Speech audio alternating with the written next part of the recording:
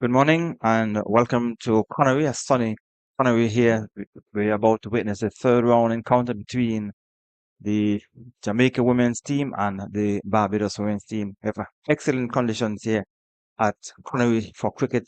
I've been joined by Earl Smith. Earl, good morning and welcome. Good morning, and perhaps we'll take in the toss at this point.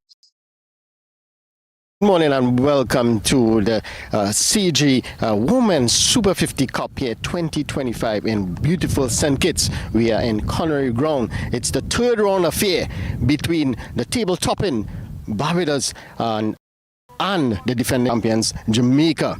With me here at the presentation, at the toss I should say, is the match referee Mr. Rollins, the captain of the Jamaica Miss Williams, and the captain of Barbados is Miss Aline. So Jamaica, the captain of Jamaica Miss Williams has the coin. Let's give it a toss. Heads. Heads is the call. Yeah, have a man. Heads it is. And yes, smiling Miss Aline here, smiling because it's the third toss I believe she have won.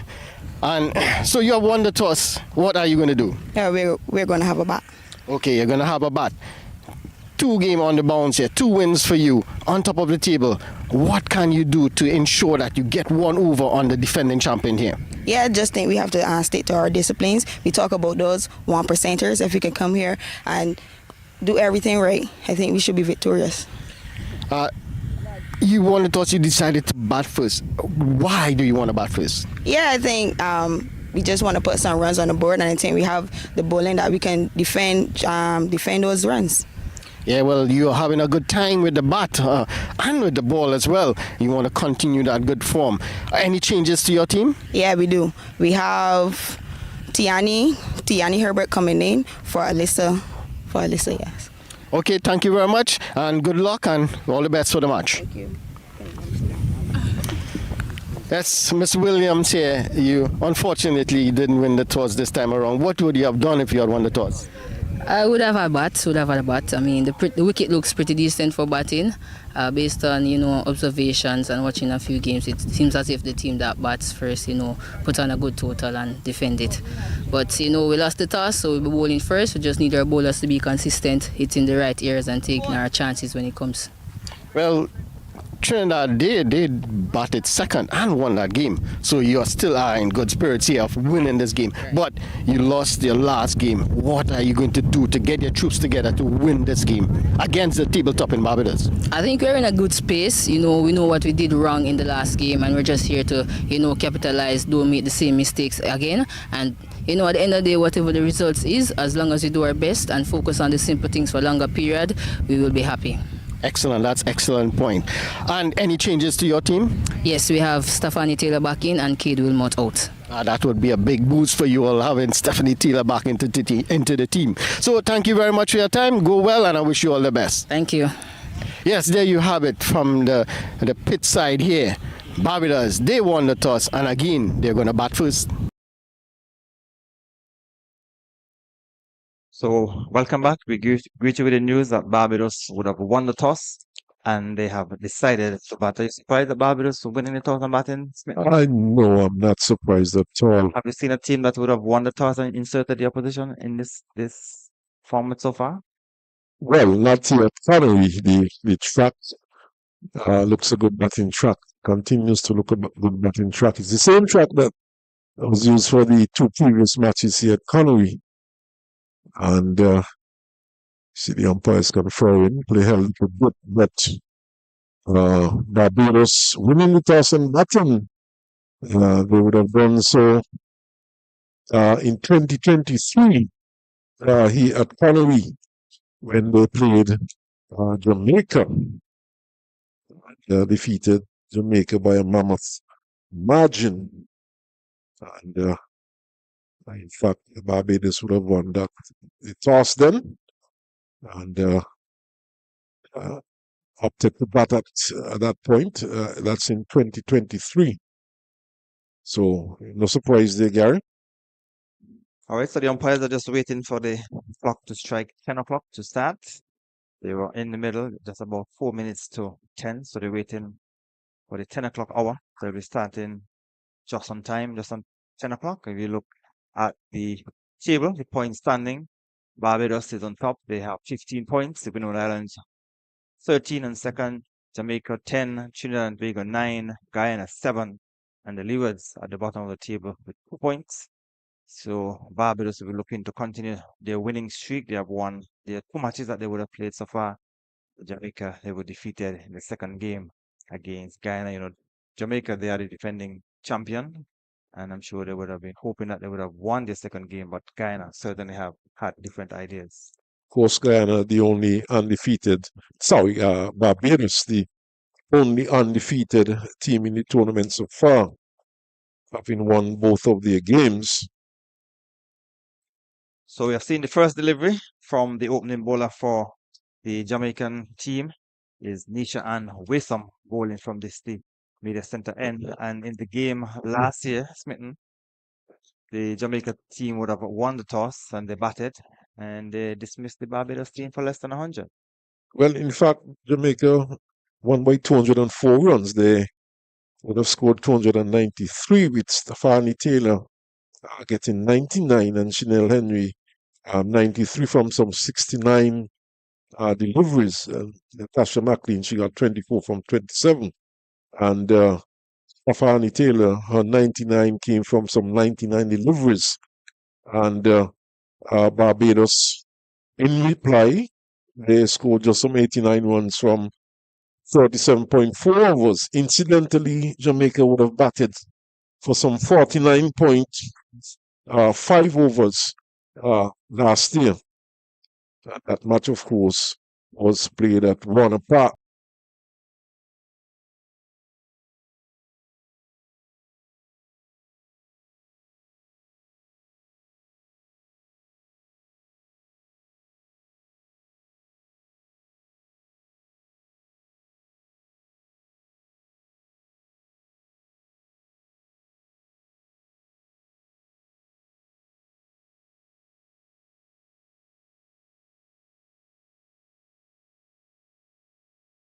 Point four overs, defeating Barbados defeating Jamaica that time by 205 runs.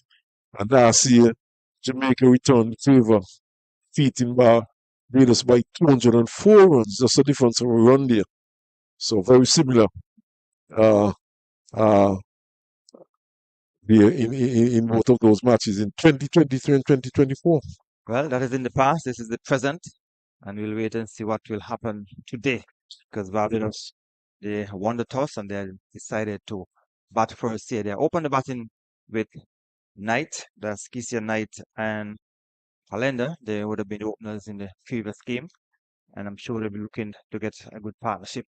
As we saw an appeal there from the Jamaicans as the Calendar was coming onto the front foot and she was taken on the pad. But no damage done. So one delivery remaining in the first over after Barbados winning the toss and batting. Knight herself, Casey Knight, has picked up a 1/2 century in the tournament so far. And her sister, Kishona, she has picked up 2/2 centuries so far in this year's tournament. So the Knight sisters are in form. And Barbados, there's a heavy reliance on the Knight sisters, the batting of the Barbados team. Of course, the captain we would have seen on I think it was on Monday. She would have scored a well-played 57. Aline. So some key batters there for Barbados in good nick. So after one over, 2 without loss, Barbados. So the opening bowler from the far end for Jamaica, Selena White, the big medium pacer, will be bowling from the far end, coming down the hill as you would like to describe it from that far end, Smith. Well, certainly, I mean, there's a known slope from this end. You definitely would be going uphill if you're bowling from the media center end or the National Heroes Park end. So So you would have played lots of cricket here at Connery in your day? No, actually, this ground, there was a ground just below the airport, a cricket ground, very small ground, but I would have played quite a bit of cricket there. Now that has been occupied by some buildings, and that ground was replaced with this Connery cricket ground. And of course, that was in my latter years. I would have played few matches here, but not too many.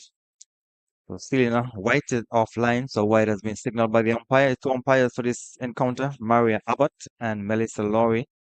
And the third umpire is Imran Mokan. And I'm sure Smith will tell us who is presiding at the far end. Uh, it's Abbott at the far end, Maria Abbott. She's presiding. Very excellent weather though, and good stiff breeze blowing. Last evening, it seemed as though it rained all over St. Kitts, and when we came into the ground earlier today, you could see some dampness around. But nevertheless, play getting off to a prompt start. Yes, certainly. It's excellent conditions for cricket here at Connery. So this is the third round of matches in the City United Women's Super 50 Cup in St. Kitts. Two matches will play again today. One in St. Paul's, the other at Warner Park. So Leeward's coming up against Guyana at Warner Park. And the Windwards taking on the TNT team in St. Paul's. And TNT winning over the Leewards. We're looking to win in the second game. And Guyana did well against Jamaica. We're looking to win the second game as well, playing against Leewards at Warner Park. Yes, of course, Guyana would have defeated the defending champions, Jamaica. And it'll be interesting, though, Gary, to see how this pitch plays today. This is the third match which is being played on the same strip. And it would be interesting to see how well it holds up. So good delivery there from White from that far end, bowling to Calendar. So there's a slip, there's a volley, point, cover, extra cover to bring up the end of over number 2-3. Without loss, Barbados batting first after winning the toss. Quite start by Barbados. Would be interesting to see how the outfield goes. Also, particularly the eastern side of the field. The two previous matches, you've seen it having a tendency to be sluggish when approaching the boundary area.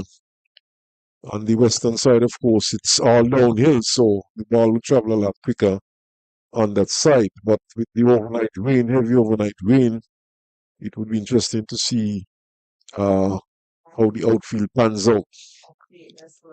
So Waysam has started a second over from the media center end. She as well will be looking to keep things tight and probably pick up an early wicket. And what we have seen from the previous matches, Smitten, the batters who would have gotten themselves set in the end, they were able to play freely. You need to spend time in the middle, and that will certainly benefit you in the end. Yes, and certainly we have seen the Knight sisters. They have done well. They have played some crucial knocks for their team. They've gotten in, and I look to take their team as close as possible to the 50 overs. And you bat your 50 overs, of course, you give yourself an opportunity to put a fairly decent score on the board. So yes, you have all of 50 overs to bat, and you would want to see the batters batting the 50 overs, because if you're developing as players, you want to progress. You don't want to be doing the same things over and over, not being able to bat out 50 overs. We saw that in the second round of matches that the team batting first did not bat out the 50 overs. You want to see the women players batting and batting long. Interestingly, though, Gary, we have had some 10-50s being scored so far in this year's tournament, and we have had two completed rounds. Shona Knight, she, of course, has picked up 250s. And we have had 50s from Aline, Shada Williams, Glasgow, from the Windwards, Mangu from Guyana, and also Women from Guyana. So love the delivery. Touchdown just on about the off stump. And the calendar was beaten by a beauty from Wisa. We've also had Brittany Cooper from Trinidad and Tobago picking up a half century, and Kaisian Knight, who's at the crease, picking up a half century also, 63 runs, in what was a very critical knock for a team. So that's half century by Cooper would have won the game for the TNT team. And good footwork by the fielder down at the third man had to run across to the left, and the batters are able to come back for two. So two was to the total. And over number 3 has been completed. 5 without loss. Barbados batting first. Yes, a quiet start by Barbados, and the Jamaican bowlers, they have been fairly steady, not threatening at the moment, but keeping things tight at the present time. They'll be looking to continue to keep things tight and not give too much away. But third round, both teams would have played 2 matches. Just to look at the points again, Barbados from 2, they are 15. The Windwards is in second position. From 2, they have 13. And Jamaica from 2, they have 10. And Trinidad and Tobago from 2, 9. Guyana from 2, 7. And the Leewards from 2 points. Of course, bonus points are in play. And that could be decisive in the end. And the important thing is that you would want to get into the top 2 because the first we play, second, and then to determine the winner. So it's not like last year when the team that won the most games or had the highest points at the end of the round robin that they won the competition. This time around, you will have the first playing second for the championship. Yeah, so a bit of an extended tournament. Just to give an idea of the bonus points, Barbados would have picked up 7 bonus points so far. The Windward Islands, who had topped the table at the end of the first round, they are now second. They would have picked up some 9 bonus points so far. Jamaica 6 bonus points, Trinidad and Tobago 5, and Guyana 3. And thanks to the bonus points, Leeward Islands have 2. You want to let the listeners know how the different teams are able to gain bonus points. You have that to hand. Well, not quite. I know 4. There are 4 points for win, and Taya now is 2 points, and you would have to revert to my notes to locate such.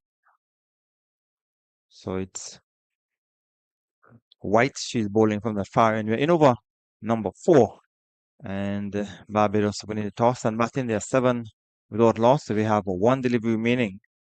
Jamaica just have the 1 slip. And there's Nation, Shadi Nation, the experience player. She's down at short. Third man over is completed. So 4 overs gone. 7 without loss. Barbados. That's very slow progress by Barbados. Just dropping below 2 runs per over. Score 7. And 4 overs completed. But the key thing is that they have not lost a wicket as yet. And I'm seeing a projected score of some 88 runs, but 50 overs, lots of overs, and we expect that they'll do a lot better than that. So Christian Knight, who only got 4 in the encounter versus the Guyana team, will be looking to play a long knock for the Barbados team as the opener. So we saw a full delivery played into the deep mid-wicket area, able to pick up 2 runs. So Weston would want to get back on the off-stump line with a bad delivery. And she was fortunate that that was not punished. We got 2 runs. So with those 2 runs, the total has gone on to 9 in over number 5. It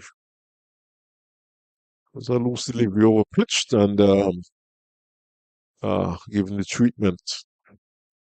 And Calendar as well would want to get amongst the runs. She was LW to Fraser for a 19-ball duck. You don't want to be in the middle facing so many deliveries and then get out. 19 balls for her duck in the game versus Guyana. So she would want to get amongst the runs. Raysom will continue from the media center end. Nice conditions for cricket, excellent weather. We have seen some of the parents going with their team, Barbados. Couple of parents here from the Barbados team. The mother of Cumberbatch is in the stands below us. So the parents have been supporting their daughters. Yes, and I think Cumberbatch is his mother. She's the one we have seen at both games that Barbados would have played here. So the support of the family is important. And they will get 4 runs, as a matter of fact, a delivery on the off stump. And he was pushed into the offside. It was misfielder at cover. And he went past the fielder down into the boundary for 4. So the first boundary of the Barbados inning, Colin just came onto the front foot and got it through the covers down towards the boundary for 4. Yes, Gary, right choice of word because that was really a push. It was well timed also, but misfielded at cover. And as I would have mentioned before, the ball would have been traveling downhill and it gained momentum and across the boundary line, beat the fielder into the boundary. So a little bit more effort put into the delivery from Wesam, made some height. And so Colin just pulling the bottom hand off the bat. Maybe that 4 into the offside just gave her the inspiration to probably charge in and put a little bit more energy into her bowling. So there's a slip, a third man, a point, cover extra cover in the middle. The Connery field, this is a good pull for 4. Wonderful shot. Short delivery, and it was punished. So she was offline, and Calendar has picked up her second boundary in the over. So the over has been completed over number 5. It is 18 without loss, Barbados. Yes, a very good shot there by Calendar. Gary was describing the Connery playing field as a field in two parts. On the western side of the square, it's rather level. Sorry, the eastern side. I'm getting mixed up with my coordinates here. On the eastern side it's very level, but on the western side, pronounced slack.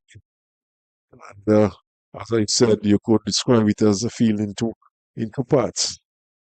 So once the ball goes to the offside, from the right and the back end from the far end, goes down the hill, it will travel quickly.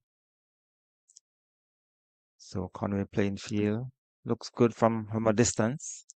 He has been able to host a number of matches, and they have done a lot of work at Conway to get this ground up to the standard. In fact, from the get-go, it was actually,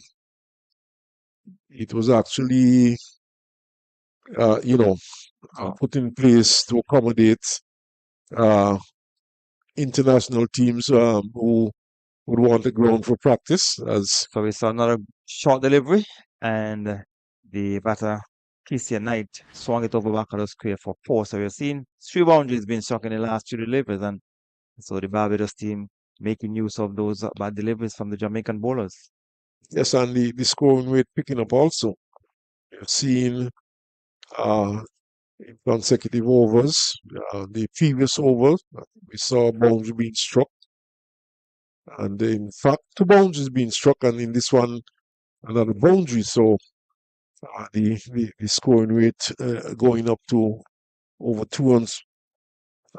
In fact, it has gone up to 4 runs for over, 4 runs for over at one point. It was just about 1.75 runs for over. So the scoring has picked up for Barbados. So it's 23 in over number 6. And the projected score is 209. So the other two matches, Leeward versus Guyana at Warner Park. And the winner was coming up against the TNT team. And that game is played down in St. Paul's. So Barbados winning the toss and batting. And they're hoping to put a good total on the scoreboard. Last year when they batted, when they were chasing in excess of 200 runs, they only got to 89. So I'm sure Calendar will be mindful of that. They will want to give their team a good start. And they have been quiet so far. They've gotten 3 boundaries in the last 2 overs or so. And so that would certainly encourage them. And the Well, Jamaican will want to keep things tighter. of course, there's no scoreboard pressure for the Barbados team. Right now, they are in a situation where they're setting a target, and they're not chasing a big score, which of course could, you know, present some scoreboard pressure to them. So they won the toss and they opted to take first snap. Captain Rashada Williams, she's the keeper. So over has been completed. She would have dispensed with a slip in this over. So at the end of 6 overs, 23 without loss. Yeah, just the one extra. Barbados winning the toss and batting on what still seemed to be a good batting strip here at Connery. Yes, it looks to be a good batting strip. We saw a slow delivery, the last delivery of that over by White. And just going past the batter outside the off stump. And through to Rashada Williams. She has had a half century so far in this year's tournament. And she'll be hoping that when a turn comes to bat, she would have a good luck. So Waysam is continued from the made a center end, 3 overs, none for 16. So it would have been struck for 2 boundaries in the previous over. And she would want to keep a tighter line. And the left-handed Kaisia Knight, she's on 11 from 16. And Calendar is also on 11, but she would have faced some 21 deliveries. This is on the leg stump on appeal for what I'm not sure if it came off the pad, but obviously going on the onside. And umpire is on move. That's Melissa Lowry. So delivery on the onside, maybe trying to prevent the umpire from signaling wide. Or it came off the pad. Probably because it came off the pad. Probably, and I don't think there was a signal, but it kept going further and further down the leg side. So delivery, which was on the leg stump, but she was appealing. The keeper was already moving down the onside, but yet still Wayston was going up into an appeal to try and persuade the umpire to give her that decision. But we're in over number 7, and this is the Sydney United Super 50 West Indies women's competition being played in St. Kitts. We have the defending champion against the former champion. I'm sure Barbados will looking to regain the title that they would have lost to Jamaica last year. Well, they have started well. They have won both of their opening matches. And a long way to go still in this tournament. We do have matches next week. We'll be going into the final stages of the tournament. So they will go for a single, and the return comes in quick return, but was stopped by the bowler Waysam, so not a single to the total. It has gone to 25 with 2 deliveries remaining in over number 7. The Jamaica defending champion I'm sure would have been disappointed that they would have lost against against Guyana. But Guyana in the game against Barbados had a chance to win that. So they must have had a strong meeting after that game, after that loss to Barbados. Well, they won handsomely against Jamaica, winning by some 8 wickets, just losing 2 wickets in a pursuit of Also, 100 and a mix up in the middle as Calendar fell, and the body return came in and she was able to run through without the bat. So they would have gotten some runs. So 2 runs, as a matter of fact, in over number 7. So 2 runs to the total, 27 without loss.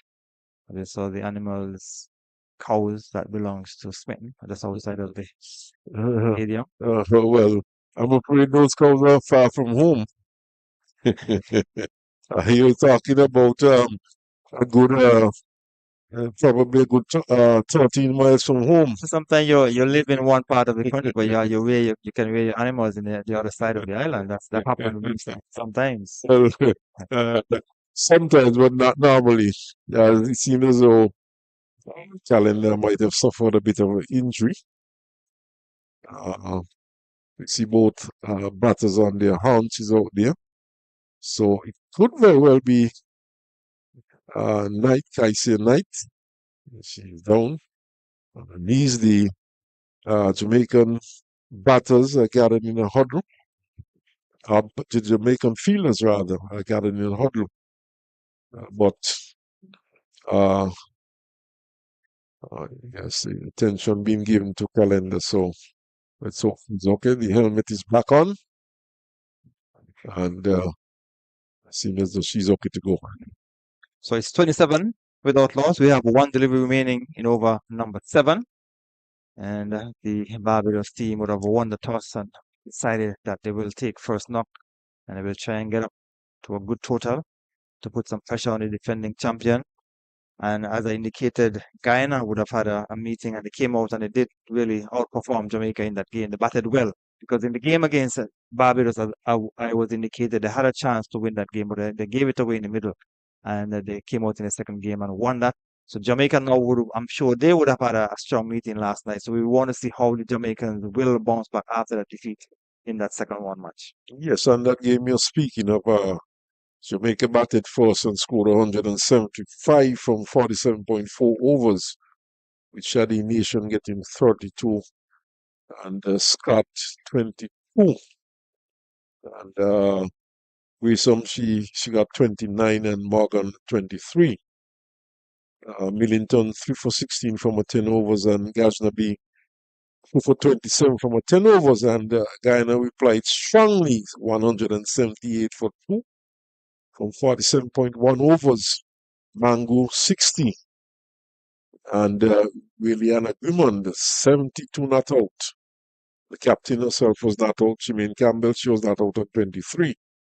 But an excellent knock there by Grimond, and certainly the Guyana team responding strongly after that defeat by Barbados. So we're about to see the final delivery of over number 7. Let me tell you, at Warner Park, Guyana batting.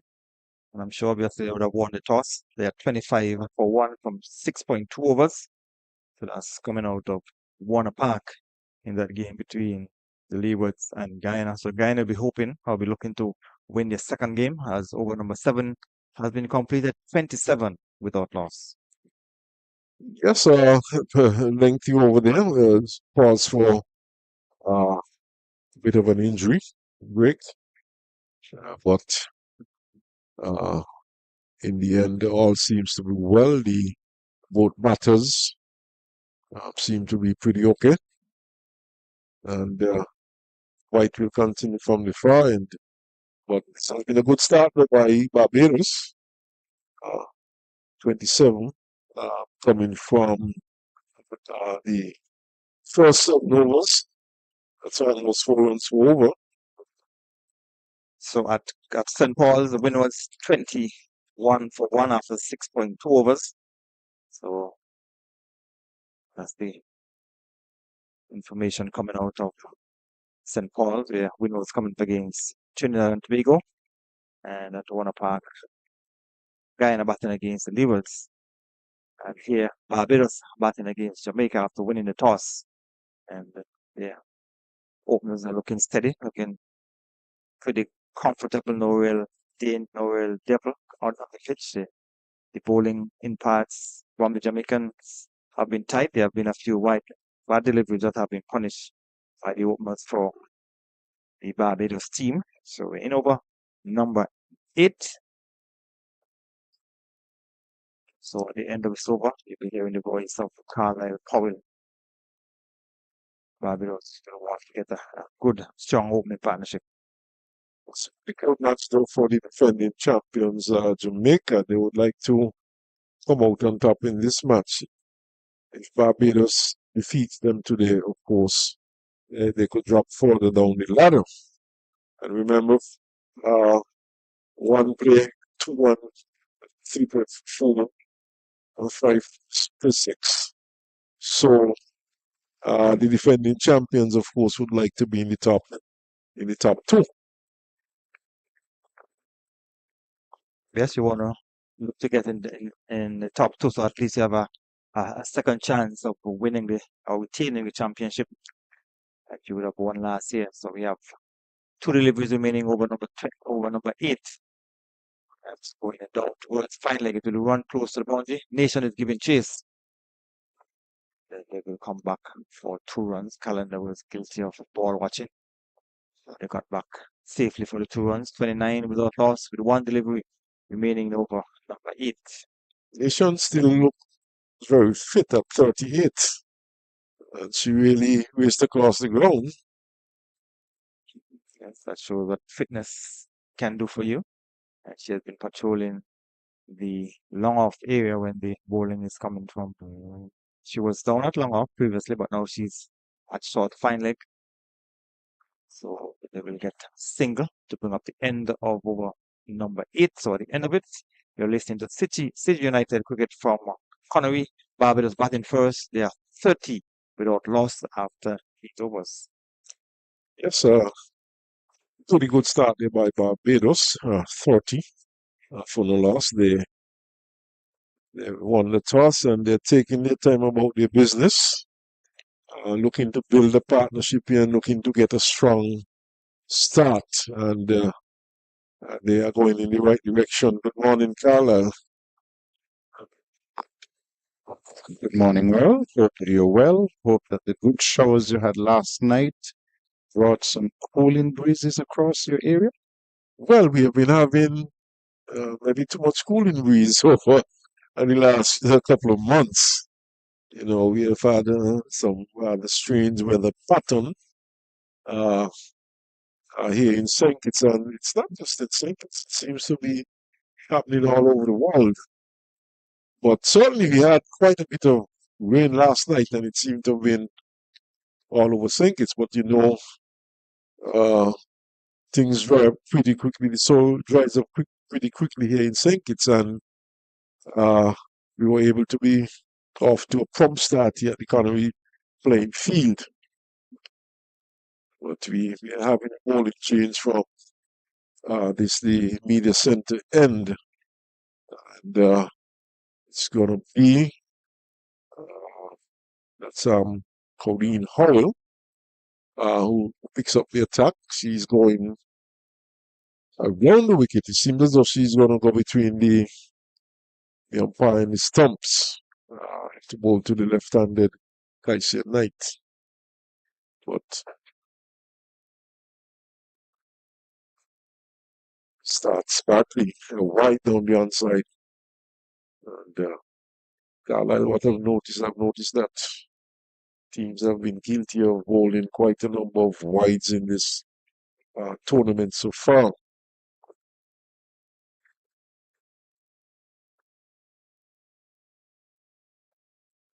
Wide again. Not finding a line. Going outside the next stump.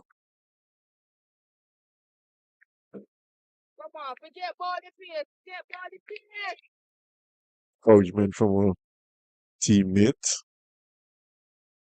Yet to bowl a legal delivery. This is better.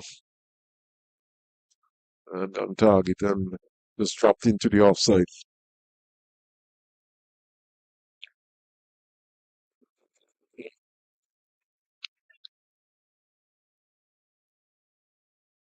But Colin, a very crucial match here for Jamaica in particular. They would have lost their last match and being defending champions. I'm pretty certain that they would not like to go down again today. Well, you have 5 matches to play. You don't start to get dispirited even after a second loss. So what you have to do, you have to win. You cannot afford to lose more than 2 games. Yeah, most definitely not. Of course, And then your wins will have to be impressive so that your net run rate it goes up. yes, most importantly. And next week, of course, on the 3rd, Jamaica comes up against the Leeward Islands, so I'm pretty certain would be looking to pull off a shocker, an upset.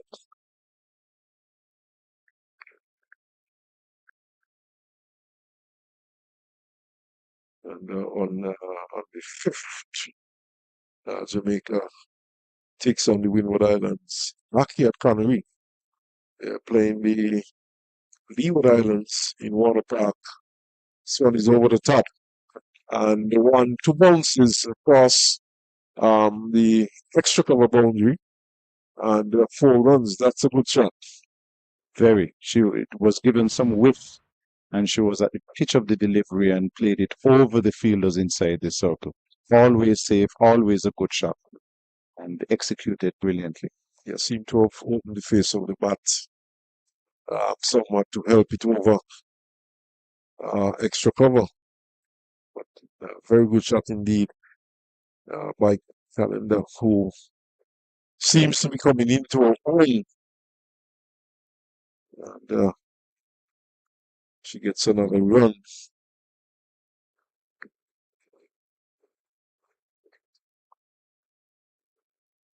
So she has gone on to 13, and Kaisen Knight is on 16.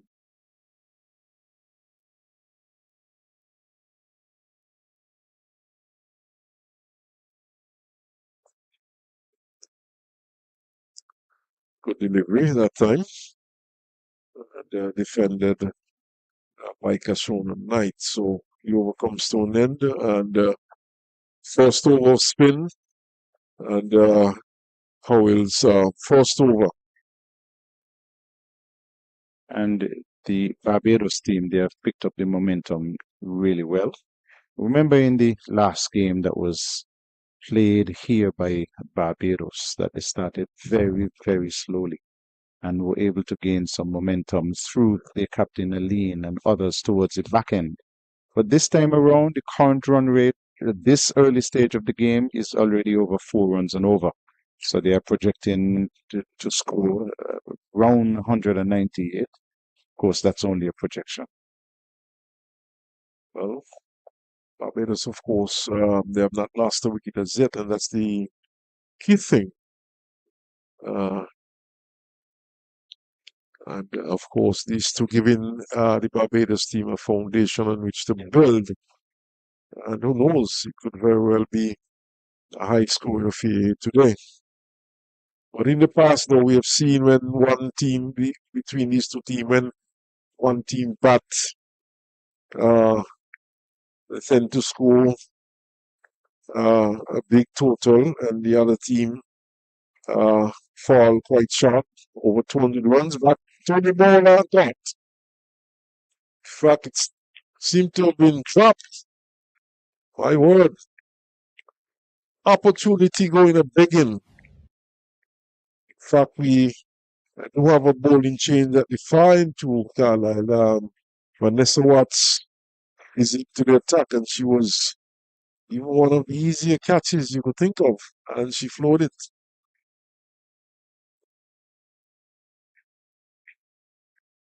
And now she pays the price. They're picking up, in fact, it goes across the rope and 4 more to the score. So badness, and the bowler pays the price. Vanessa Watts.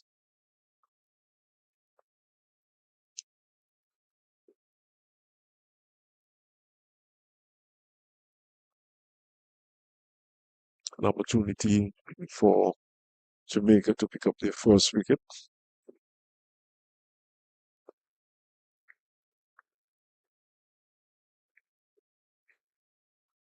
So a double change by Jamaica. Both spinners being brought into the attack.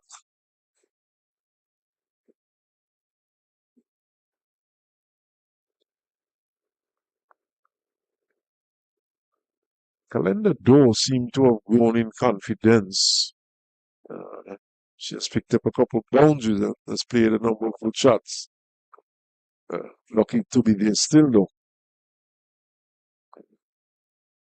She's driving, but can't beat the field. And at the end of what's first over, an over in which she could have easily had a wicket, and has only herself to blame. Yeah, it was hit straight back to her. And she seemed to have had it, lost it when she went to the ground, and it just bubbled away. Disappointment for her, but Calendar has looked an improved player over what we saw last year. She looks much tighter in defense this time around. She's showing some confidence.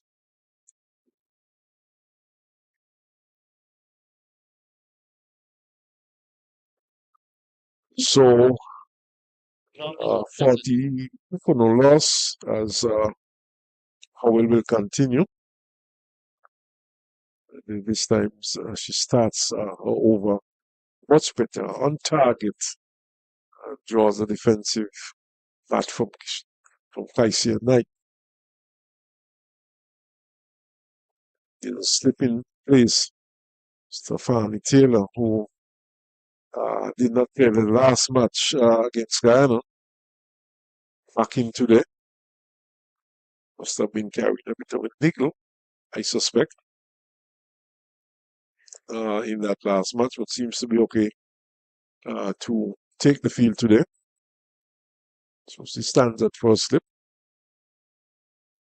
Howell over tosses. Knight is playing it down to widest long on for single. Now we see the field retreating now for the right-handed Calendar. Mid-wicket goes back on the boundary. Long goes back on the boundary. Cowell sweeping. And she's defending, beaten outside the off stump. That one, perhaps a bit of drift there from Howell. Beating the outside edge of Calendar through to the keeper. Did not take cleanly. Taking on the part on appeal. And a response from the umpire, that is Lowry. Perhaps drifting down the outside.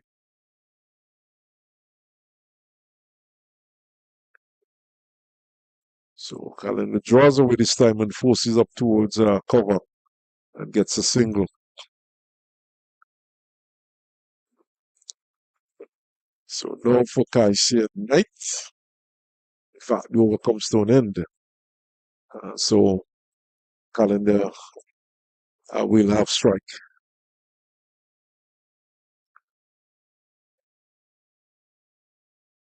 So 44 for the loss. So Kyle, I'm sure while you were off here, you would have been following the Afghanistan-Australian match. I was. The match has been delayed due to rain. And the last score that I saw in that one, Afghanistan made 273. Australia in the 13th over were 109 for the loss of one. Yeah, could we fly in the 19th over, you said. Swing and a miss. there by Calendar. Strikes on the body. In the 13th over. The 13th over, sorry. So that makes the score even better. Even better, but it does not constitute a match, though. Correct. Too short, taking on the pad as she attempts to swing into the onside. Missed it completely. I think Calendar is looking to hit it too hard. Both short deliveries, both should have been punished. But she was overbalancing, backing away towards the leg side and not keeping her eyes on the ball long enough. She's driving it and missing. Crucial.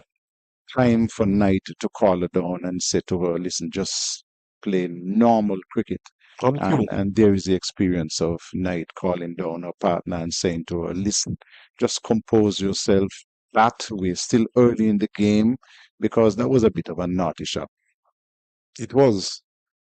Long way to go. This is a 50-over game, and lots of overs, lots of balls left in this inning. She's driving, keeps it on the ground. In fact, it goes to the legs of the fielder there, short extra cover. Looks like Howell. And in the end, the batter gets a run. In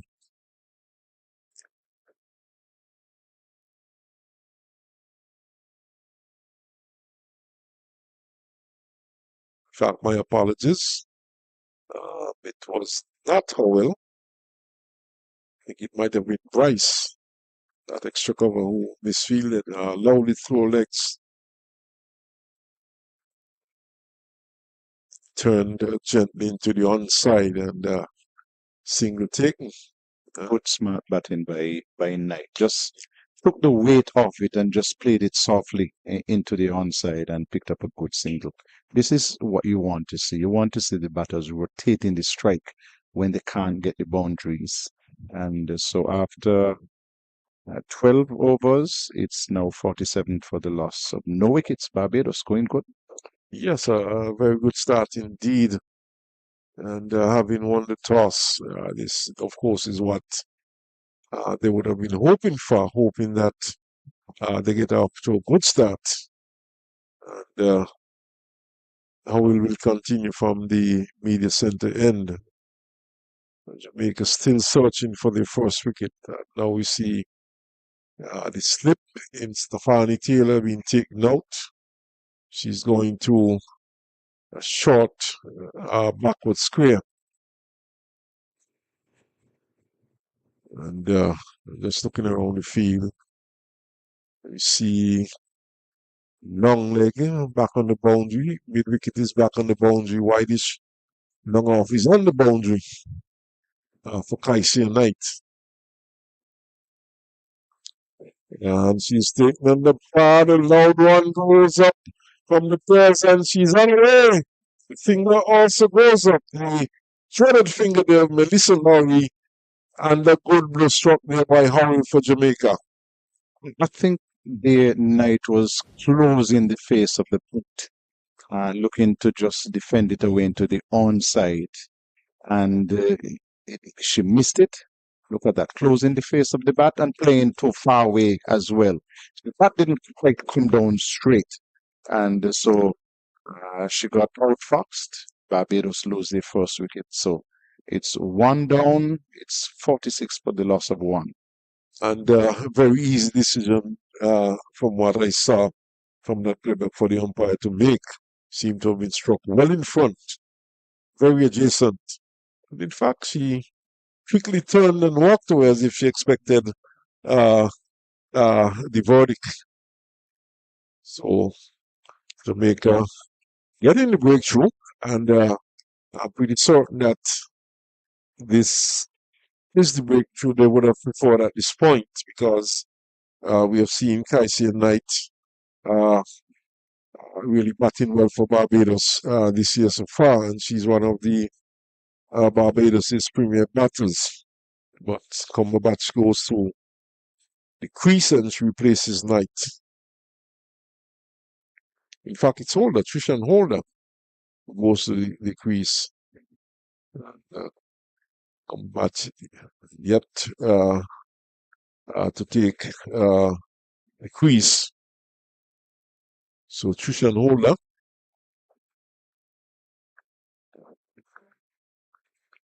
yet to get a half century in this year's tournament. They're coming in at number 3. One would expect that should be looking to get a decent score for a team.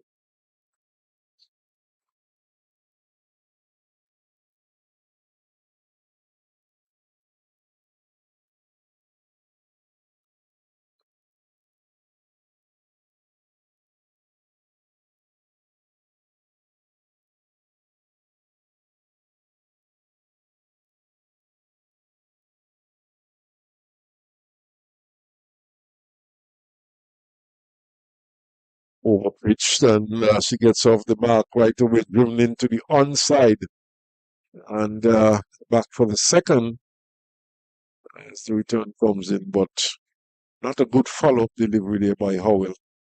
Full toss on the legs. Fielder was in at mid-on and played it between mid-wicket and mid-on and picked up 2 easy runs. So Holder off the mark immediately.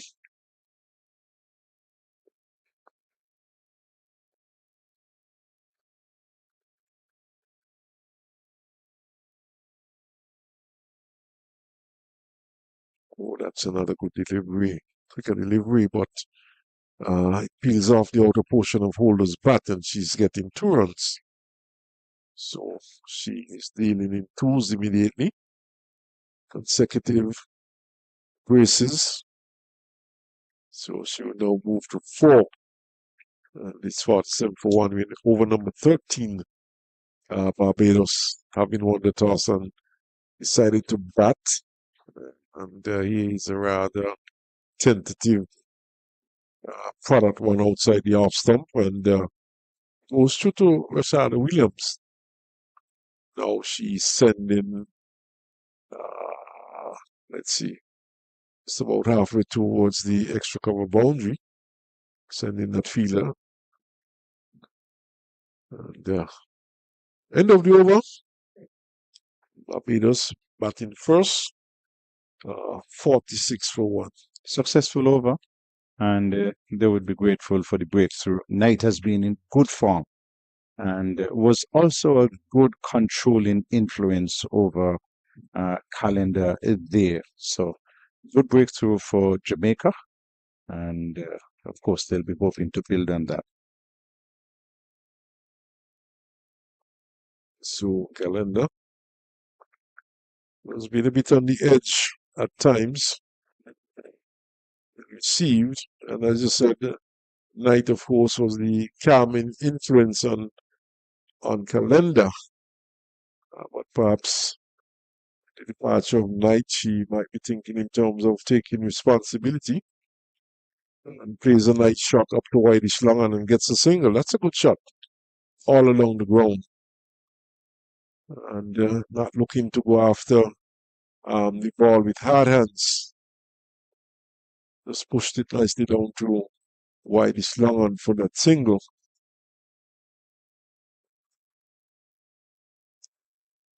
So it's Watts, and she's asking Longan to come into an orthodox mid-on position inside the circle. Mid-wicket is back on the boundary, and not willing to give up an easy single here to Holder, who is pushing it to the other side.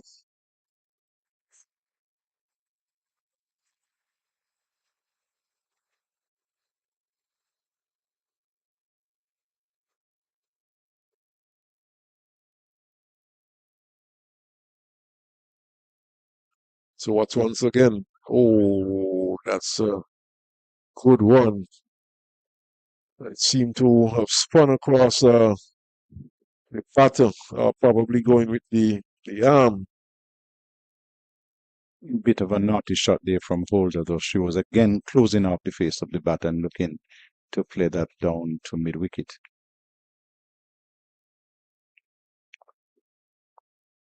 Watts tosses up, and this one is outside the leg stump on a white signal. So Full toss too. She didn't make use of it. She was looking to hit it a little too square. but Watts at that time not keeping the pressure on.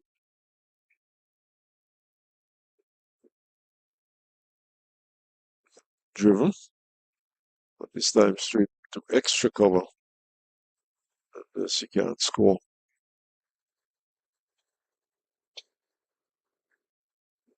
So Watts sensing something, sensing that there's an opportunity for a breakthrough. But Holder is forcing up to extra cover once more. And there's no run. Now we see Stefani Taylor retreating to short third man from a position at slip. And the Holder is driving quickly through for the run. The return comes from White, who is on the ground, but the batters are through for the single. And at the end of that over, it's 53 for 1. Barbados batting first. Yeah, finally getting the single that they have been looking for all along. Watts has been allowed to get away with some loose deliveries. She has offered, what I counted, 4 deliveries, 3 of which have been short and heading down the onside, which the batters have played at and missed. And then a full toss delivery, passing on the full down the leg side and missed again. So probably looking to hit the ball too hard. Just have to get some bat in it and score. Howell continues though. This one peels off the outer portion of the bat. Holder looking to drive. It goes down to backward point. And she can't score.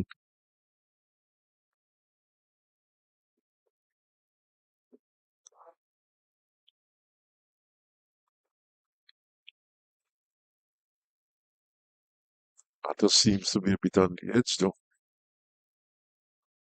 Here is a good delivery. Carlisle seemed to be a bit of a drift here by Howell, beating the bat outside the off stump. Perhaps Holder playing down the wrong line.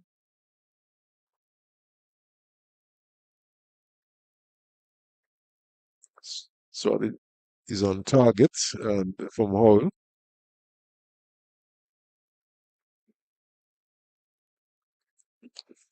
Deep mid wicket is in place back on the boundary. But the rest of the fielders inside the circle pull and pull out towards mid wicket. In the air for a while, just drops short of that fielder down there. And they're back for a second run, but it was in the air for some time. And it just got to the fielder on the bounce.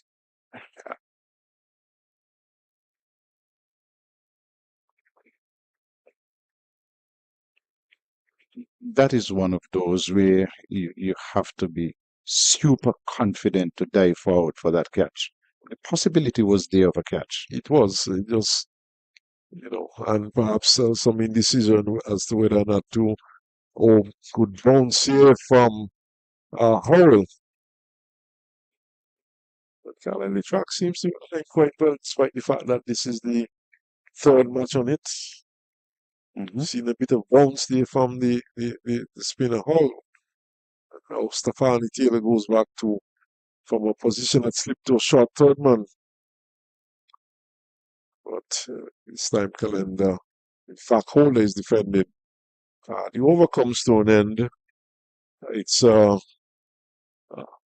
55 for 1. Barbados batting the first time. And certainly the Jamaica team probably sensing that their opportunities fighting back though.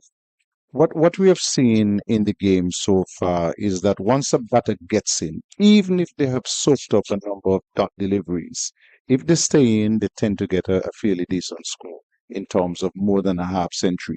And so this is exactly what Calendar must be thinking here. She's on 25 from 40 deliveries. That's not bad. But she wouldn't want to get out now after doing the hard work. We saw Brittany Cooper the other day against the Leeward Islands with a slow start, but she got herself in. Same thing with Boyce. Yeah. Same thing with Knight in the game In before. the game before, they got themselves in, and then they were able to put their team in a winning position as what continues. The calendar is defended. It goes into the offside.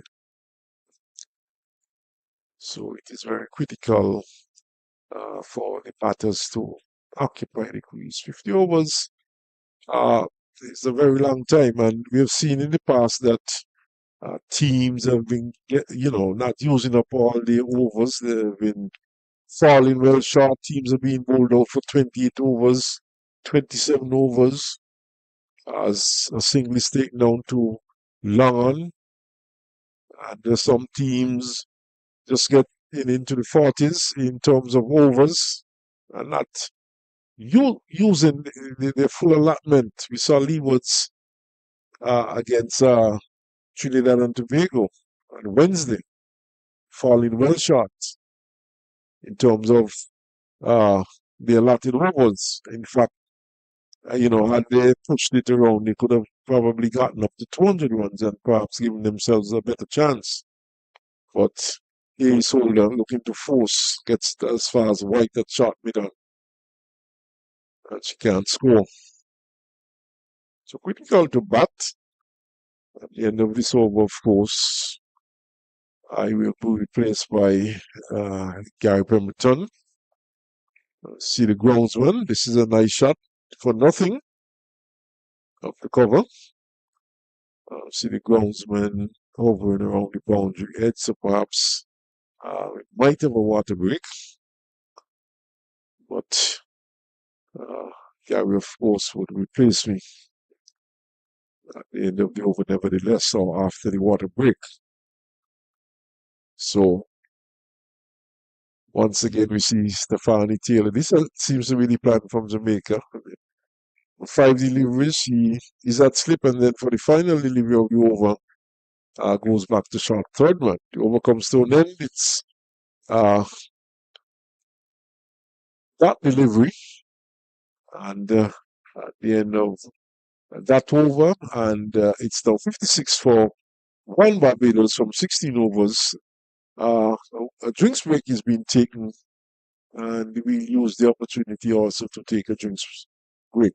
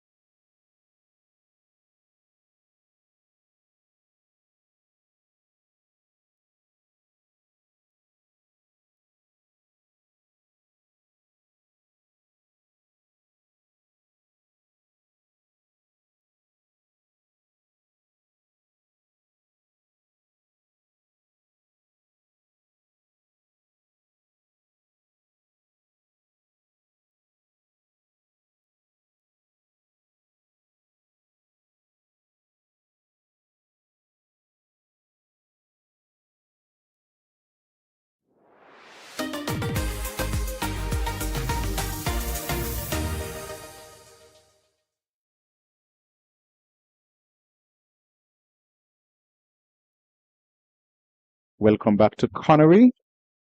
The break is completed.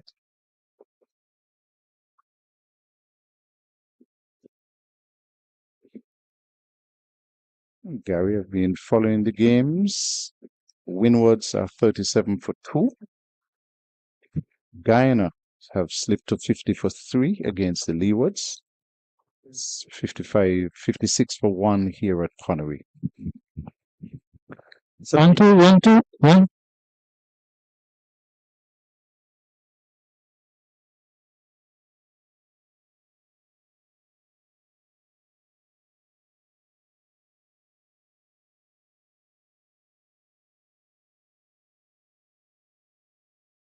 Nice, delicate hot shot, and they'll get a couple of runs as this one runs down towards the third man boundary.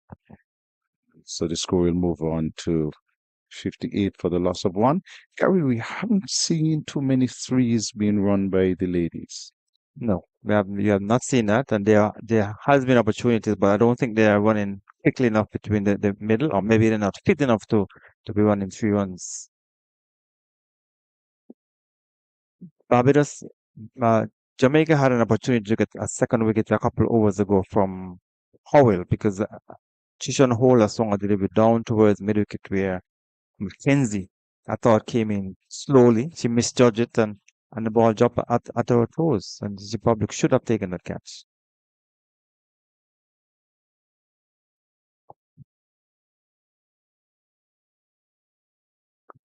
So if she had judged it better and came in quicker, the batter Holder would have been dismissed.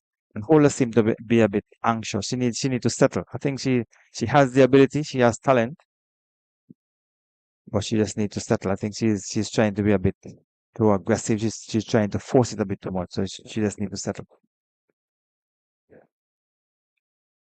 Like the look of Calendar, though, she has been very compact, very tight.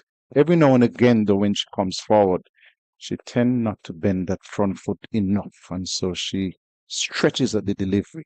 But she has looked good, and she has put in the hard work. She's on 28 from 49. Barbados are 58 for 1, scoring at a run rate of 3.41. Well, hard work always brings success. So once you put in the hard work, you expect to be rewarded. So I'm sure that's what Calendar will be doing.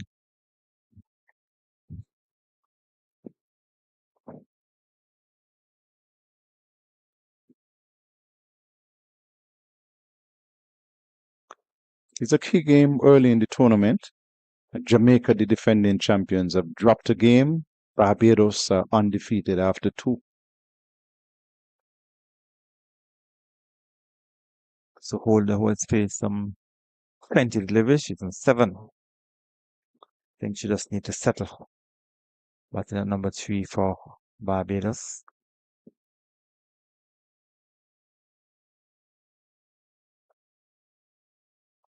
And umpire, is it an official warning or just a similar? She's running on the danger area? Is that for it? It's not official because she didn't say anything to Squealig. They're just alerting the captain that the bowler from the far end is getting transgressing. So she'll have to be careful.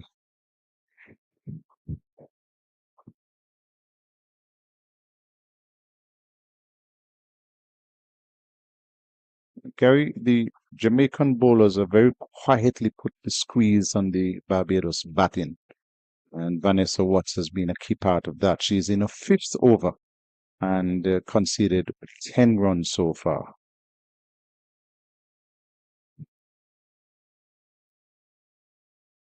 This one is played down to the left of a diving Stephanie Taylor and will allow them to get 2, standing just a little bit wide at slips. Is there any particular reason why the slip these days is always not in the conventional first slip position? I have absolutely no idea, Gary. I don't We have like seen it. it so often, and the ball most time goes to the left. Exactly. But When if they had been standing in the conventional first slip position, it would have been straight to them. Whether or not they would have caught it is a different matter.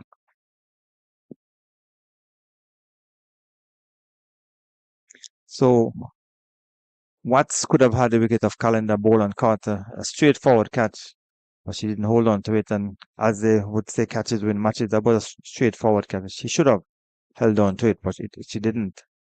And I'm sure she will live to be to rue that opportunity. But Barbados will want these two to continue and bat well.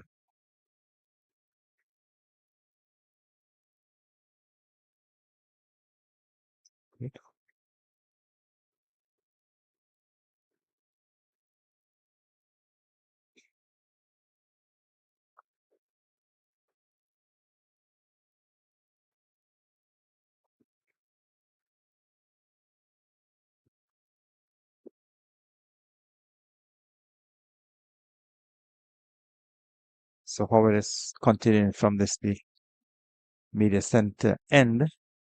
Not sure if you want to encourage the fielders to be alert.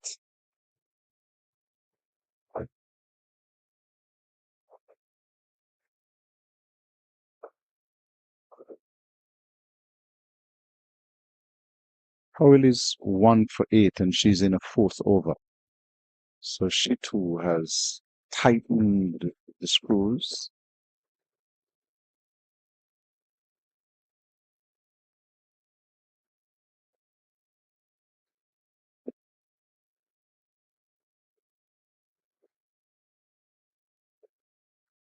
Single. She was not to the pitch of the delivery. Calendar went through with the drive, took the outer part of the bat, and went over the heads of the fielders in the circle, but there was protection coming off the boundary. So she has moved on to 29 and 61 for 1.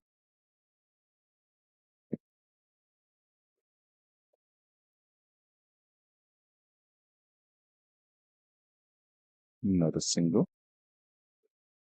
Gary, the tendency from some of these batters is when they're playing the big drive is to stay with a very stiff upper back. They don't lean into the shot. Yeah.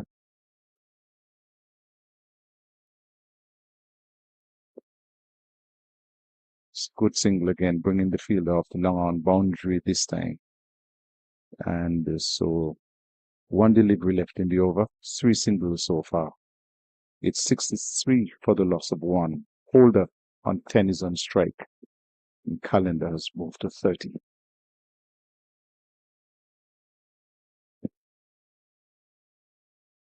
And sometimes they play from the crease and most times stretching for the delivery rather than coming to meet it and get it full. Sometimes the icy bowlers bowling and the ball dropping just almost on the popping crease. But if you can come forward, you get it on the full. But most times they want to be playing from the crease. And that is something maybe the coaches would want to instill in the batters. You need to be able to get closer to the pitch of the ball and you'll be able to do anything you want to do with it. 19 overs completed, and Barbados winning the toss and batting a 63 for 1. So this Change from the far end? Yes, there is a change at the far end. But this is an important game for the defending champion. They would have been by Ghana and would have want to perform well in this encounter. The former champion would want to continue winning. They have won the first matches. So it's Jody and Morgan who was coming to the attack from the far end.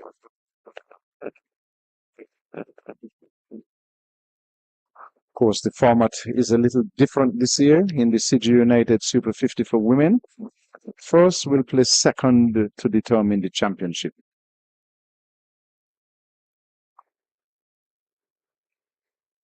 Second will play third, fourth will play fifth. Sorry, fifth will play sixth.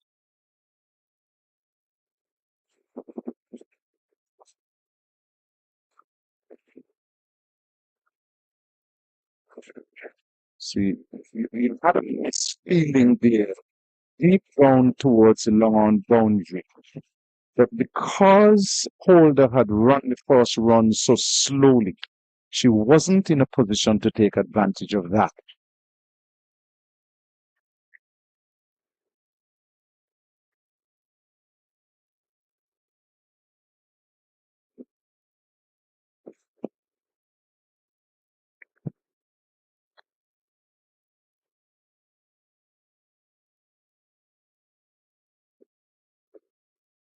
basics are still the same, Gary. You run the first run hard and look for the possibility of the second run.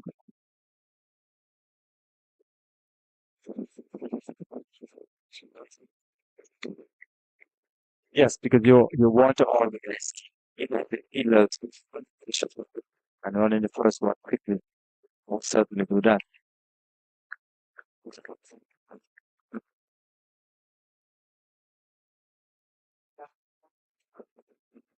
It's a good shot.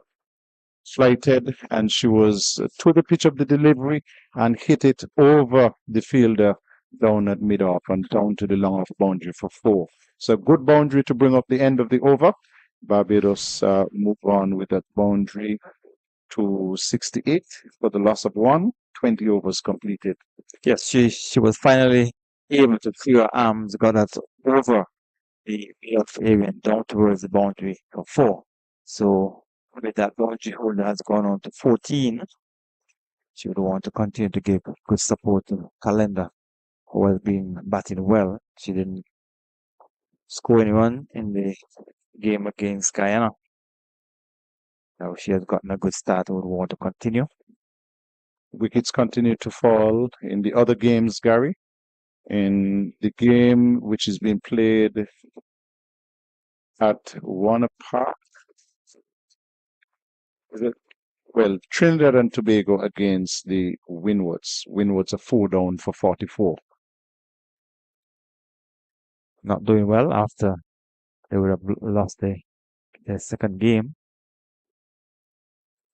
And Leewards against Guyana. Guyana 4 down for 66. In this game, it's Barbados 1 down for 68.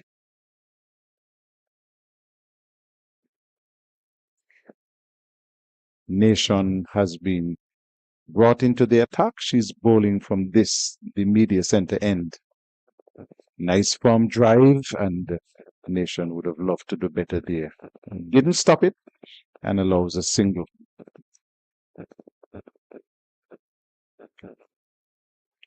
So Jamaica is this is now their 6th over they have used, and they're only in over number 21. Just the 2 openers are medium pacers, and then we have seen 4 spinners since then.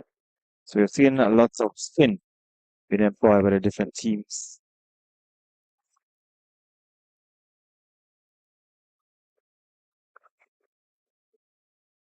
Chance of a run out. And the late again, Jamaica.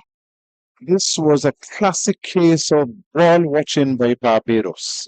It was played into the onside, and there was the one striker taking off with a single, and the Calendar responded really, really late. The ball came in, Nation had it in her hands, dropped the ball with Calendar well short of the crease. And so at the end of it, Calendar survives. Jamaica. 3 chances bubbled now by them. And they're having some discussions, the umpires, but it didn't appear to us. But the stumps were broken, but it didn't have the ball in her hand. Yeah, from our review on the camera, thanks to excellent cameramen and great work done by them, we were able to tell that she had the ball, she dropped it and broke the stumps without the ball in her hands. And so the umpires rightly decided not out. But Barbados, they can count themselves lucky. They move on to 71 for 1. Another opportunity to get another wicket for Jamaica, and they have been unable to do that. Nation will continue.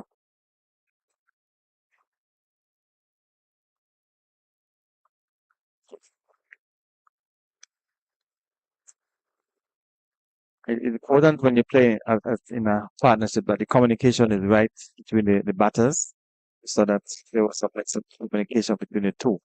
That almost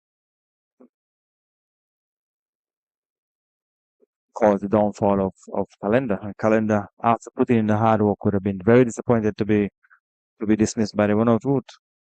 She has started well. 71 for 1 after 21 overs, Barbados. They've now had two opportunities to dismiss Calendar Jamaica, and today must be a lucky day.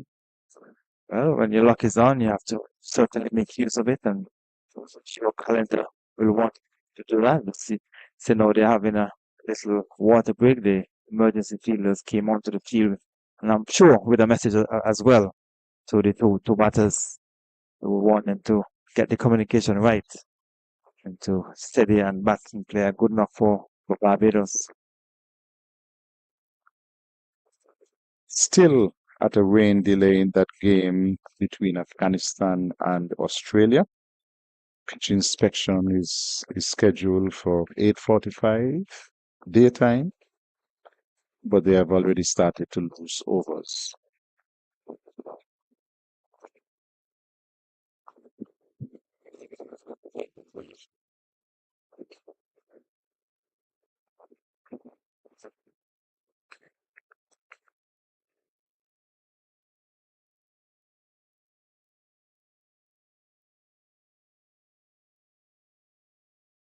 So the Leopards against Guyana, they would have won the toss and they inserted Guyana.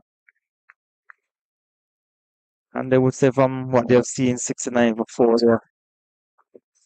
they have started pretty well.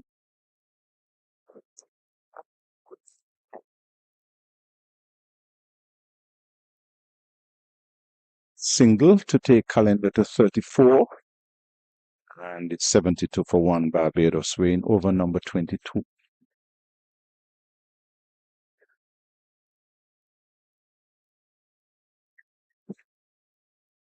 This is good batting, Gary. Just pinching another single, just playing it clear of the field at extra cover and bringing long off the boundary.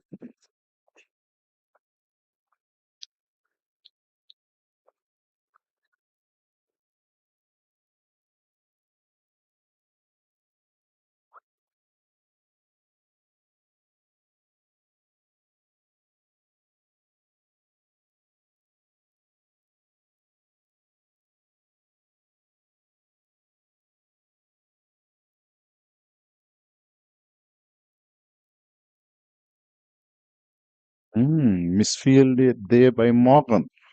And again, it went through her legs. So a single to bring up the end of the over. She has sent down 2 overs for 8 runs. And Barbados with Calendar on 35 and Holder on 16, a 74 for 1 at the end of over number 22. So Trinidad and Tobago also won the toss against the Windies, and they decided to insert the Windies. So maybe they feel more comfortable chasing. They would have won against the Leewards chasing, and the Leewards would have won the toss against Guyana, and they would have inserted Guyana. So maybe the Leewards prefer to chase, and so we'll see how those two games will turn out. But here at Connery, after 22 overs, 74 for 1 Barbados, and we'll be looking to get up to a good total.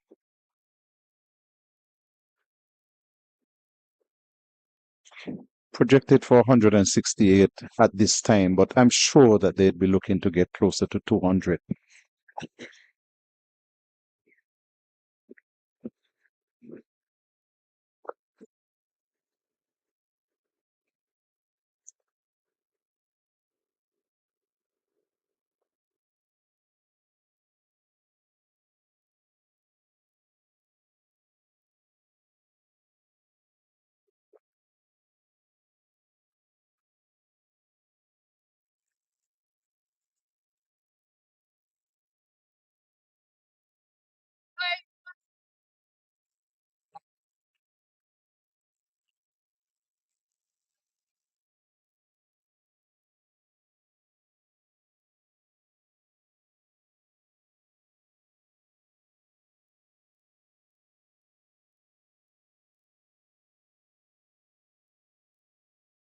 So Colin has got another easy single, so she has gone on to 36 from her 67 deliveries.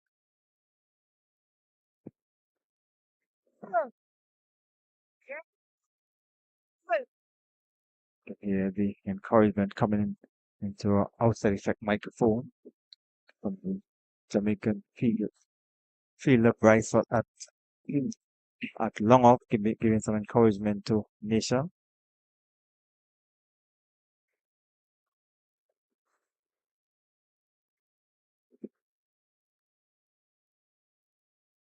So that's the 1 run coming from that over so far from Nation. So her 1.5 overs. The first over cost 2 runs. And so she has been able to keep things tight. It's a good over. Very well bowled. Single conceded in the over.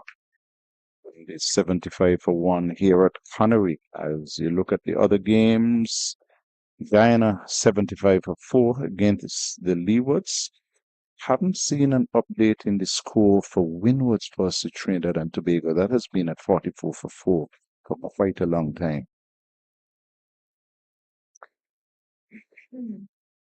So Morgan will continue from that far end. And see a picture of some children in the National Heroes Park just behind us.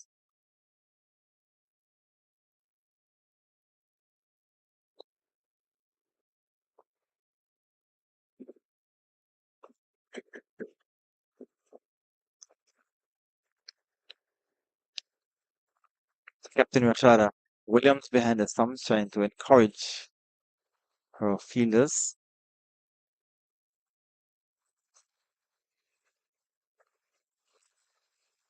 Calendar has looked solid. Solid in defensive shots. She's got 36 from her 70 deliveries. Jamaica would want to hold on to the opportunity, make use of the opportunities to get wickets.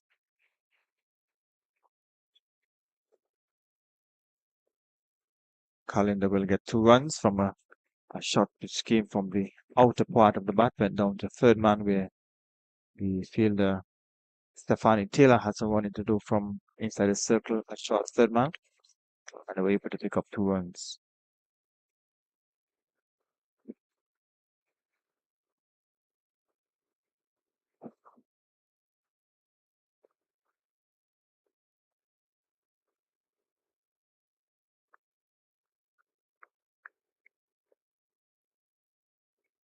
So with just 1 run coming off the previous over from Nation, Jamaica would want to have another tight over. 2 runs coming so far from the 4 deliveries in Morgan's over. Question asks of umpire at the far end, umpire Abbott. She's on move, but they will just chuck on the pad.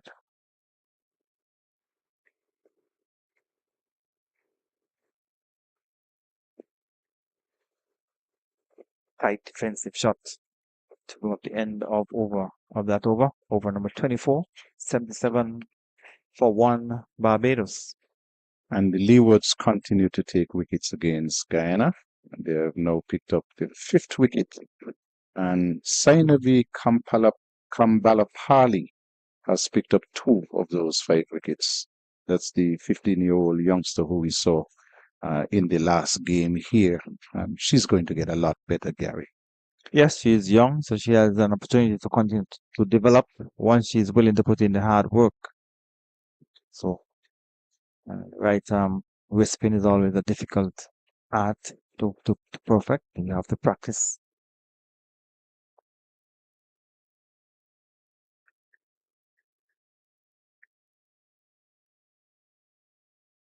Holder has not looked bad in terms of a stroke play. She seemed to be a confident batter. And sometimes maybe she gets too overconfident. Experience Nation will continue from this media center end.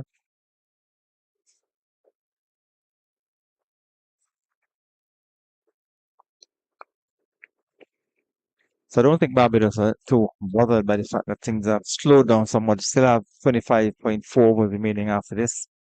And it has been shown that once you're set, you can get runs on this pitch.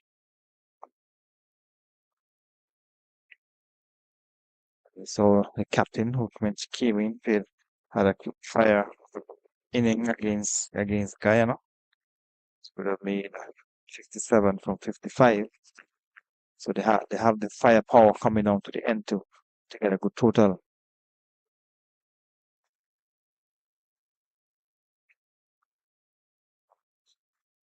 Calendar will get another single.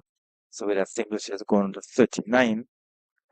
And Barbados they have progressed to 79 for 1. With its experienced Shady Nation who is bowling third over. None for 6.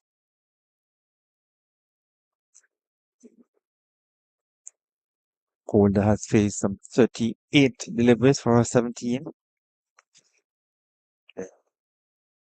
Partnership so far 33 from 75. She's forcing a delivery off the back foot. We're going to need a single. And so one more to the total to bring up the end of over number 25. So we're at the halfway stage in terms of the overs 80 for 1, the Barbados team. And the calendar is on 39. Tristan Holder is on 18. 80 for 1 after 25 overs. And things have become a little bit tighter in terms of the bowling by Jamaica. But if you're Barbados, you shouldn't worry at all. What you would want is that you want these two to have a good partnership, and you definitely want a Sabi calendar on 39 to take it deeper. Afterwards, from you, Gary, you'll hear the voice of Earl Smith. So Morgan will continue from that far end. So first wicket went down on 46. The only wicket to have fallen on 46. So it means that the throw have added some 34 runs. And the wicket went down in over number 13. The Barbados will want another partnership here between these two. As I welcome back Earl Smith. Well, thank you, Gary. And things seem to have slowed up a bit in the recent past for Barbados, but nevertheless, they have not lost another wicket. So the Leewards seem to be doing well at Warner Park, at least in the first part of the match. Well, people think that they have not been able to put together a complete game. On Wednesday, they would have a fairly reasonable total, 188. But in the end, Trinidad and Tobago was able to get past that, scoring 190 for 6. And, the Leewards, the bowling was not too impressive. The captaincy left a bit to be desired also. So we're seeing a single being had so far in this over from Morgan. Morgan is in a 4th over, bowling from that far end. None for 11, 81 for 1. Barbados, they would have won the toss and decided to bat. But in the delivery keeping a bit low, she got bat on it and got it back down the strip. But in the other two matches, we have seen that Trinidad and Tobago won the toss, inserted the windwards. Leewards won the toss and inserted Guyana. Yes, and as you said, both teams are doing pretty well. Here at Connery last week, on Wednesday and previously, we saw teams opting to bat first. So, one wonders what the track is like at Warner Park. You understand? It's the same track that I've been using for quite some time for local crickets and for regional cricket at Warner Park. Without seeing the pitch, we know that it's a good batting ship at Warner Park, but the Leewards maybe think they can, whatever total that they are given, they can win that. So after 26 overs here at Connery, Barbados, they're 82 for 1. Calendar is there. She's batting well. She's on 40 from 80. Tristan Holder is on 19 from 41. Knight made 18 from 35. But the Jamaicans have given some chances to have some missed opportunities. Yes, of course, the last one being a run out, which was really messed up. So Nation will be continuing from this league. So 49 for 6 in 22 overs, the Winners at St. Paul's. That game seems as though it is progressing pretty quickly, very quick. 49 for 6, the Winners certainly in trouble down there in St. Paul's. But here at Conway, Barbados, consolidating and doing well. Beautiful delivery by Nation coming forward as Calendar. She was beaten. Taken behind by the keeper, the base removed, but her back leg was firmly grounded. Beautiful delivery. Yes, a wonderful delivery from Nation, a bit of bounce also. Nation, whose bowling has improved over the years. Not only one capable of bowling, but capable of doing some wicket keeping also. So, Lovely shot. And it will go into the boundary for 4. Too wide, too full on the off thumb. And was square driven by Calendar, who has been there for some time. So with that shot, she has gone on to 44, 86 for 1. Lovely shot. yes, a good shot, a very good shot. She really opened the face of the bat on that one and got it just backward of square on the offside, down towards the backward point boundary, and picked up 4 lovely looking runs. So I'm sure the Jamaicans will continue to be disappointed that the Watts didn't take the bowler call chance. Our Calendar, she was on 18 when she was dropped, and she had not gone on to 44. So she has added some 26 runs since she would have been put down by Watts. So Calendar has gotten better and better as her innings has progressed. She seems to be settling now. Was a bit nervous at the start and saw going for some injudicious shots. Was becalmed by Kaisi and Knight, who she would have opened the batting with. And now she has really settled in. all right, so she's gonna get another set of runs, and it's gone into the boundary for 4. So another 4 to Calendar. So with that boundary, she has gone on to 48. So the over has come to an end. A very productive over there for Barbados, in which we saw 2 boundaries was struck by Calendar, and she continued to look better and better. Yes, her innings really blossoming at this point. And would have moved on with those boundaries to 48. So 2 runs short of a half century, a first in this year's tournament. The Barbados score progressing nicely. And the key thing here is that Barbados, they've only lost 1 wicket. They're going at 3.33 runs for over. So this augurs well for Barbados, a platform on which they could get a very good total. So Morgan will continue from that far end. None 12 from our 4 overs. Projected score is 167, but I'm sure once the Barbados team have wickets in hand, they can get up closer to the 200 mark. I think they might have their sights set on 200 also. It's a good batting track. We've seen 1 or 2 deliveries bounce a bit, but nevertheless, it has been a good track on which to bat. We have seen Holder has this tendency to be looking to go back on her back foot and give herself room to force into the outside. She would have to be careful that the delivery came back towards her. Came from the inner portion of the bat, went back down the strip. They were able to deliver a single, but she would also have to be careful.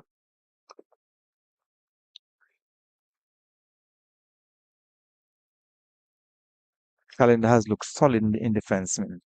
Yes, Calendar, like I said a while ago, she certainly has grown in confidence, and it's approaching a half century on 48. There's an opportunity there. She gets bad delivery, whipped it into the onside. We get another boundary. It was on the onside and whipped it through backward of square, and that has brought up her half century from 88 deliveries. She has struck some 7 fours at a strike rate of 59, so 52 to Calendar from 88 delivery. Good luck, and I'm sure the Barbados management is very happy with the way Calendar would have batted. Yes, very good luck indeed. But a bad delivery from Morgan. It's too short on the parts of Calendar, who just worked it into the onside for 4. Once the drawn pass, Nation was a backup screen. She was not asking to battle. Chasing that one downhill. So she would want to continue now. She has got up to the half century. She has faced some 90, some 89 deliveries. The partnership was 49, 9.3 overs. Good partnership between the two. They came together with a score of 46, with Kaisi Knight was dismissed. So over number 28 has been completed, 95 for one Barbados. So calendar going well at on 52. And Jamaica searching for the second wicket. And of course, they would have had some opportunities to pick up at least the wicket of calendar. They really messed up. There was a run out chance. There was a fallen card chance, which was an 18. And they are paying for it. So Nation will looking to break this partnership that has been going well, and with a single, will bring up the 50-run partnership between the two batters, Calendar and Chishan Holders, and another single to the total. It has gone to the partnership 50 from some 95 deliveries. So very good partnership for the Barbados team. We have seen once you can put partnerships together, that will help you to get up a total in excess of 170. So now the peel, the ball probably struck high on the pad from our vantage point, leg by with signal by the umpire. It stuck rather high. Seemed to be struck almost on the thigh pad. And the calendar, of course, is a tall lady. So we know over number 20.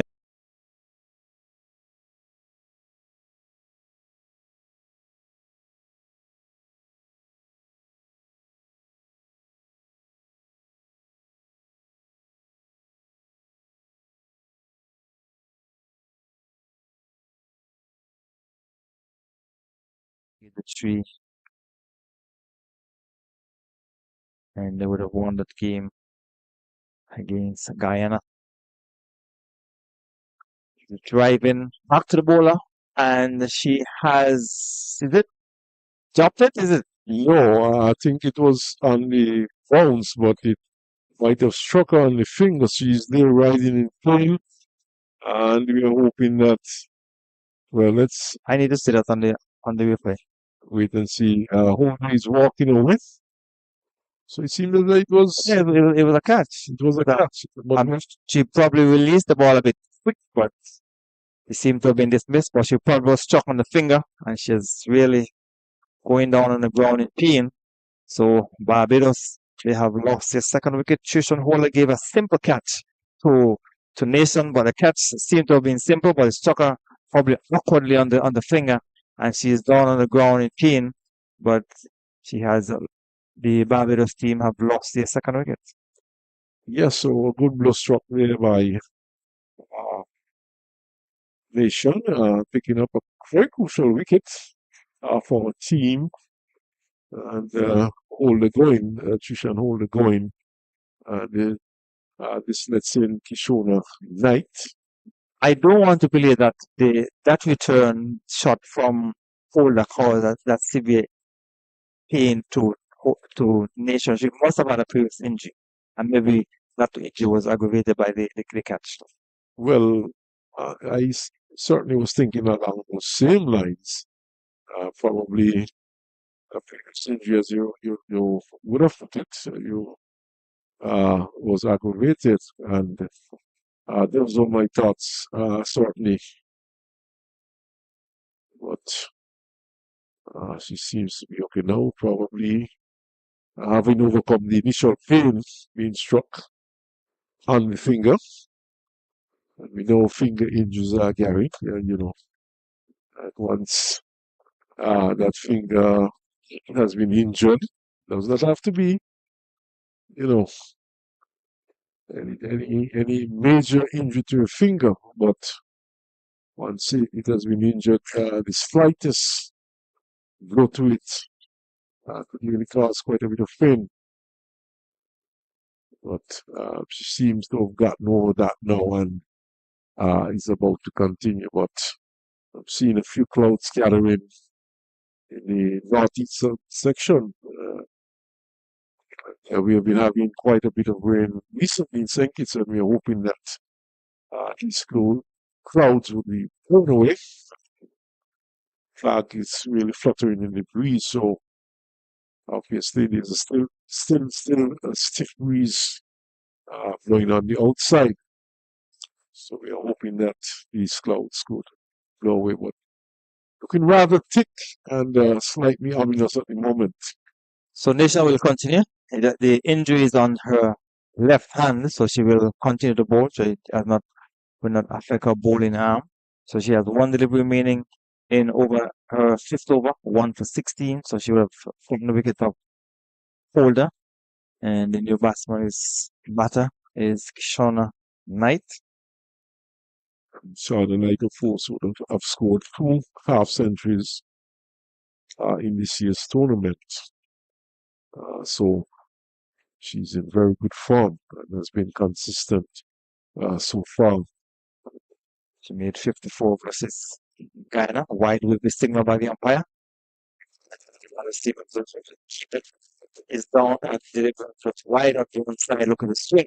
That's Kishona Knight. And the keeper, Rashada Williams, is down but not out. She's going to get back up. She might have been struck somewhere above the new rule, but a wide has been signaled. So totally move on to 98. Or is it? You see the umpire now having a quiet word with the keeper and captain, but all seems to be well.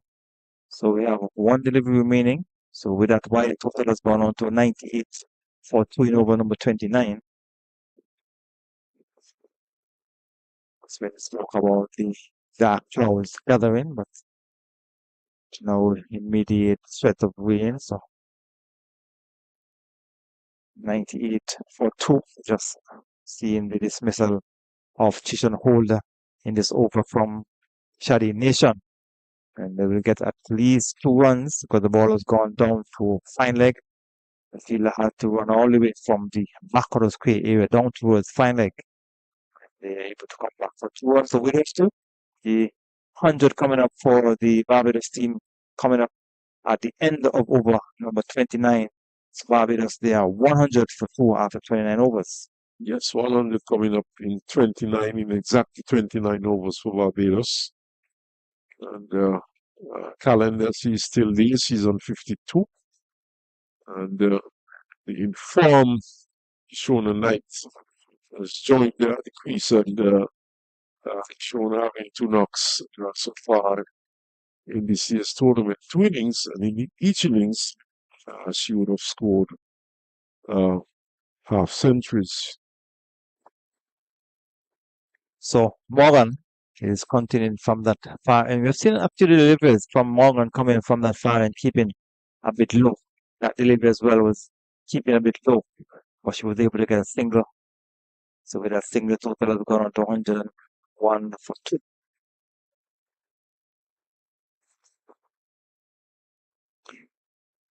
So Morgan will continue. So for the funded Kishona Knight, there is a short third man, there is a backward point, there's a cover on the boundary, extra cover, and a mid-off. So Shadi Nation is in at short third man. Maybe that's not the best position to be. I feel with an injured finger. She's at short third man in over number 30. Barbados winning the toss and batting. They are 101 for 2. And tell you, so you get a single. That's Kishona Knight. That's still in a white. That extra cover couldn't stop the run. 1 more to the total. So we tell you that Cade Wilmot was left out of the Jamaican 11 and Stephen Taylor came in. And for Barbados, Scantlebury was left out and Mayers came in. Just the one change, both teams making one change from the previous game. Well, we know once Stephanie Taylor is fit, she will be in. She did not play the previous game. I don't know if she was carrying a bit of a nickel, but in the recent past, we know she has had quite a number of injuries. So you've seen another delivery outside the off stump from Morgan from that far end, keeping a bit low. It seems to be getting a little darker in the east. Our weather forecast and Spinner will tell us when we'll get some rain, if we'll get some rain. You put me on the spot, Gary. So You're putting me on the spot. I'm probably. I have a neighbor who is very good at predicting the rain once it starts to fall. so with that is a dot delivery. So over has been completed. And so the crowds continue to gather here at Connery. Let us hope that we will not have any interruption. So the over is completed, and Barbados would want now to get another partnership. They got a partnership of 51 for the second wicket. They'll be looking for another good partnership here. Oh yes, certainly they would be looking for a good partnership, and no better person to be there at the time than Kishona Knight, who has played 2 matches and has had 2 half centuries, 51 and 54. So she is in good form. And you mentioned Stephanie Taylor earlier coming in, and I suspect that in the previous match she would have had some sort of a nickel. Of course, she is a leading run scorer in one-day cricket for the West Indies, one-day internationals. And in fact, she has the best average of the West Indian batters, 43.11, and having scored some 5,691 runs with 41 50s and 700s in one-day international cricket.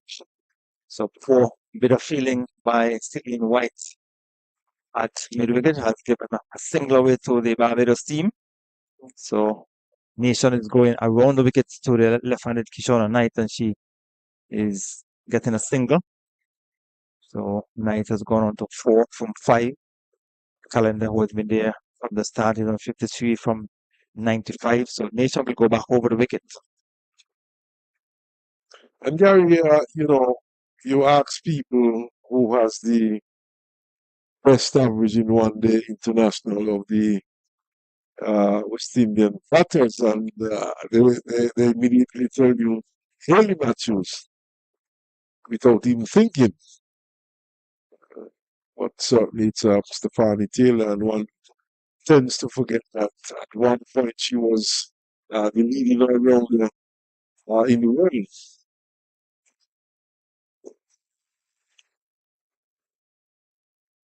So they are going for a single.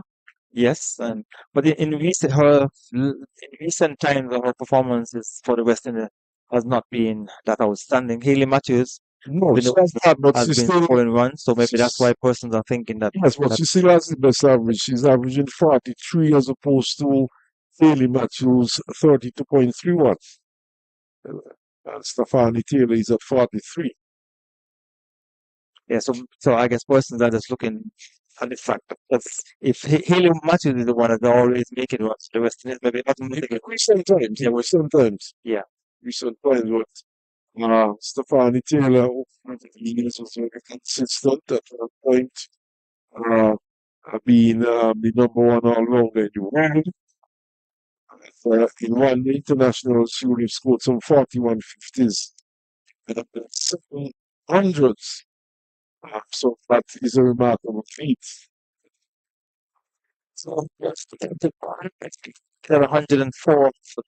And so the dark cloud in the east has they have now shifted slightly down towards so the corner, the northwestern corner. So we did a change the bowling at far end. Who is it? Wilson might have been brought in from that far end. She had 4 overs and none for 20 in her first spell. So we have now seen some medium pace after we saw lots of spin. Mr. Malcolm we brought back from the far ends. She would have had an initial spell from the southern end, the uphill, and now she's going downhill.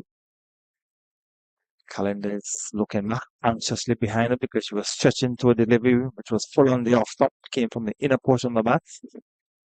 Got it down into the onside. So in over number 32, and Barbados won the toss and decided to bat here at Connery. So the dark clouds have shifted somewhat, so the sun has come back out here at Connery. So a chance for a catch in the air, out easy as you do it.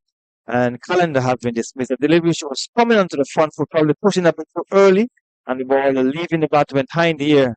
And the fielder moving across to her right from extra cover took a simple catch, and Calendar inning has come to an end, 54, and Barbados 104 for 3. Yes, easy catch into the clear, and Barbados losing another wicket.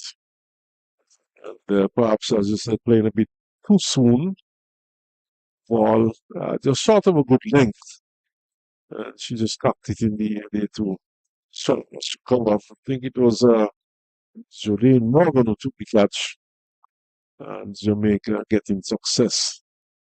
So we see now the umpire indicating towards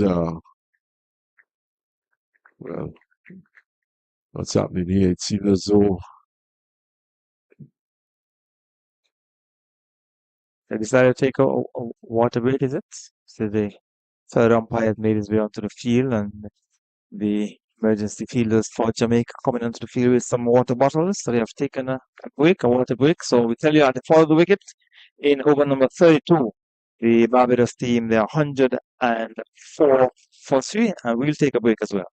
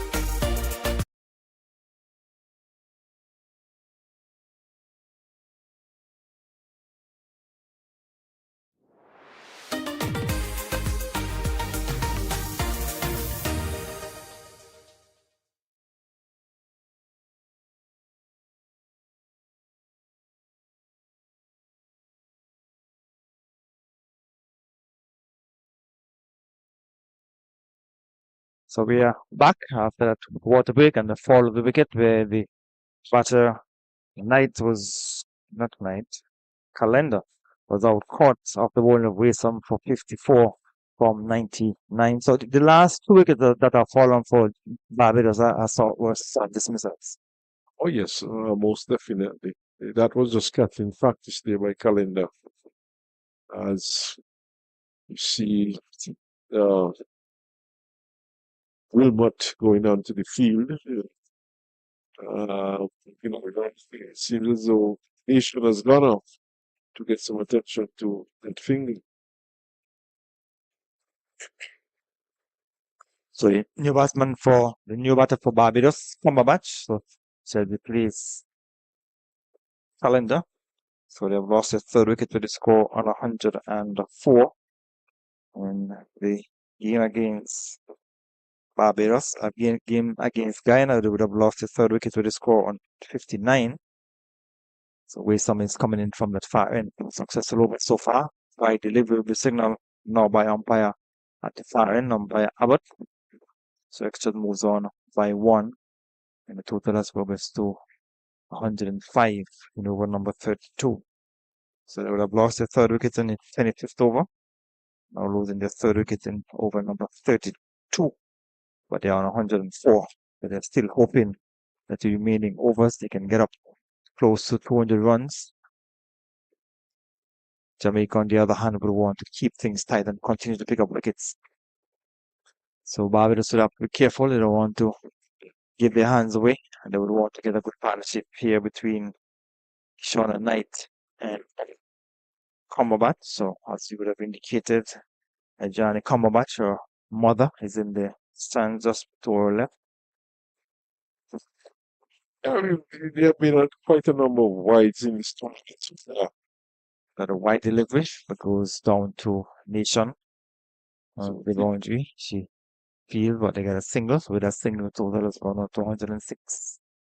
In the match against the Leewards, for example, Trinidad and Tobago, in fact, the Leewards bowled some 25 wides in that particular match against Trinidad and Tobago. And, looking at some of the other school cards throughout the tournament so far, there have been quite a number of wides, sent down. I've seen very few no balls, but in terms of whites, they have been excessive. All right, so over number 32 has been completed. Barbados batting first after winning the toss. They are 106 for 3. After some more words from you, Swinton, relay the voice of Carlisle forward.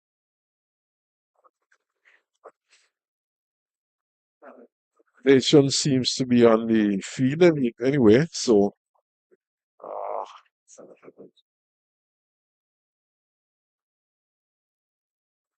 106 for 3. Barbados, we have had some 32 overs completed, so we have another 18 overs left. The projected score is 166. But I'm pretty certain that the Barbados team would be looking for a lot more than 166. And we see White, the other opening bowler, being brought back from this end. Going uphill, she had an opening burst from the far end. And Carlisle, lots of excitement to be happening down in St. Paul's in that game.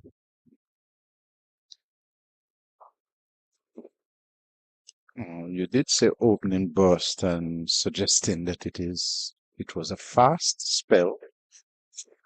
Well, well, at least she ran up fairly quickly to the wicket. I'll accept that.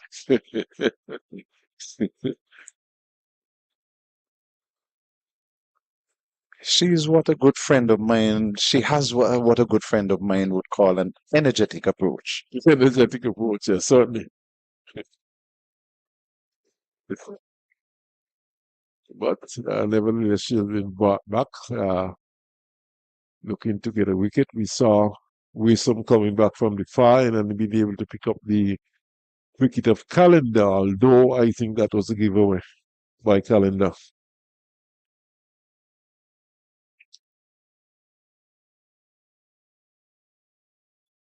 Into the onside, airborne, but just a single.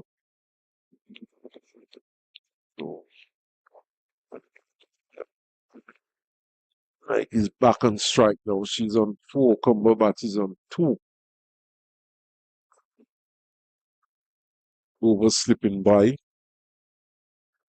This innings has been fairly slow by Barbados. They would have gotten some partnerships going, but going at 3.29 runs per over.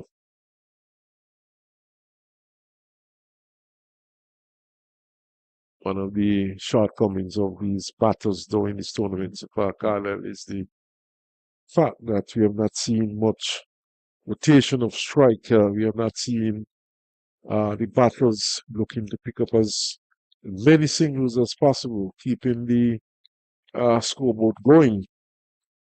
6 singles in and over 6 runs. This is our 3rd game at Connery, and I haven't seen a single 3 being run so far. And we have had instances when the ball has gone way down on the boundary. And that is very, very, very correct, Carlisle. But here's one in the air, and the catch missed there by Wilmot, who is on the emergency fieldsman. And it was airborne for some time. She came in and failed to get a hand to it. It seemed to have passed through her hands, as a matter of fact. And it was the important wicket of night. And not only that, 4 runs. The final result. Here she is. My goodness. She overran it. Overran it. Yeah. And then found herself in a very awkward position. And she not only missed the catch, but she also didn't prevent the boundary. So, 107 for the loss of 3. You're still looking here to score of close to 200. I'm sure Barbados would be hoping for that. Yes, because they do have wickets in hand. And that 4 at the end of that over would have helped their cause, of course. Wisdom will continue from the far end.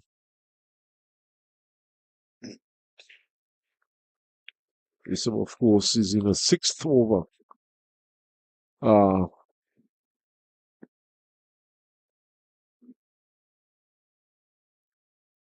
She has 1 for 22. Drive, loud appeal for caught behind by Williams, the captain of the Jamaica team. No response from the umpire. And again, there's a very, very little foot movement from Cumberbatch. Back foot just stayed anchored. She didn't come across, and she was looking to hit square into the offside. And I think most of these batters are looking to hit the ball too hard. They just have to get some bat on it. So, Calendar earlier on in the innings, she was looking to hit the ball too hard, and when she settled, we saw some pleasant shots from her and some good timing, and she was able to pick up more. She was more successful when she looked to time the ball as opposed to looking to hit it hard. She actually gave it away in the end, though, but certainly batted well in the end.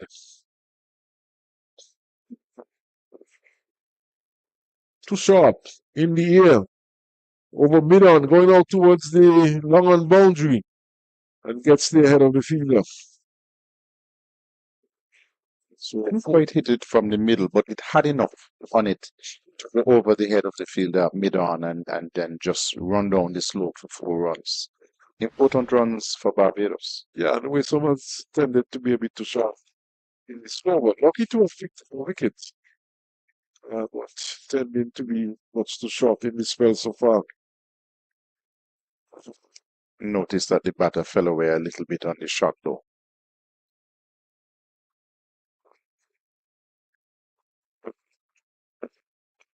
This is a much better length from Whistle. It's back over length and defended there by Cumberbatch.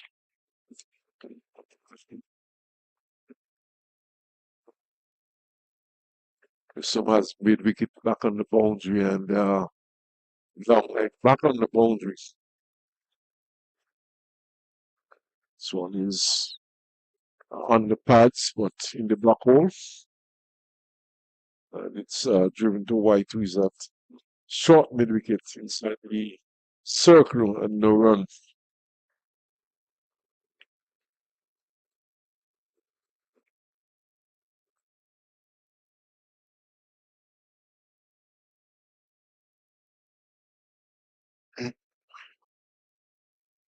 Try to miss my calendar. It goes short to the finger.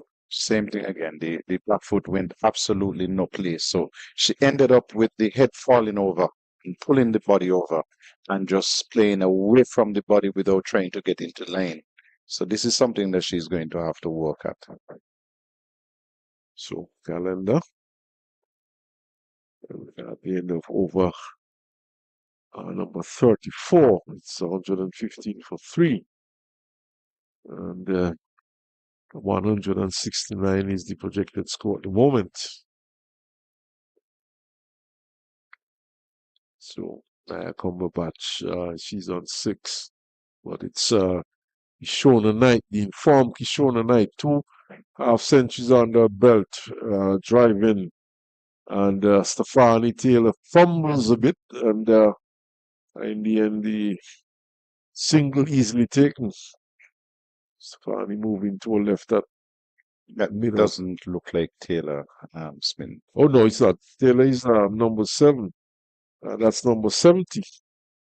My apologies to Stephanie.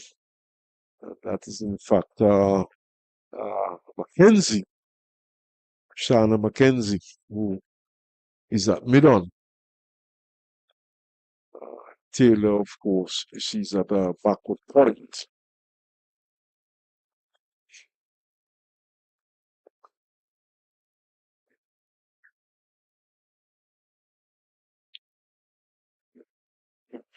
But White is turned into the onside, and the Cumberbatch is on her knees, turning and falling to the ground and not being able to go for that second run. Not for the first time in this game we're seeing that happen. She ran on what would be the very extreme end of the pitch on the green grass and so slipped when she tried to turn. White was a delivery, turned down to long leg, and 1 run.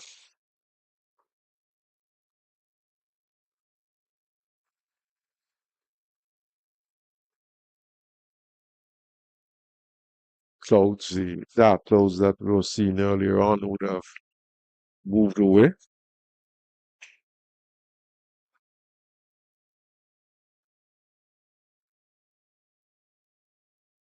Hoping, of course, for an uninterrupted day, pushed into the offside by Cumberbatch, just a run.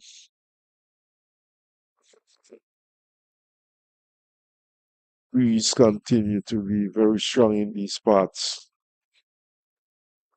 Perhaps a good thing also that takes the rain clouds away rather quickly.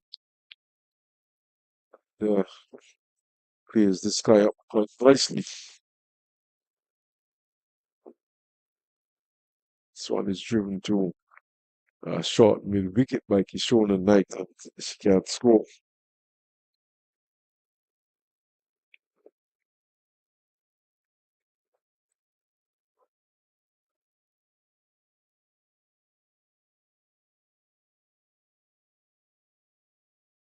And then attempted sweep shot another wide. The Carlin, we have seen so many wides in this tournament so far.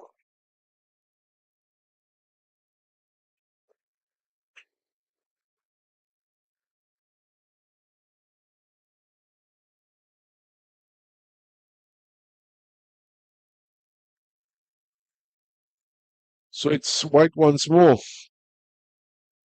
Turned into the onside. Just a single.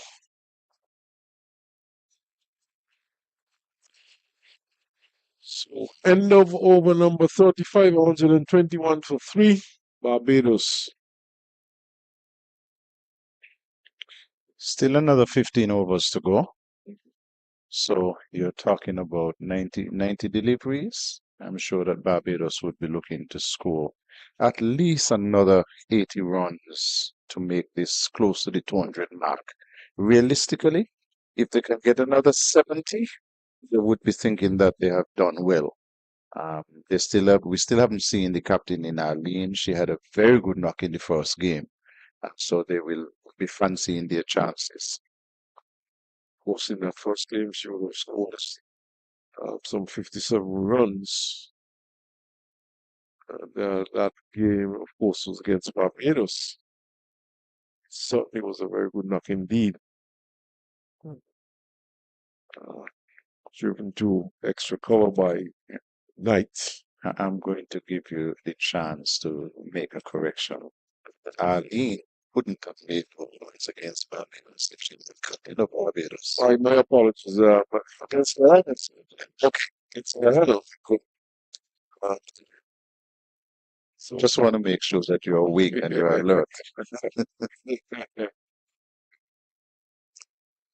So Guyana, of course,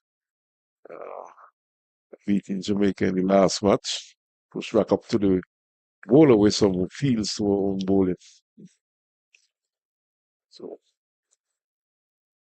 So Guyana defeating Jamaica with Quimond.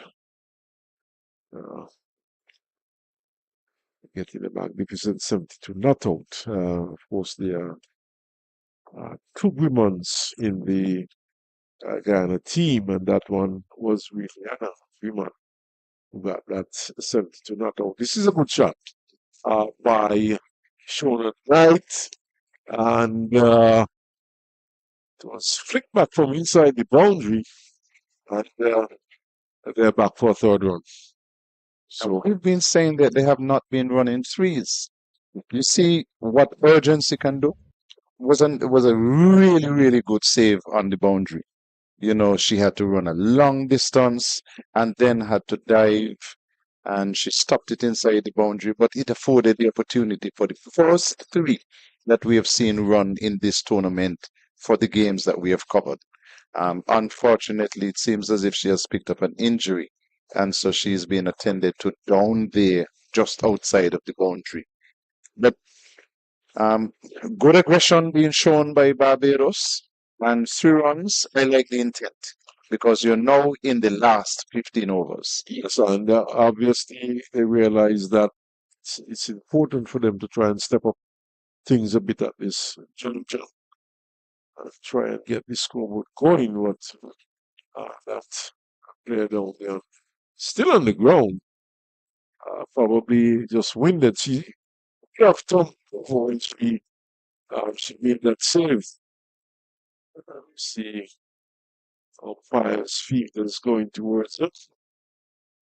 We hope that it's nothing too serious. They're probably just winded. We do hope. Trying to pick off the player here. As we look at the replay, Carlisle. But a really, really well played shot. And here is a fielder chasing around, bending down and making a really good save. I think she fell heavy. Maybe I hope that she didn't hit her head as well. That is Scott. Nina Scott. Injured player. Went down. Think though, if we had the benefit of I should say, we do have the benefit. They would have really examined that one quite closely. Looked very close to being a boundary to me. But they do not I want to see it again. I was so intent on paying attention to the fielder to check that she was okay, that I didn't pay any attention to that. But when I saw it, it looked to me as if she got the ball out of her hand before she touched the boundary. So have a look at this again, looking at the technical aspect of this one this time around. She has the ball about now. I don't think that the foot was touching the rope. She got rid of the ball safely. It would be a brave umpire to call that foul. Well, you know, from the vantage point, certainly they were not in any position to see that one. But I'm certain if they had the benefit of replays, that would have been looked at several times. Look pretty close to me. I'm not calling that. Even though I've seen uh, a couple of replays, it looked very close. And of course, the angle is the critical part of that too. We would have seen it from an angle which have made it very difficult to have a proper judgment. You're doing a good job of creating This one is driven nicely though by Cumberbatch up to wind is mid off, but she can't score. The Windwards were bowled out for 70 by Trinidad and Tobago. They would have lost 9 wickets in the 40s, did they? At one point, I heard the 40 plus for either 8 or 9 wickets. Oh, she's swinging, missing, taking the part, stifle the peel, but not. Again, looking right. I mean, you have to keep your eyes on the ball, watch it onto your bat, and play that away. And every time that we've seen them try this, the Barbados batsmen, they have missed it. So, Cumberbatch, who seemed to be a bit unsettled, has not really timed it well. Gets another short one and gets it into the onside, but just a single. And the Wissam has tended to be a bit too short in this spell as the over comes to an end. So 36 overs completed. And Barbados having won the toss 125 for 3. And looking to pick up the scoring, 1 for 30 from Westham from her 7 overs. So not bad. She has not really bowled as tightly as the captain would have liked, but she has not been scored off too heavily either. So the score projected right now is still 174. I'm sure that Barbados would like to push it above 180. So what comes back from the media center end?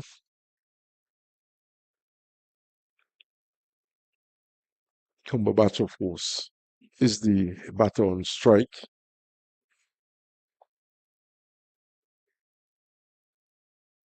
And with just another 14 overs left, there's the platform now for Barbados to accelerate. And perhaps, based on how they've been batting for the last couple of overs, they certainly would be thinking in terms of doing so and looking to do so.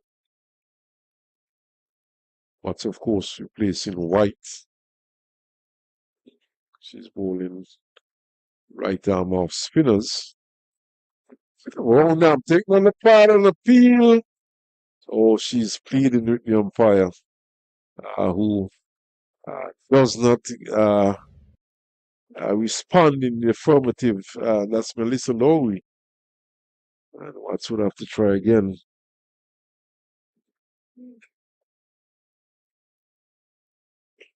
Cumberbatch has missed more than she has put back to so far.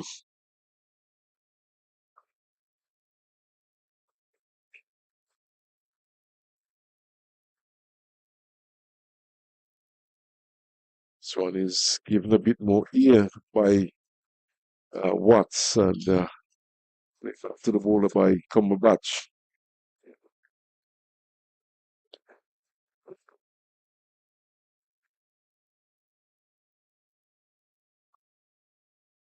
This time she gets it down to short third man. can't score. So good over so far for Jamaica. Good over so far by Watts. No run coming in this over yet.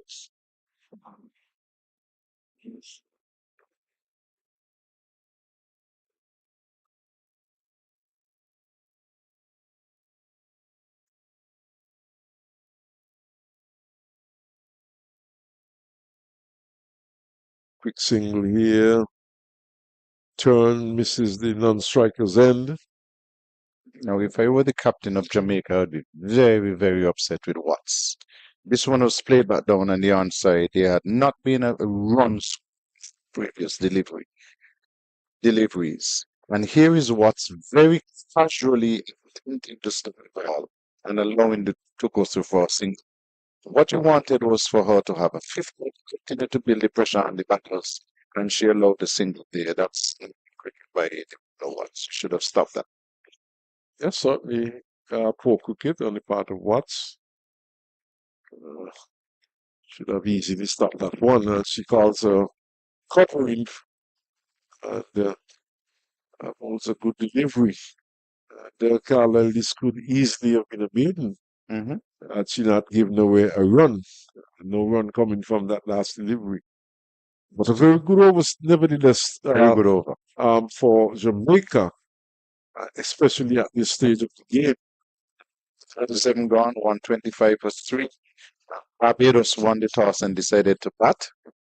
Jamaica, despite some indifferent bowling at times, they have managed to keep the Bajan batters in check. This has been good bowling by them.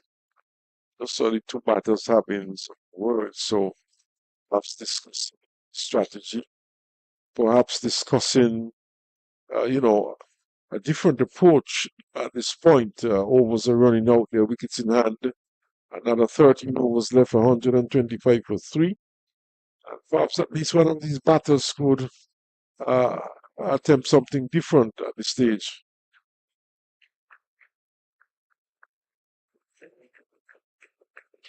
They've started the over well there.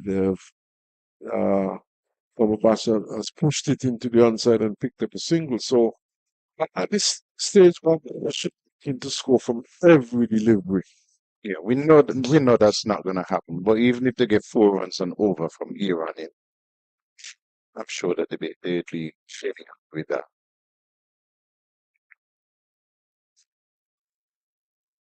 Morgan, she is coming between the stumps and the umpire. Right arm. The night is playing at one hand side the off stop, but as it comes into I'm still looking at close to 180. I know the projected score is only showing 169, but with 7 wickets in hand. it's played nicely into the offside up to Wilmot. Just a single though. Singles at this point are not going to hurt the Jamaican team too much. But nevertheless, the Jamaican batters should be looking to score off each delivery, even though it might just be a single, but They'll they're get getting up a to couple here. here. As my goodness, just a single. No way that should have been one only. I mean, the non-striker should have been calling early. That's a night because she would have had a clear view of that running down to short fine leg, and should have been calling early, knowing that they would be looking for 2 runs, but they only got a single. Shadi Nation had to cover quite some distance to retrieve that ball, and I think that's a tardy bit of cricket. Driven, and they're jogging through for a single. Ball going down to long on. Think they should be looking to take their first one quickly at this point. Put some pressure on the fielders. Morgan. So it's driven to mid-off. Barbados could very well find themselves doing the fact that they would have left some runs out there. But over number 30, it completed 129 for 3. And 129 for 3. We do have another 12 overs remaining after this one. And Watts will continue. So we see Norman being placed back on the boundary. Mid-wicket is back. The boundary, in fact, more of a square leg as opposed to a mid-wicket. And it's Watts. This one is driven, but straight to the fielder. Cover, and there's no run. Guyana 143 for 7. So not being allowed to run away with this one. Davernike Maynard in for her first game had a double strike in one of her overs. This one turned into the onside, but straight to square leg. So Watts doing a very good job for the captain at this stage of the game, keeping things tight and not conceding runs.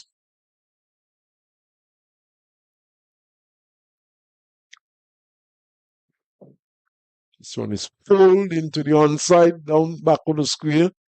And a good job done there by Wilmot. And this is good aggressive running. She saved the boundary, but it was far down at deep mid-wicket, and they came chasing back for a second run. It was showing some urgency by the Barbados batters, and this is what they will need. 8 down now for Guyana, 143 for 8. So 143 for 8 in that match. This one is driven powerfully. Beautiful shot. And they could run away or get pretty close to the extra cover boundary. In fact, it stopped just inside the boundary. And the batter stopped running also. Just They 2 got runs.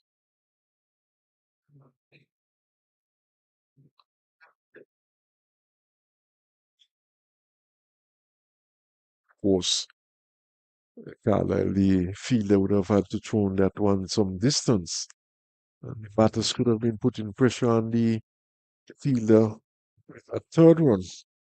But you got to run the early runs harder. Definitely. She's defending this time. Gets it back up the track to Watts. But certainly not taking the first run quick enough to put pressure on the fielder for the 3rd run.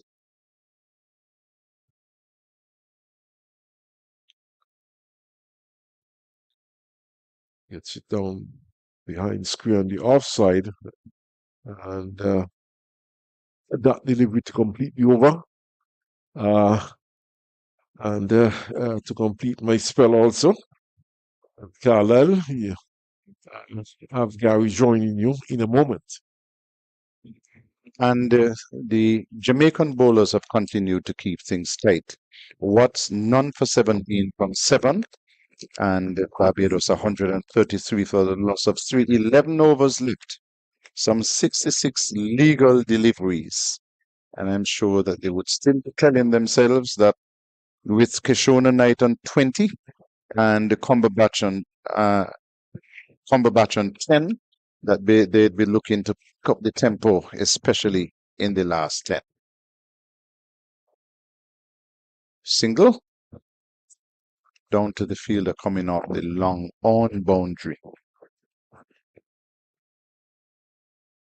So Trinidad and Tobago restricting the windwards to 70.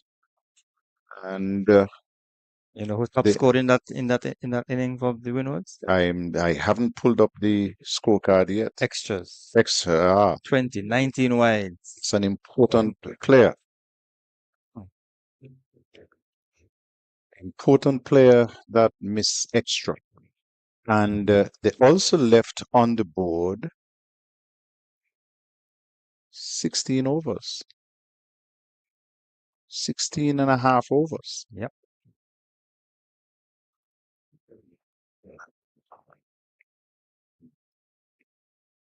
Barbados a 134 for 3. And we're in over number 40. 1 run scored from it so far. Short delivery. Punch into the offside. They should get a couple. No, it goes for 4.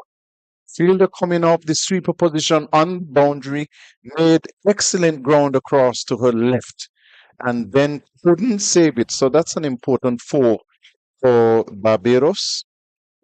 And look at it again. There was she coming across to her left, having put in the hard work, well inside the boundary, tried to knock it back with one hand and missed it completely. So it went for 4. 5 runs in the over so far. Knight is driving and we'll get a single down to long off. So she moves on to 25 from her 32 deliveries. It's 139 for 3.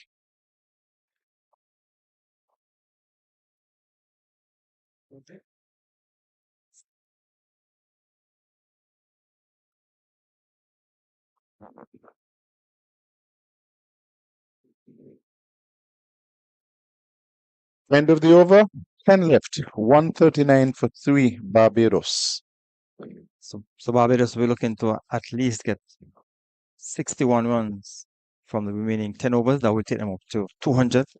And you noticeably Kishona Knight is scoring a lot quicker than she did in the game versus Guyana, because with the Guyana game, she came in when Barbados was on 10. They would have lost the second wicket on 10. And she batted slowly. She had to rebuild the innings. And so she got 122.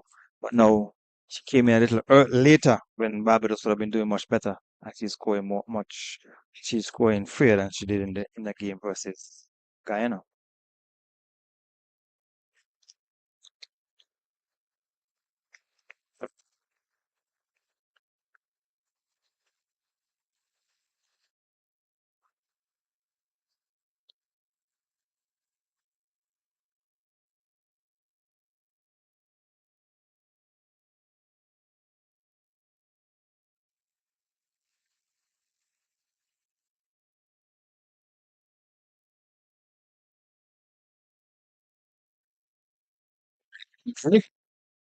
Knight is trying to help it away down to the boundary, misses completely, called and signaled wide. So we haven't seen too many free hits because very few no balls have been delivered, but the wides have come in abundance.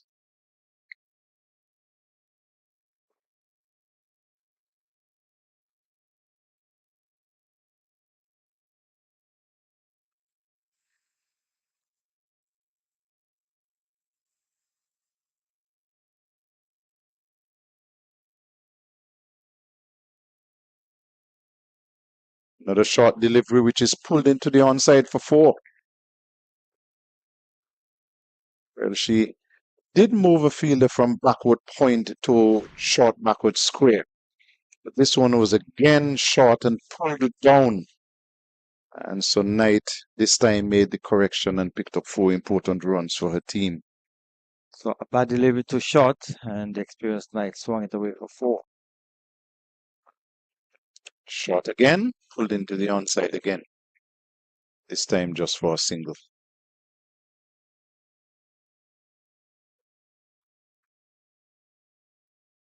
Six in the over so far.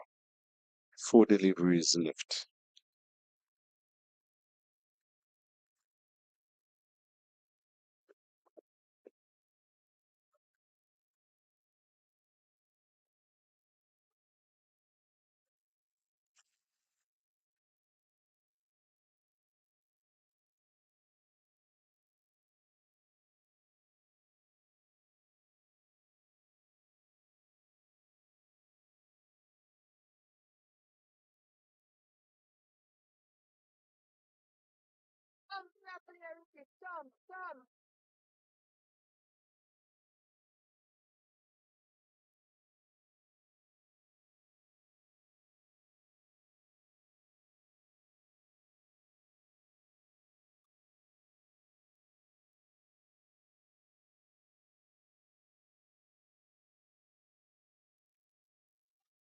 Projected score is now looking at 180. Barbados are 146 for 3.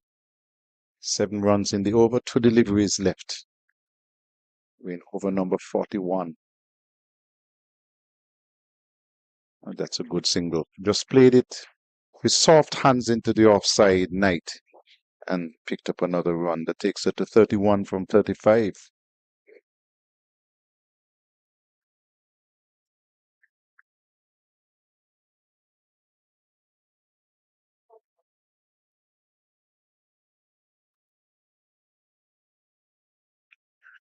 Tell you something, Gary, as the over comes to an end, Barbados must be thinking that they would be much better served if they had a lean at the crease at this time, because she closed out the last inning very well. Last game that we were here, and at this point, Cumberbatch 12 from 30 doesn't seem to be getting the ball off the square very well. But the last over though, they got some 8 runs, and if they continue to be scoring at 8 runs per over, that will take them up close to or past the 200 mark. And I take your point that Aline, who had a brisk 57 from 55 when they played against Guyana, would be a good person to be in the middle of presently in the last 10 overs. Yeah, you need to be scoring right now at about 4.5, 5 and over. And even then you'll be asking if you have enough.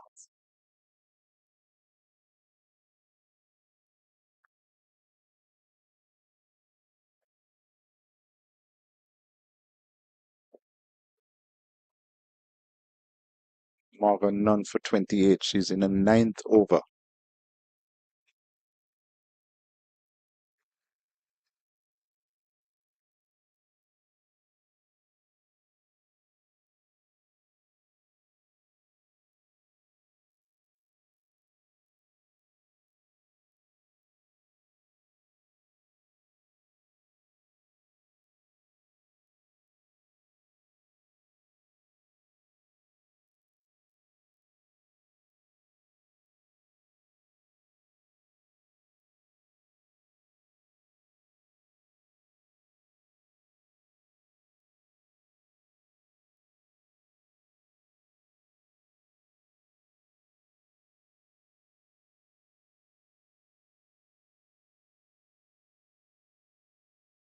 You've seen a couple of deliveries keeping a bit low from that far end.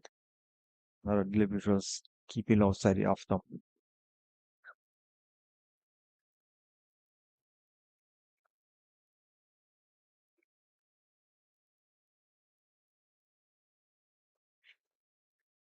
If you're Jamaica right now, it wouldn't be a bad idea to just back off the fielding a little bit and give up the single. Like that. That has happened. Just because, as you indicated, Cumberbatch has been there and has not been scoring freely. And in the last 10 overs, Barbados want to be scoring quickly. But we see Kishona Knight, though, she's scoring a lot faster than Cumberbatch, and they will want to continue. Cumberbatch will want to increase her rate. She's scoring 13 from 32 deliveries, and that is not what the management team would be asking for in the last 10 overs. I wonder, because when she came to the crease, the scoring rate was already on the average side, average to slow. And so they had the chance to send Aline ahead of Cumberbatch, and they didn't. Yeah, but I think they were still thinking there was still 18.4 was remaining, so I think that they are thinking they still haven't had enough time for her to get in and set. Right time to get Yeah. in the captain. Half century in the game that was played here. Right time to send her in. Well, she's the captain, so she should have made a decision. I looked over at the coach and said, Coach, I'm next. Nation is back. You see, even that, Gary, a short delivery which was tucked down and gave her enough time to swing that away into the onside. She just had to miss the fielder at short backward square, but she played it directly to the fielder at short backward square and got a single. You want to do more. You want to get more from such scoring opportunities. Yes, it was the body line delivery, and she should have done better. She got it straight down to the fielder at backward square. 150 has come up.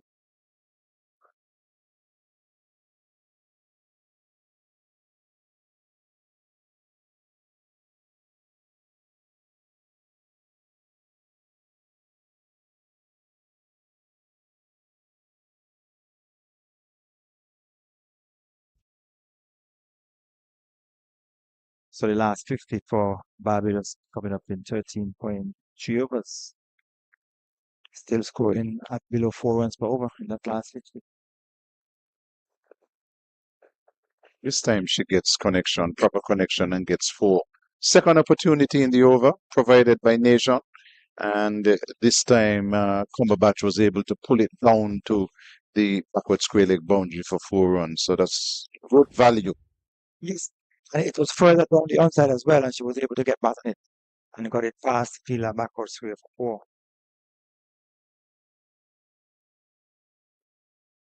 6 in the over so far.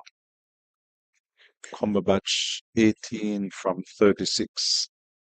So she'll need a few more boundaries to bring up that scoring rate.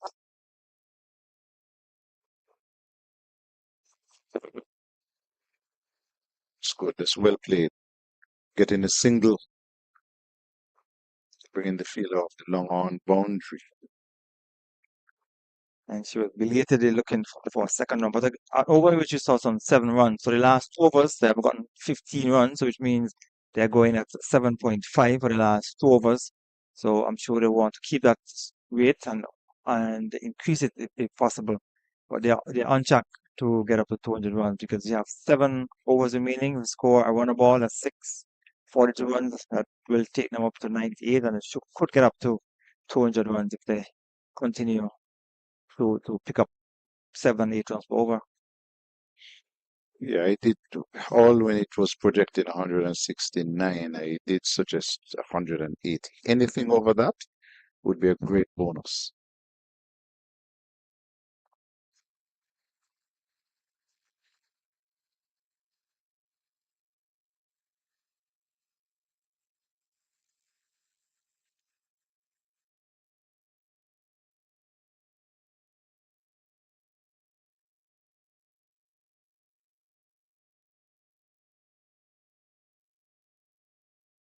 So we have a regional T20 set for sometime later this year. That is confirmed. And I noticed that I'm still waiting to hear the teams that will be the teams in terms of players who will be Because participating. there are some stipulations, some stipulations from the CWI. You have to be 30, you have less 30 or younger, and you have to play less than 10 one-day internationals and 40 list day matches to be considered for those teams.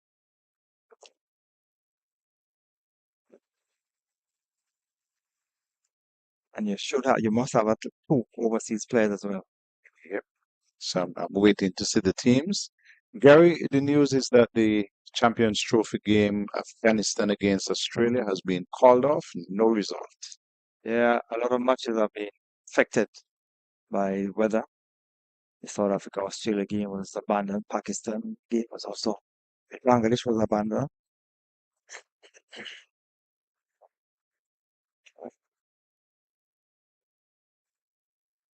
So with the abandoned game, who would that benefit? I haven't been following the championship as closely as others, so I'm going to have to find that out.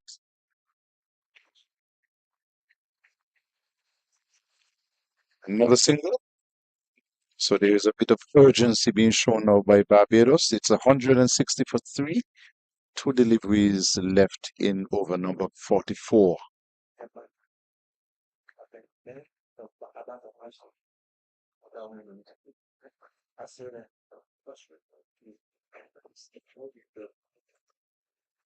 Another single.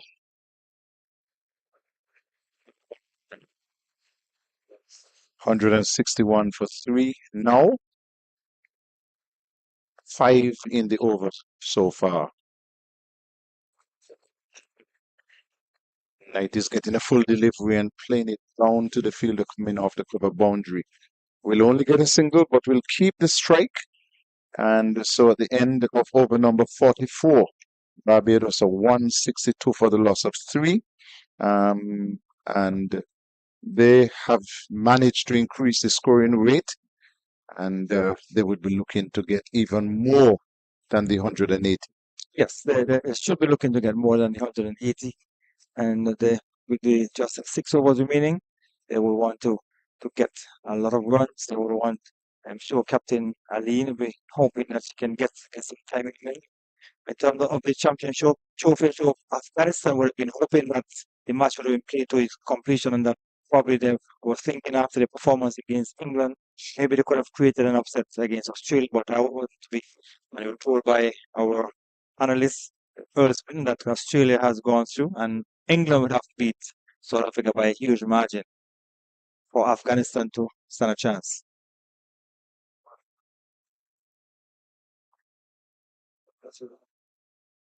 So with England being defeated by the Afghanistan team, Afghanistan have been playing good cricket. Very. So here, Barbados have 6 overs to face to get another 38 or 40 runs to get them past the 200 mark. And that certainly will be a good score. That certainly will put pressure on the defending champion who would have lost their last game against the Guyana team. They made 175. What's the cause of the delay here, though? Nation still has 3 overs left, possible. Had the ball in the pocket, strolling around. Now we're ready to go again. Kishona Knight is on 35 from her 43 deliveries.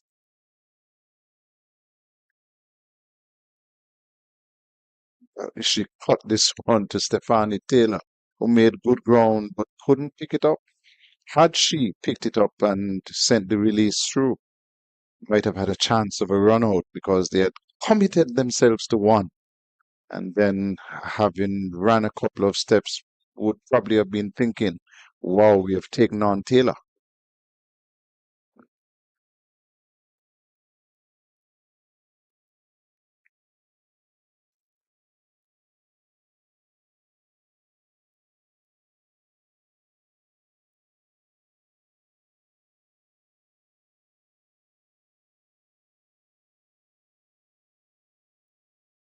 So Guyana 178 for 9 in 43.3 overs.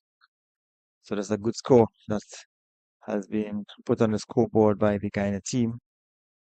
And so they have been all out, as a matter of fact. So 2 wickets going down in over number 44, 178, all out. So the Leeward would have score 179. If they are to win. Extras 14, 9 wides, 4 no balls, and 1 leg by. So another team leaving overs on the tins, Gary. Yeah, 43 overs on 4 balls, 5 43 balls. overs on 5 balls. And the wickets were shared for the Leewards. Anthony got 2, Rosa Libert 1, Kambala Pali 2, and Davonique Mena 2, Amanda Edwards 1. And the top score for Guyana, the captain, Campbell made 77, Drummond 30, and Monisa also made 30. End of the over, just 2 runs coming from that over. Barbados 164 for 3, 45 overs completed. And Gary, you did say when I said that you needed to have the captain at the crease, you did say perhaps 18 overs. They were thinking that they had time. Well, Cumberbatch has soaked up 42 deliveries for her 22. Well, they had time at that point in time, but now time is running out on them. Ah,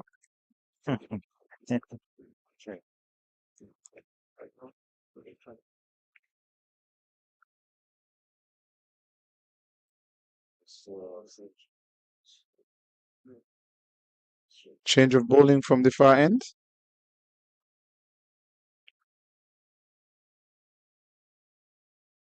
Just 5 overs left now. Watts is coming back into the attack.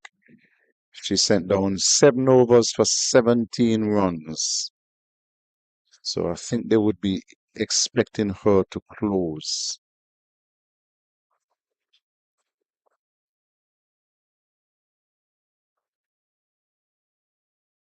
Straight drive, and Knight is robbing her team of a run because she couldn't get out of the way in time.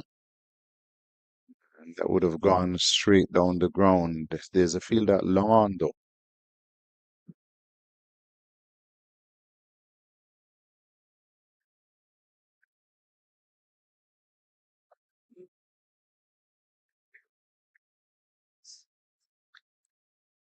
So Trinidad and Tobago in search of 71 for victory. They are 9 without loss in the third over.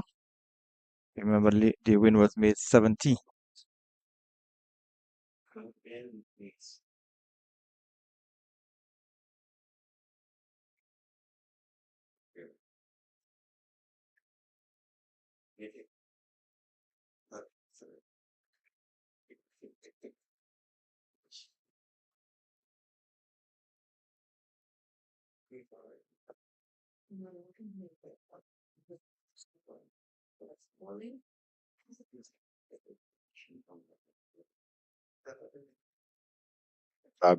Jamaica, they have made a change. Scott, who fell over heavily when she saved that ball from going into the boundary, has been replaced by Campbell as the concussion substitute. Thank you very much, Earl. 167 for 3. Who delivery is left in over number 46?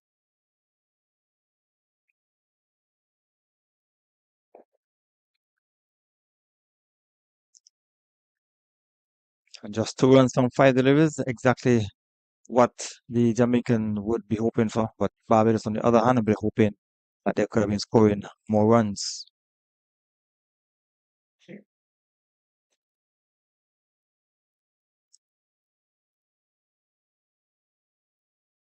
And a single to Calendar from the last delivery of the over. And so she will keep strike. Barbados 168 for 3.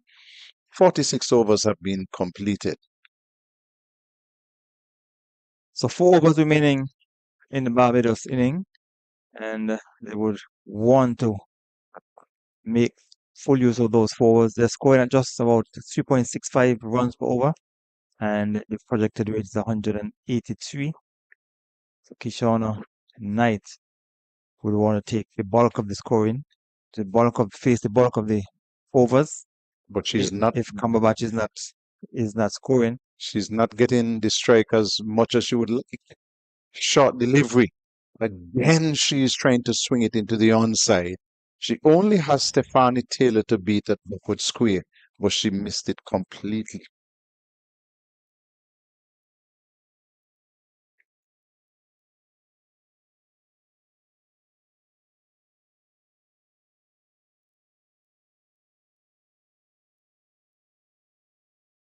wide that should be. Wide has been signaled.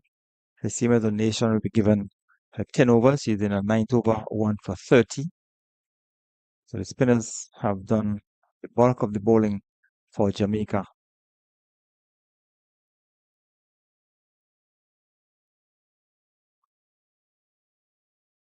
That's good running.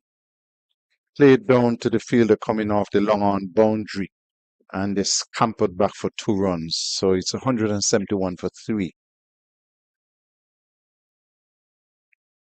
So like Mackenzie, Krishana Mackenzie, down at long on. Cumberbatch 27 from 49.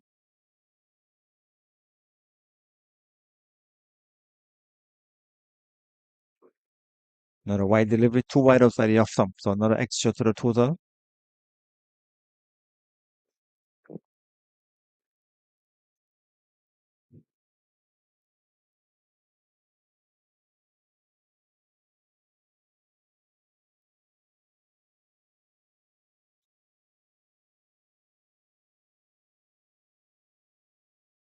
Gary, she made 57 from 55 in that game that we saw here. I would still want you to tell me, why is it 57 from 55 and the Cumberbatch came ahead of her in this game against Jamaica?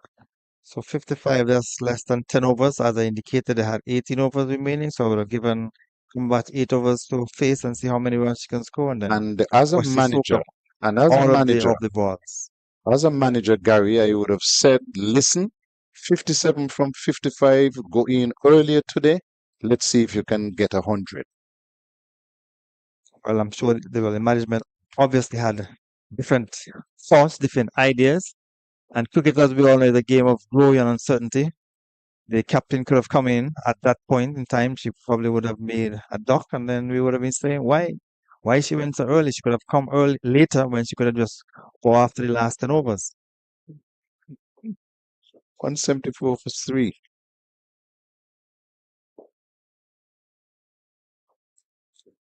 Still a good score. That's a total that can put pressure on the defending champion.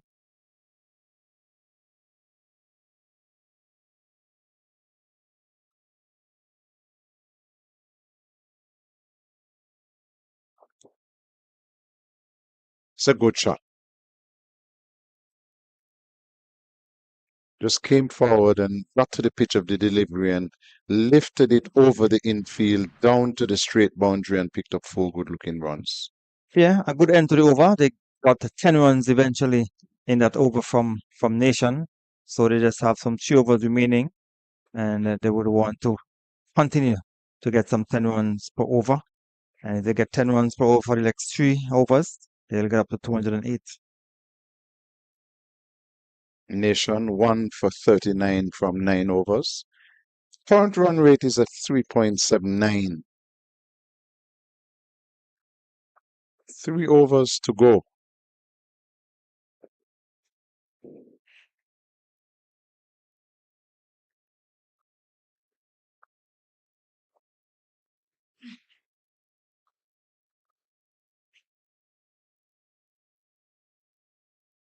Single off the first delivery. Knight moved to 39. She has not had a lot of the strike recently.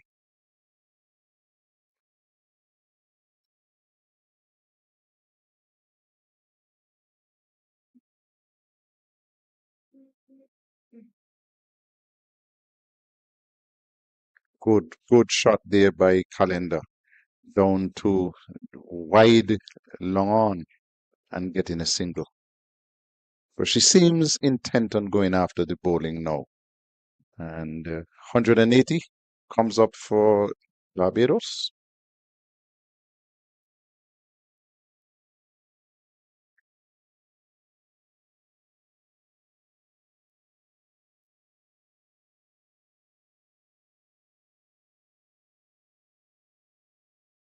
Three balls, 3 singles.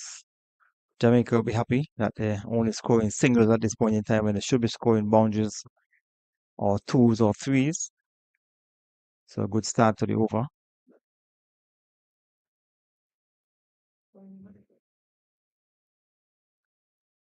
Another good shot. Very well played. And so Cumberbatch has now turned it on. She has picked up another boundary. She moves to 36. It's 185 for the loss of 3 Barbados. I'm sure Captain Rashada will be disappointed with the effort made by Selena White there at mid-wicket. She went down slowly. I know she's a big, fast bowler, but she probably could have done better to try and stop that. But he went past and into the boundary for 4.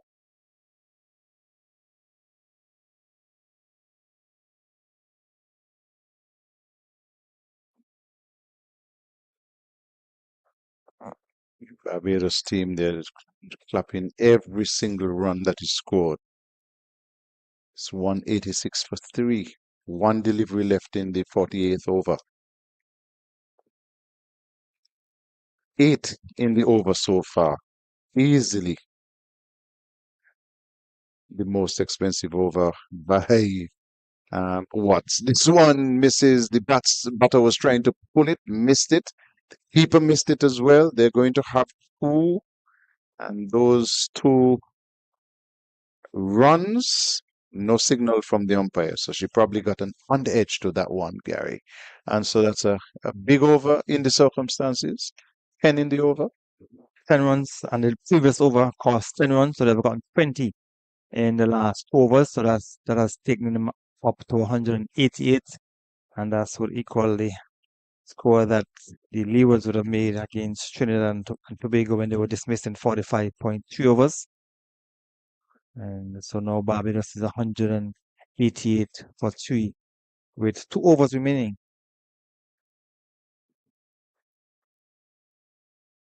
Cumberbatch will be on strike. On 37, she has increased her scoring rate significantly in the last 2 overs. Now 37 from 55. So Nation will complete her spell. She's now bowling a final over, 1 for 39 from 9.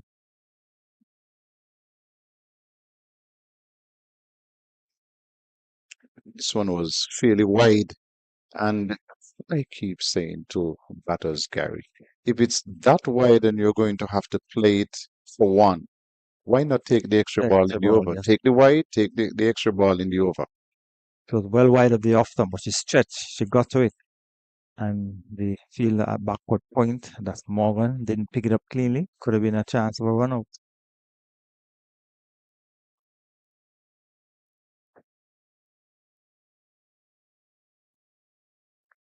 So you could see Kishore Knight is trying to go after the bowler.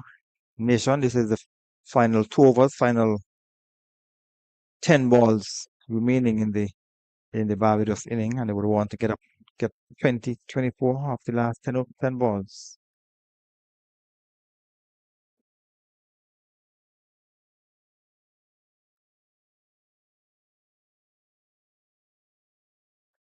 There's 3 singles so far in the over.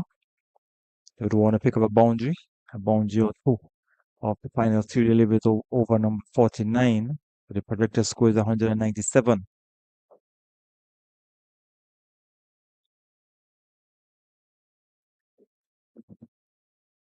And the Nation is pleading to. So the umpire Laurie, at least the media center end leg by has been signaled. So the total moves on to 191. So they actually got 2 leg buys, so 193. So 5 runs coming in the over. 4 balls have been delivered, and they certainly be looking for a boundary. He's off the edge. She's running down to the third man area, and they'll get a couple of runs. So the score will move to 195 for the loss of 3. 7 in the over so far, Gary. And this has been a very, very good recovery by Barbados. At one point, they were going really slowly, and we're looking at below 180. So 195 is a really good recovery.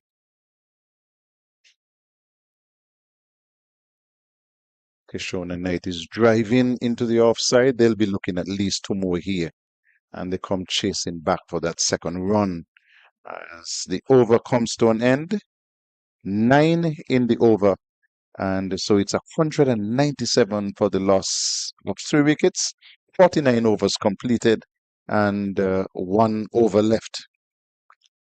So the last 3 overs, they have scored some 29 runs, and that has taken them up to 197. So with 6 deliveries, 6 balls remaining in the Barbados inning, they would want to get at least 10 runs. 10 runs would take them to 207, and that certainly will be a big ask for the Jamaica team. And last year when Jamaica battled first against Barbados, they made in excess of 200, and Barbados, they were dismissed for 89. I think they made 213. So Cumberbatch has the responsibility, the opportunity of facing the final 6 deliveries or the first delivery of the last over. And Into a wicket sweeping, struck on the pads, out LBW. Lots of space down the ground. She has been trying to play this onside shot a lot and has missed it more often than not. And so Cumberbatch is the player who is out. She has gone for 39. Took her some 57 deliveries. And it will now afford the captain a chance to come in with just 5 deliveries left. Barbados 197 for 4. So they lose on a wicket just when they were expected to get some more runs. And now, so the captain just has 5 deliveries, an opportunity to hit 5 sixes. That will Mm, take it up to you're a 227. hopeful man, Gary. So the projected score 201. Sure, Aline will want to take it up to 210, 215 if possible.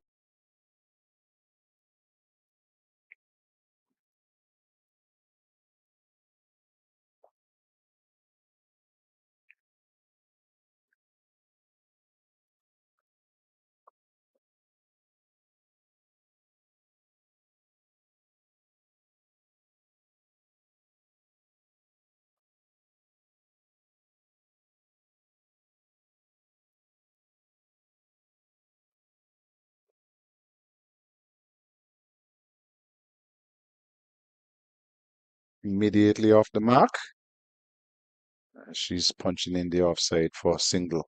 198 for the loss of 4 Barbados. And Jamaica, they have bowled their overs in fairly good time. The cut-off time would have been 110, it's just about, according to my watch, 112. Or maybe just about 2 minutes behind. Not behind, Gary. You just have to start the final over before the Well, it time. started before Yeah, the 110, so yes. So they're well on time. Kitona Knight has moved on to 48 and the score to 199 for 4. there's 3 deliveries remaining in the inning of Barbados. And the captain is facing up.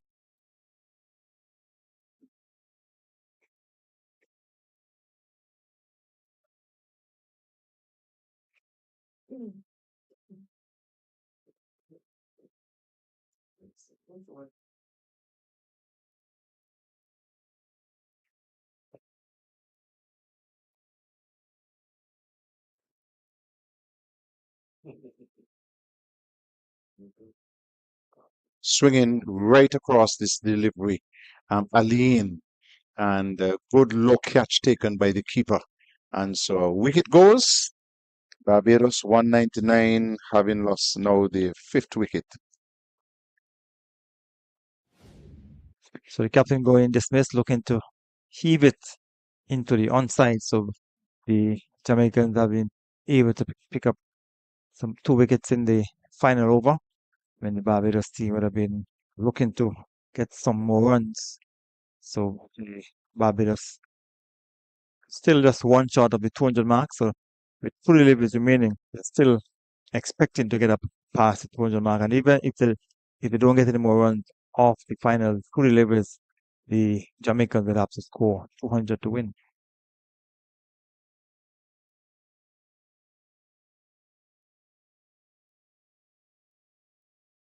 Watts has picked up 2 wickets in her last over.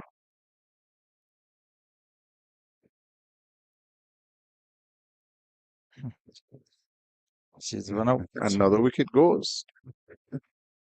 Played it straight to the field at extra cover, took off for a run, and is run out, but it gives Knight the opportunity to face the last delivery.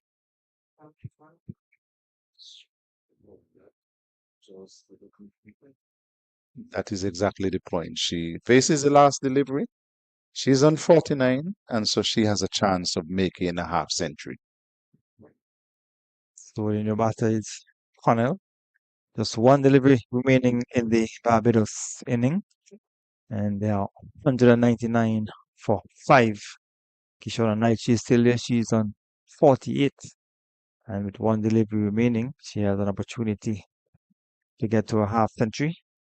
And she would have made half century in the game versus Guyana. She got 54 from 122, but this one was a lot quicker, 48 from 57. And so she has an opportunity to get second consecutive half century here at Connery. So one delivery remaining in the inning of Barbados.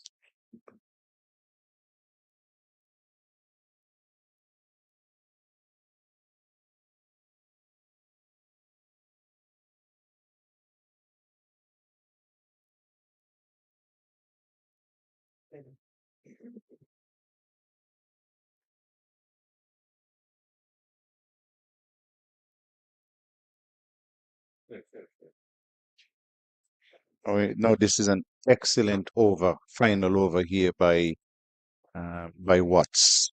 In that there were two deliveries, two singles scored in the over, two wickets to her name plus a run out, and so 3 wickets in the over.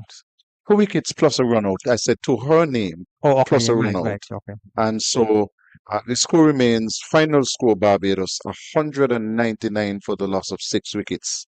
And this represents a very good recovery from where they were in the middle of the inning. And I'm sure that they would have been thinking that they would get past the 200 mark. That did not happen. But 199 is still a very decent score because what we have seen here at this pitch at Connery is that it has taken the batters some time to get in. Once they get in, it becomes a lot easier. But it has taken them some time to get in. We haven't seen any batter come to the crease and score very quickly from the beginning. And so if Barbados were to come out and have a good day in the field, it could be a very interesting game.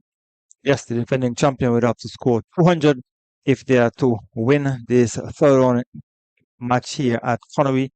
So the players will take lunch and we will do likewise. So when we resume in about half an hour time, the Jamaicans will have to score 200 to win here against Barbados.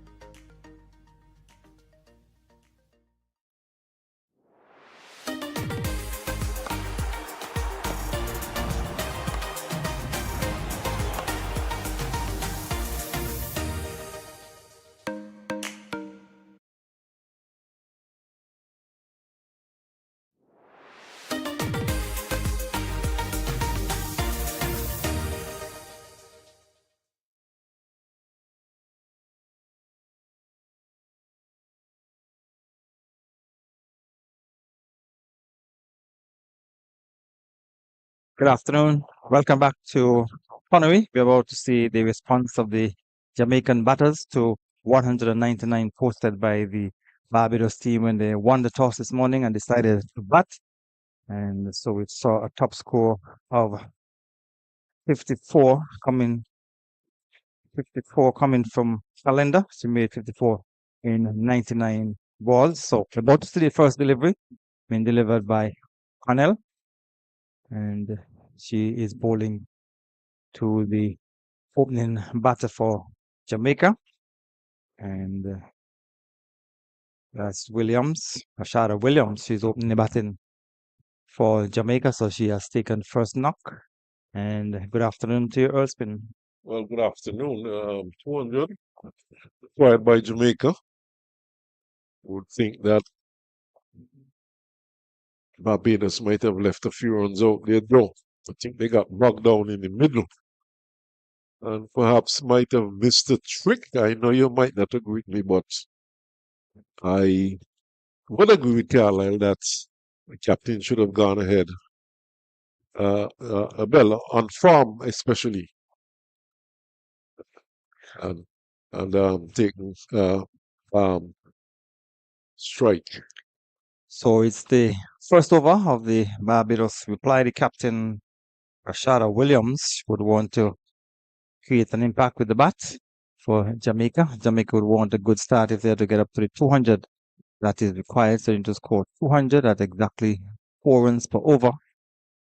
And so they would want to get a good opening partnership. So Rashada Williams and Krishana Kenzie are the openers for Jamaica. The wide delivery outside the off stump, she allowed it to go through, be taken behind by the keeper. So it's important that Jamaica get a good start. Yes, they will be looking to get a good start. 200 runs is not massive. That's 4 runs for over.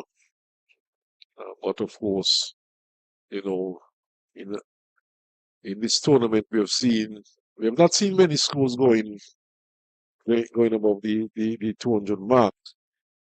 So it will take some getting by the Jamaican team. And they would have to bat well if they're going to get close to these runs.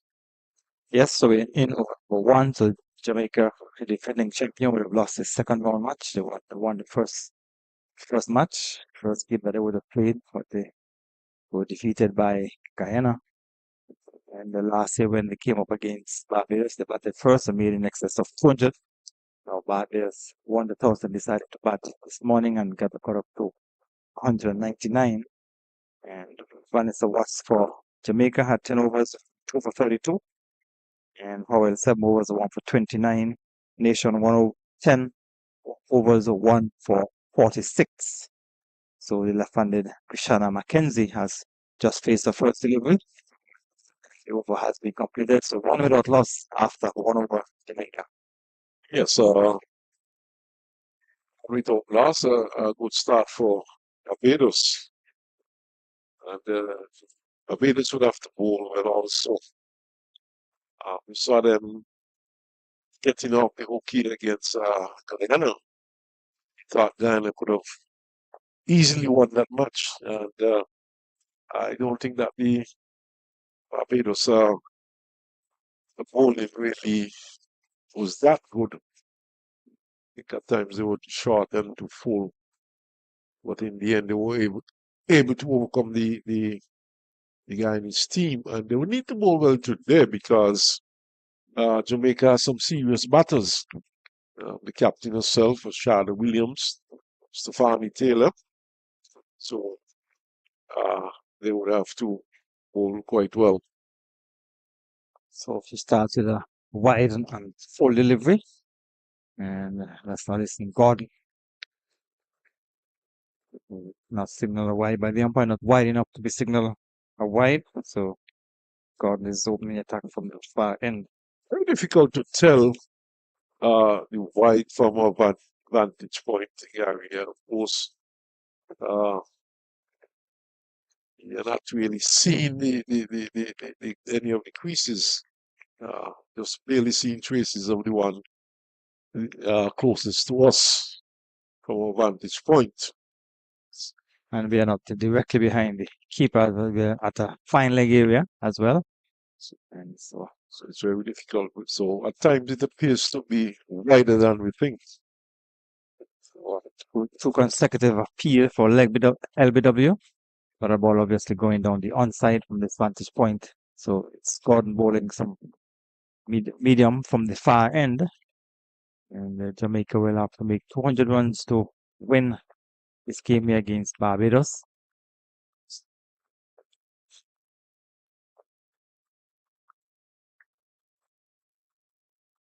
They thought about a single as the ball was played past the bowler. You spoke about the bowling of the Barbados team when they played against Guyana, that it was not too threatening. In terms of the bowlers throughout of the competition so far, I don't see anything threatening from the bowlers from the different teams.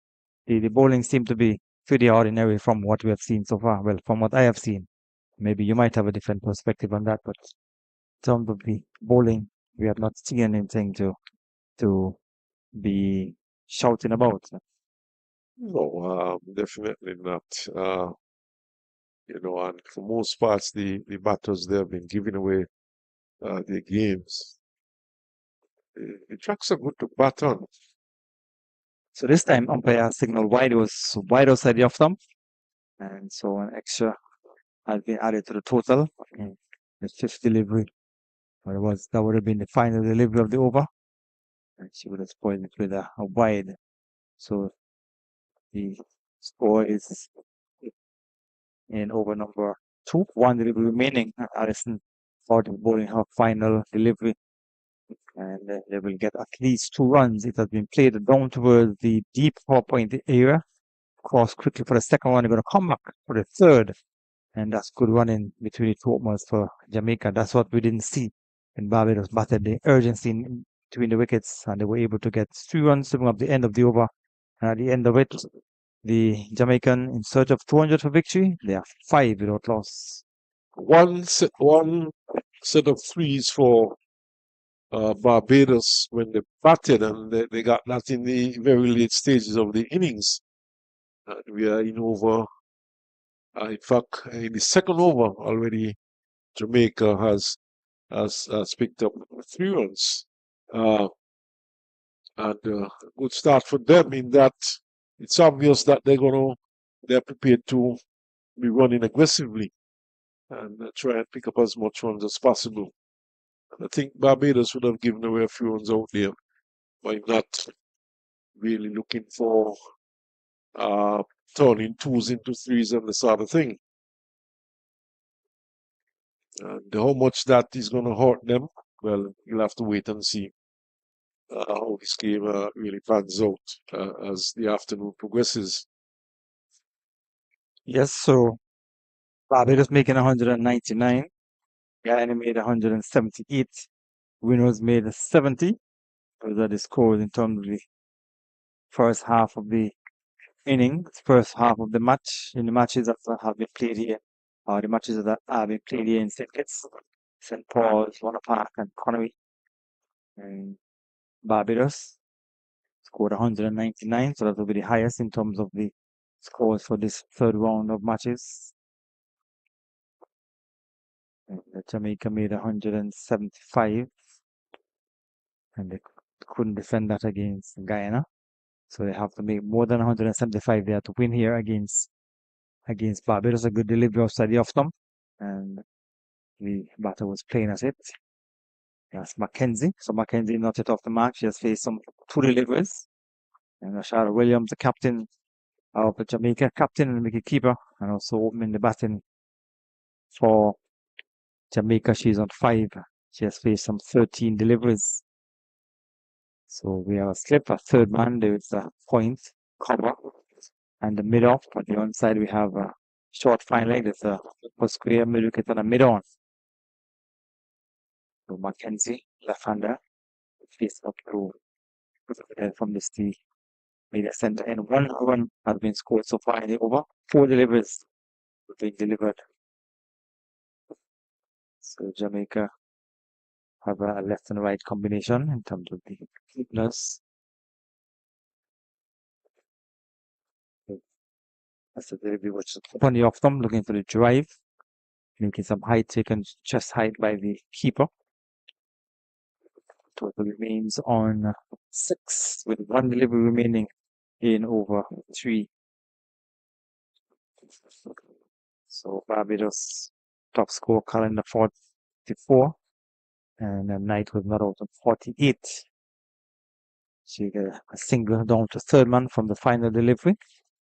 So over number 3 has come to an end. And the total 7 without loss to Jamaica. So 3 overs gone.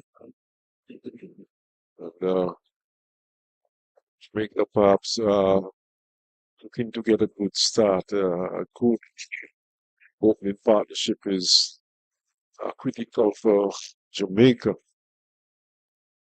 And of course, people like Stefani Taylor would like to come in with a good start to the innings with some runs on the board.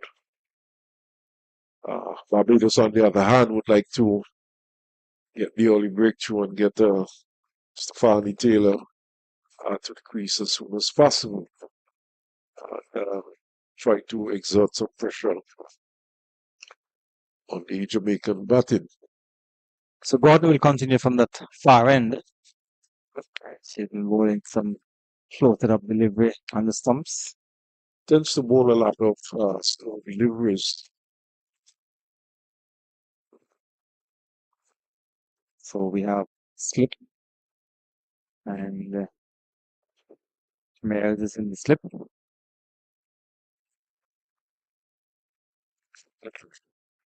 So Mackenzie gets one, but back down to point here. This is a fielder out of boundary. They got a single, so with a single, Mackenzie has gone on to 2, and the total has gone on to 8. 8 without loss it over number 4, and the required rate 4.11.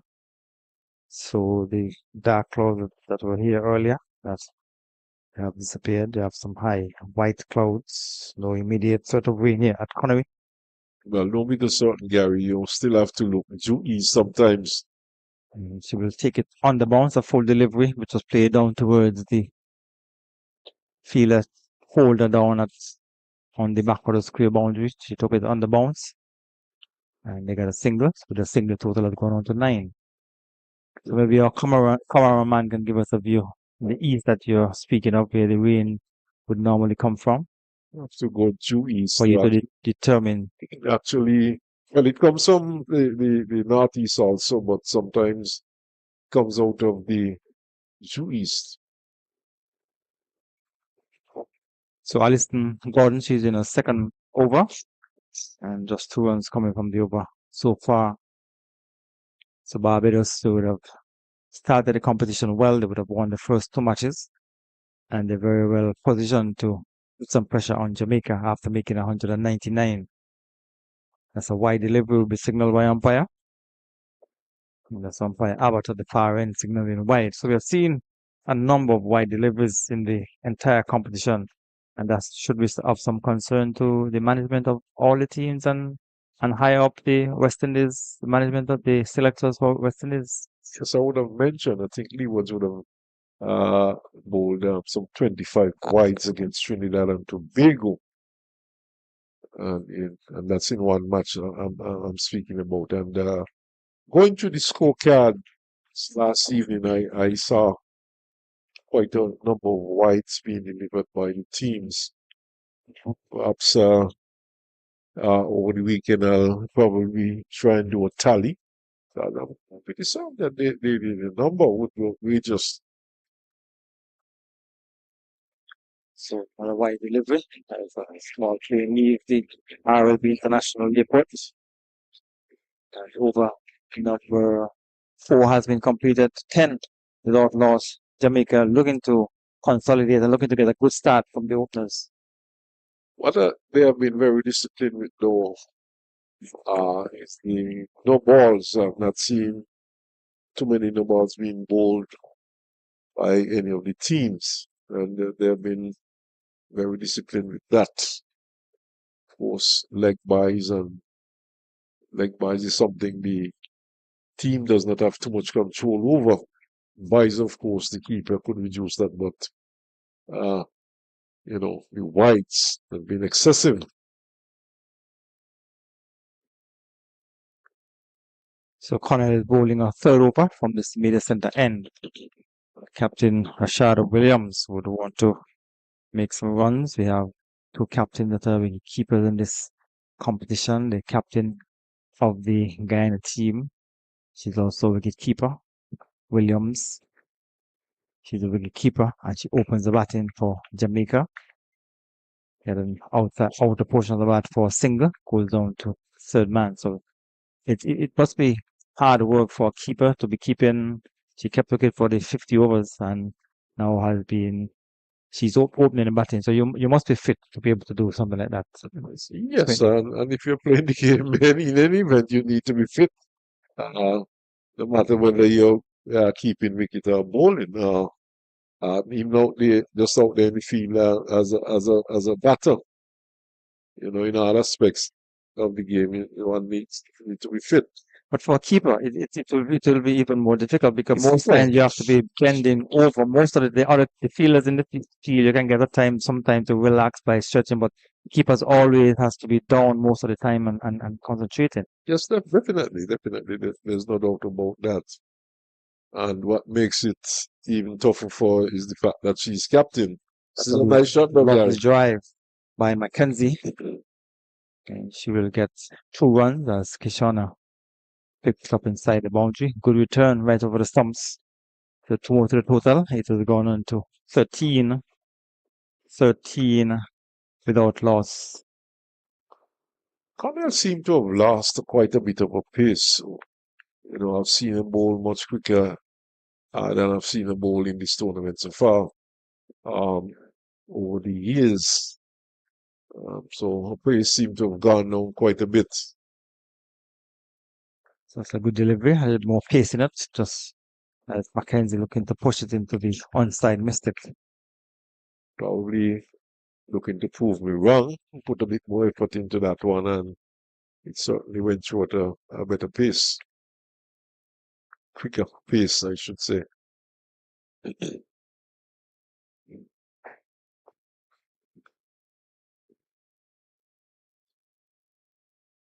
So these two want to continue the slow start doesn't really it should not be a bother for the Jamaica team. After 5 overs, they are 13.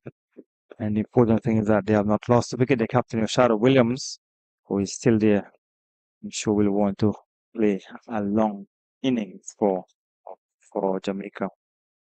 Rashada would have already had a half century in the tournament, and in back in the opening match, she would have scored 1. So she would be hoping that she get another half century in this match, perhaps even bigger than the 51 that she got the first match. We're going to see an early bowling change as the captain for Barbados comes into the attack. Aline. News out of Warner Park. Leeward's in reply to Guyana 178.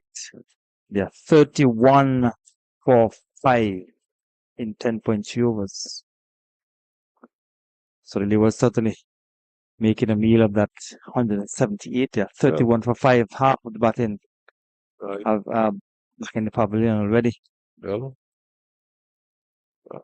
what I can tell you for sure with that one he said it. Well, so there's a change of bowling at the far end. And the captain, Aline, has brought herself into the attack after 2 overs initially from the opening bowler from the far end, Alice Gordon. So she has replaced Lisa Gordon as the captain. So then we get some scores for you from Copy. So we get a single from a delivery which was played down towards the out of square area, where Holder has someone to do across the right for middle wicket, one more to the total. Just going on to 14 across it over number 6. So I want to remind listeners or those who are viewers, those who might at least tell those who are just joining that Jamaica has had to activate a concussion sub. Campbell has replaced Scott, who fell quite heavily, preventing an injury. And she have suffered a concussion. Campbell has replaced her. Yes, the concussion sub has come into being, and we'll see it in use in a number of matches, regionally and internationally. Well, And in England, Shana came to fame right, starting as a concussion substitute. for Smith, yeah. And he has not really looked at. So Aline to Mackenzie outside the off stump. And so we tell you Melissa Clark made 7, Succeeder, who opened the batting, made 1, Windies Boyce 5, Hector 6, Amanda Edwards, captain, she's not out on 2, and Jazara Claxton is on 6. So Jazara has an opportunity to prove her worth as a batter. Because delivery was wide outside the off stump. Mackenzie looking to dry. You would have to be careful. You don't want to be chasing after wide deliveries. There's a slip and the keeper behind. And so Mackenzie, who is on 4 from 17. And the captain Rashad Williams is on 8 from 18. She's a non-striker.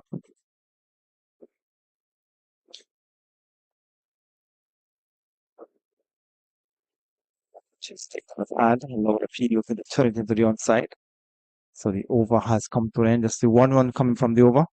And at the end of it, over number 6 has been completed. And the Jamaica team yet to lose a wicket. So you look at it on the monitor, but I mean, just going down. The keeper was shifting to the right. Yes, just as I thought, it seemed to be heading down the legs side. The appeal was more or less half-hearted from the Barbados players. So Sharon Fraser has picked up 3 for 11 and Rafiana Millington 2 for 20. So the opening bowlers doing the damage for the leewards. Connell looking to Guyana. doing the damage to the leewards for Guyana. And Connell looking to do some damage here. And drop catch at backward point. It was short, it was wide. And there was the captain going after it and played it down towards the point area. And the fielder couldn't hold on to it as Keelan Elliott was in the air, went into our hands and out. And a chance going down. Yes, it was not the easiest chance, but it went straight into her hands. It was at full height, and she should have held on. She had to move slightly to her right, but it was good height. She should have pocketed that and taken on the pad. And if it goes to first single return, comes down towards the far end. It's not she out. Yes, she's out to run out. There was some hesitation, and then they came to for the single. The return came down towards the far end. Stumps have been broken, and now the Jamaicans have lost their first wicket with a score on 15. She was taken on the pad, the ball ran behind her, and she was called to for the single. And I am just trying to look at the replay here. I think it might have been Tyson Knight, the wicketkeeper, who might have picked up and thrown down the stump. So we'll see in a while what transpired. Yes, she's taken on the pad, and ricochets from the slip, and the keeper, yes, it was the keeper. Wouldn't have played by Tyson Knight. So Jamaica lose a wicket by the run-out route just after the captain was put down at backward point, and now the experienced nation is making a way to the middle. Certainly some pressure on Jamaica in the first wicket. They score on 15. Barbados lost the first wicket when they scored on 46. Yes, I have experienced the nation, but she has not really lived that expectation. I think she would have gotten to the 20s why in this year's tournament. But of course, she's one of the key batters for Jamaica, and she would be hoping to, in fact, in the last match, she would have scored some 32 from 47 deliveries. That's the match against Guyana. So she certainly would have had some runs before. And in fact, against at Warner Park, against, I'll get back to that in a while. So there's Rashada Williams playing a similar shot, a short delivery, and it went down towards backward point. This time dropping in front of Killer Elliott at backward point. The bounce over her head, and the fielder Chishan Holder had some running to do across to her left down at deep cover, and they were able to come back for 2 runs. So 16 for 1. So at Warner Park, Shadi Nation would have gotten some runs also. 37 from some 37 deliveries. That was against Trinidad and Tobago. So she has gotten good starts so far in the tournament into the 30s in 2 matches she has played. So her form is fairly good at this point. So she would want to spend some time in the middle of the experience batter she is. And because of Barbados now, they have picked up an early wicket. That certainly will put pressure on Jamaica. We want to have 1 delivery remaining in over number 7. And Jamaica would need a good partnership here.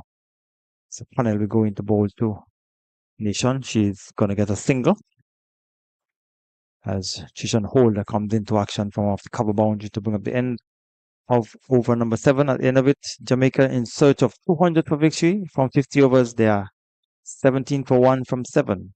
Yes, Jamaica more or less gifting a wicket in that over. But having said that, though, it was a good piece of work by the wicketkeeper. Ball ricocheting from for slip, and keeper quickly, Tyson Knight quickly retrieved and threw the stumps down from the far end, and certainly a good piece of work and getting Barbados's first wicket. So shows that there was an awareness about Kycian Knight. She's very much into the game. She's a very experienced player, 33-year-old, like a twin sister, of course. So Captain Aline will continue from that far end. And I'm sure she'll be hoping or looking to get another wicket here because you have 2 experienced players, the better players for Jamaica in the middle. Shadi Nation, experienced campaigner. Well, the best is yet to come for Jamaica. Well, I mentioned that 2 of the better players in the middle. So if you can get one of these now without a good partnership, certainly will put pressure on Stephanie Taylor if Jamaica find themselves 2 down before they get to 20. Good delivery, make some height outside the off stump, a bit of pace as well. Yes, extra effort there by Aline. Got it to bounce a bit, and as you rightly said, with a bit more pace, all carrying through nicely to Kycian Knight behind the stumps. So, captain from the far end. They're hustling to for a single. And I'm sure a leg will be signaled by umpire Abbott. So there's a similar signal is going to come. So it came off got some glove onto it. And they're able to go for a single. So the total has gone on to 18 for 1. And they need to score the required runs, the remaining runs at 4.26 runs if they had to get up to the 200 that they required to win. And Jamaica certainly cannot afford to go to lose 2 games in a row. But Barbados still want to continue the winning streak. Jamaica will pick up a single from a delivery play down to Connell coming off the third man boundary.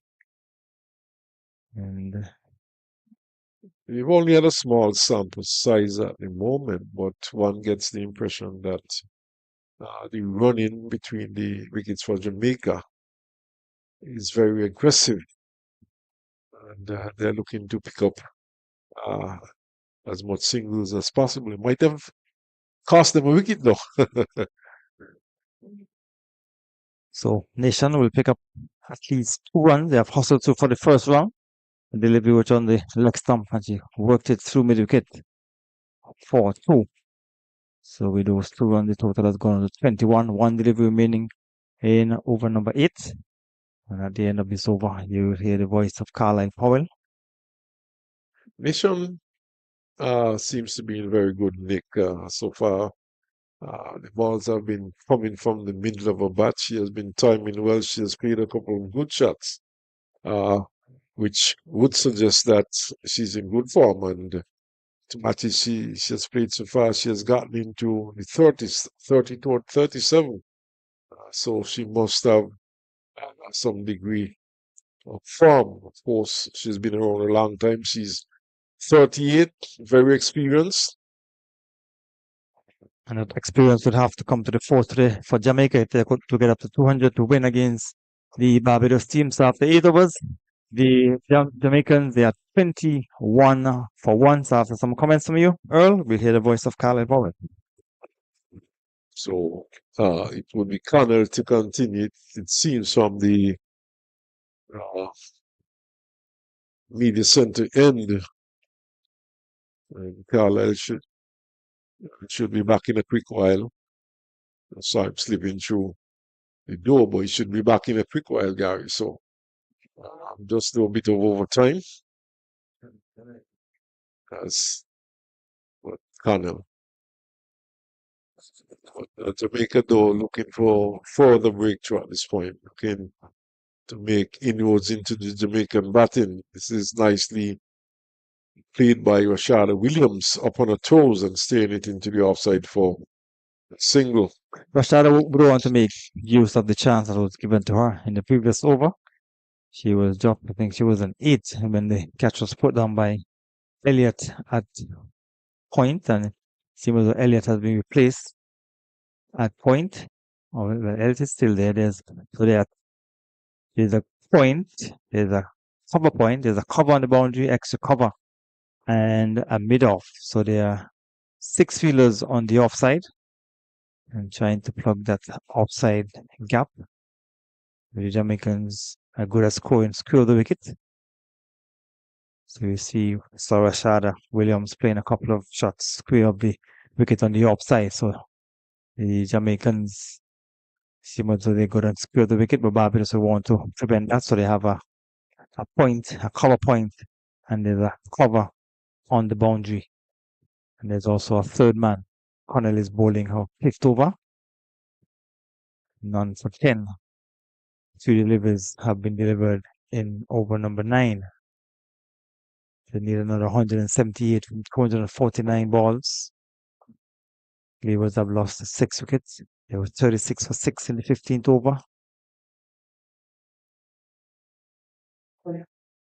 So Connell going to experience Shadi Nation. She'll get a single from a flowing drive, but it's a fielder covering down at cover. So 1 more to the total to take it on to 24 with the 2 deliveries remaining in over number 9. So the Jamaicans will want a good partnership here between these 2. And Jamaica would certainly want to get up to 200 runs that they require to win this game. But Connell would want to prevent that. Good delivery. Just push back on the chip on the onside. So 1 delivery remaining in over number 9. And Jamaica, they're 23 for 1. They've lost the wicket of Mackenzie. She was run out. And Rashada Williams would want to play a long innings, season 12. And thought about a single. So the over has come to an end. 2 runs coming from over number 9. So at the end of it, Jamaica, they're 23 for 1. So 1 over left in the first power play. And so far, Barbados, they've kept things tight.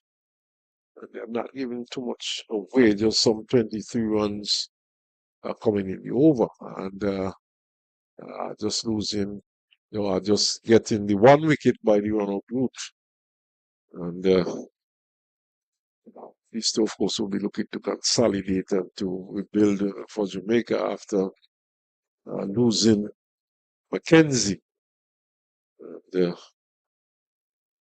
looks like easy going out there, though, Carlisle. The batters, the pitches are fairly easily paced. And, Nation, she's looking good. She has had a couple of scores in the 30s.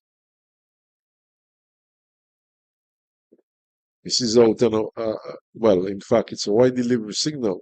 She was looking to pull this into the outside, but another one of those whites, Carlisle.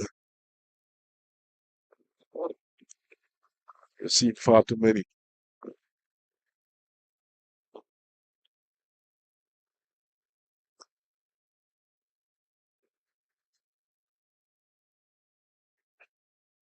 Aline, cut away. Cut down towards third man. It should run pretty close to the boundary.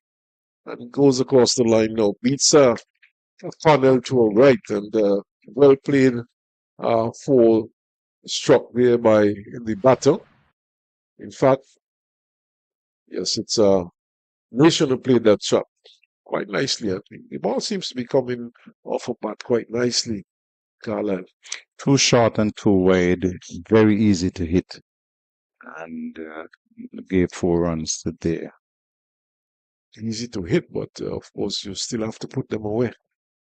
And we saw Barbados, getting quite a number of short deliveries today and not putting them away. Cumberbatch, I think, was guilty. She was mistiming all along. There's another wide. The second wide in this over from the captain, Aline.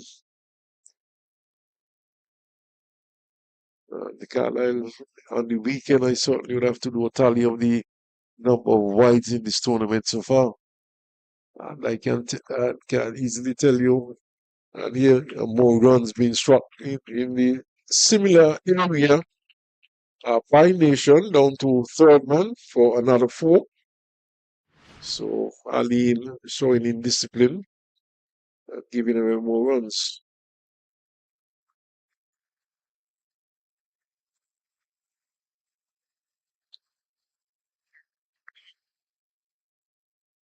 So saying that I'm pretty certain that the number of wides in the tournament so far have come pretty close to 100 wides.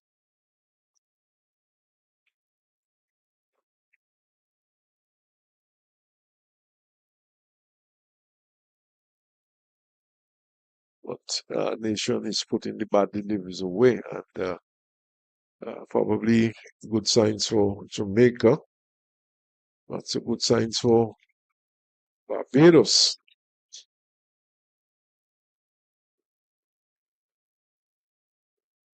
Much of the bowling we have seen so far seems to lack teeth. Nothing fearsome about some of the bowling attacks, and if the batters are prepared to stay out, they can get very close to this 199 runs, and they get past it to win the match.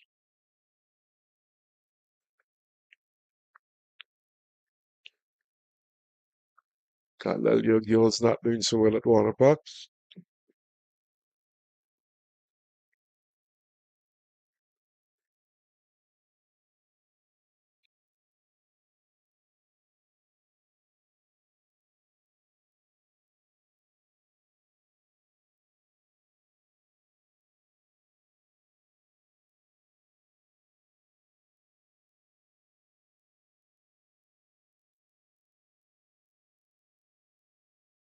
So Aline.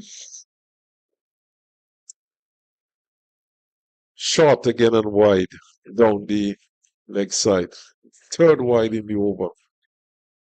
And this is not good bowling by the captain of the Barbados team. Not only giving away extra runs, but giving away extra balls.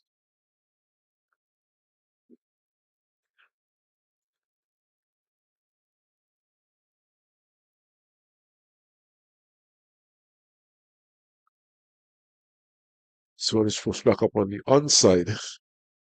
Straight to mid-on, and there's no chance of a run. So we've had some 10 overs completed. The end of the first power play. Score 34 for 1 Jamaica. And they are looking to score some 200 ones to win this one. 11 runs in that last over, including 2 boundaries and 3 wides, and all of them being leg side wide. So a bit of indiscipline shown by the captain there of the Barbados team. And they're defending a score of 199. So they would want to keep this as tight as possible. Yes, because, 199 is by no means an unassailable target. And I would go as far as to say that the 199 might have been a bit under par. And if Jamaica bat well, they could get to the total quite easily. We know that Stephanie Taylor, she has just played the one match. She didn't play in the last match, but she would have scored 49 in the first match that she would have played. She has a way of getting out on 49 and 99 Carlisle. I think one year she would have scored 99 from 99 deliveries down in St. Paul's in one of these 50 over matches. And so getting 49, one short of a landmark Connell. That one keeping a trifle low, but kept out by Williams. And she angles it down into the backward point area. Can't score though.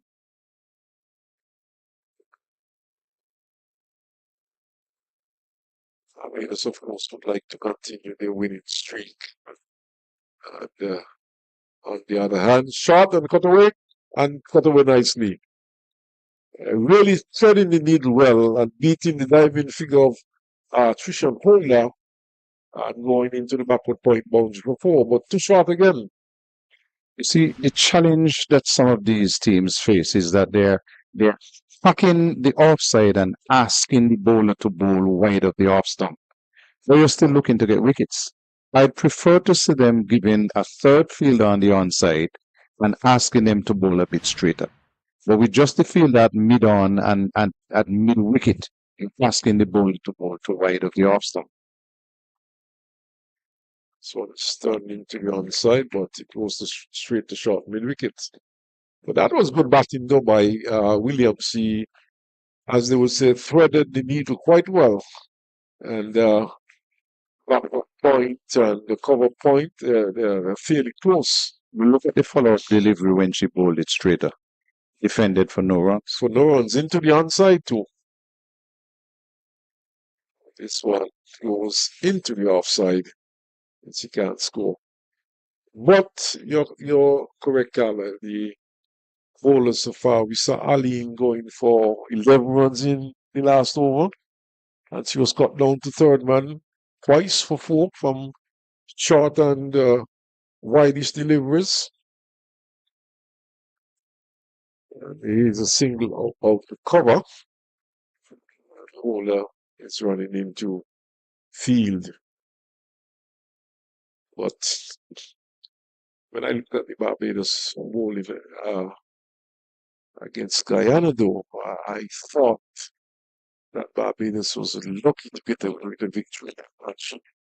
I was not too impressed with the bowling.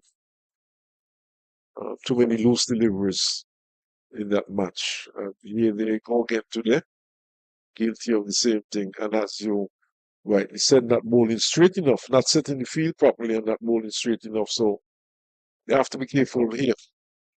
Has prompted a change from the far end, though, in that the captain has given way, and we'll see some spin coming from that far end.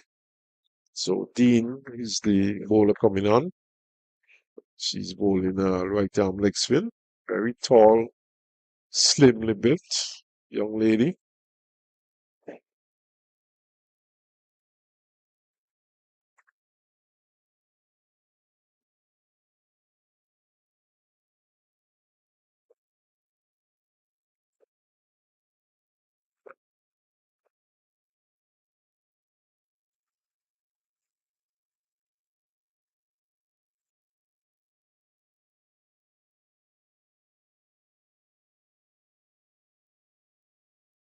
Single coming from her first delivery. She comes in once more. Tosses up. Not a bad length. And attacking the stops.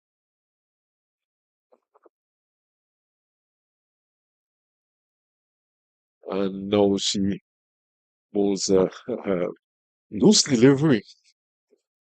And lucky to get away with that one. No signal from the umpire, which suggests that the batter would have gotten back onto that one.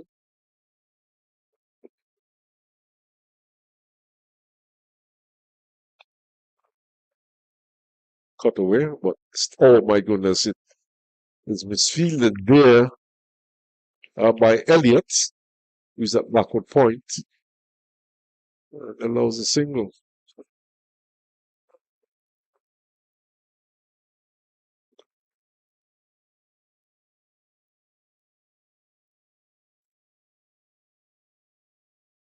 Tap down towards third man by Nation. Elliott is after it. Picks up now.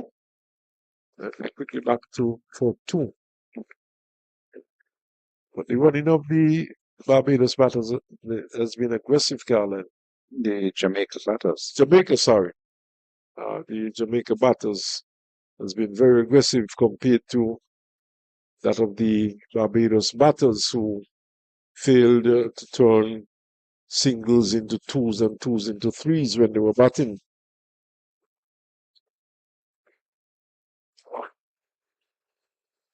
The tosses up and driven pleasantly up the cover to the shoulder. Knight, just a single. Seems to be always patrolling that area. Shoulder Knight, patrolling deep cover. Very good over for the Jamaica team. And the partnership is on 30 from 32 deliveries. So it means that they're increasing their scoring rate. They now need 155 from 228 balls. They're scoring at 3.75 and over, and need just a touch over 4 and over at Jamaica if they are to go on to win this game. So we have seen Connell being replaced at this end. And we have the medium pacer coming back. That's Gordon coming back for her second spell. She opened from the far end. So she's now back from the media center end.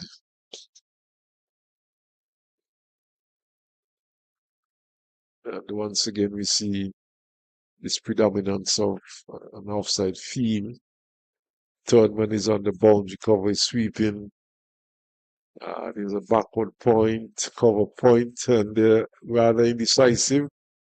First, they had third man on the boundary.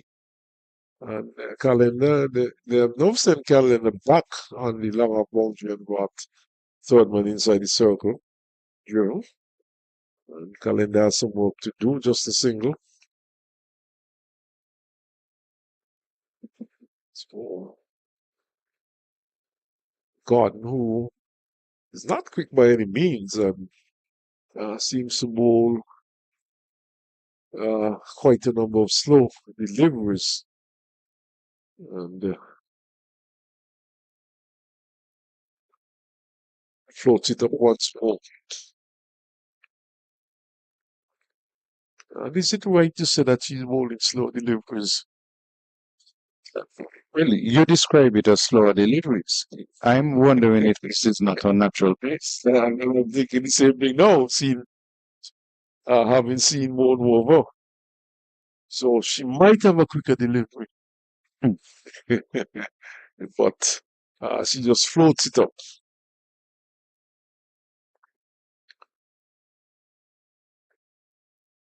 This time she's bowling to Nation.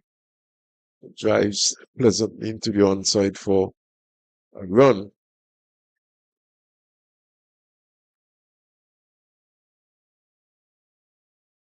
Three balls, three singles.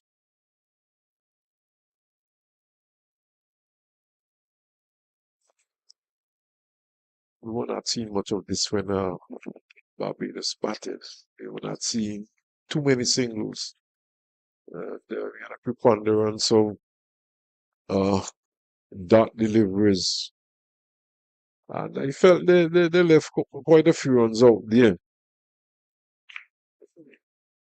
Turned down back on the square. Quickly back for the second run. It's good running. And this is what we have been talking about, Carlisle. Good, aggressive running. You didn't see a lot of this from Barbados for the first 40 overs or so. They picked it up within the last 10 overs where they started running the singles hard. But Jamaica are doing this very well. 50 comes up. Here's a powerful drive. Breaks the stump at the fine. So 50 coming up for Barbados in 12.3 overs. 50 for 1. So this is turning out to be a very good start for Jamaica. And of course the target, 200 to win.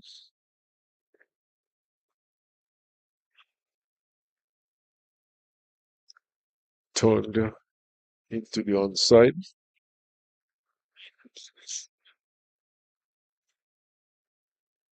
No run off the last delivery, but still 5 runs in the over. And so Jamaica have started very well, chasing 199 made by Barbados. Nation, it looks very good. She's on 19 from 22. And Rashad Williams is on 22 from 37 deliveries. The Jamaica, of course, going at 4.5 runs for over, which in this early stage is very good progress. Just some 13 overs bowled so far. Actually going at 3.85 and over. Required 4.05. Oh, well, yes, required 4.05. So not bad going by any means. Another wide delivery down the onside and attempted sweep.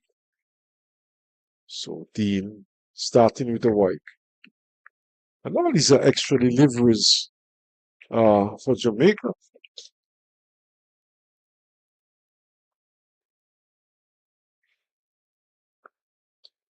This time, Too easy.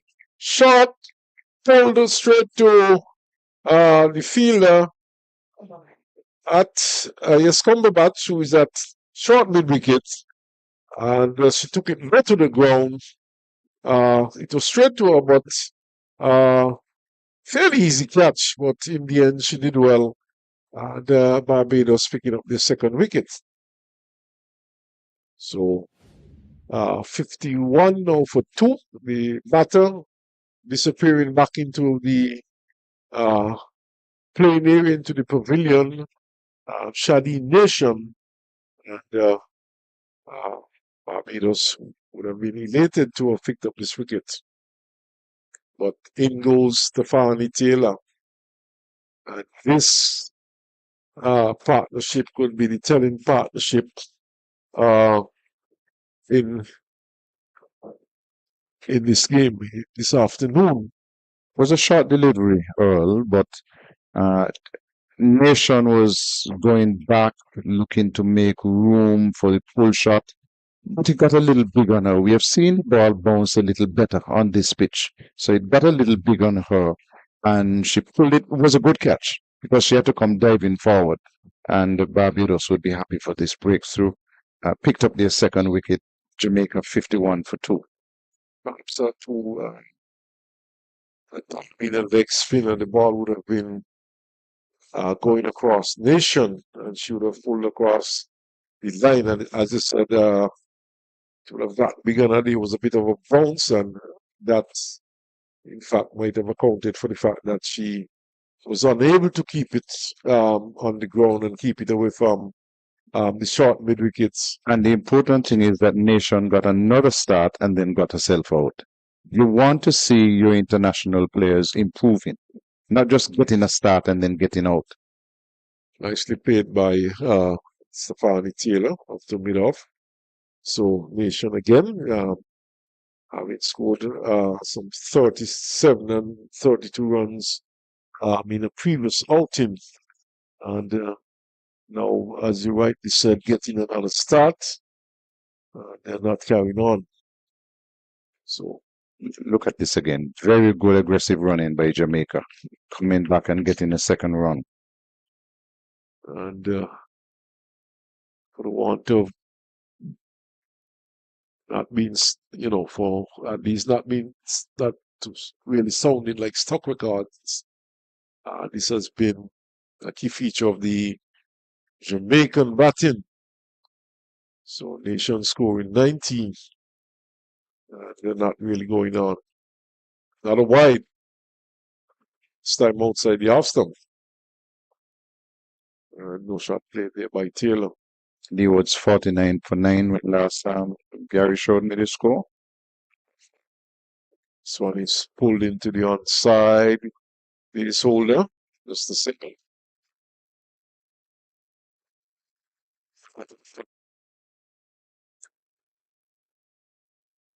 So Leeward's not been able to put a complete game together. Bat fairly one day and bat terribly the other. They bowl fairly good one day and then terribly the other. And when they bowl well, they don't bat well. Carlisle.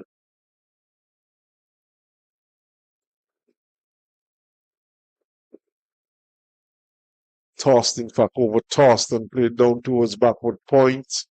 And Taylor is walking back for the second run, and some of us suspect that she's carrying a bit of a niggle. In fact, she didn't play the last match, and just walking through for the second run. So, the end of that over, and the end of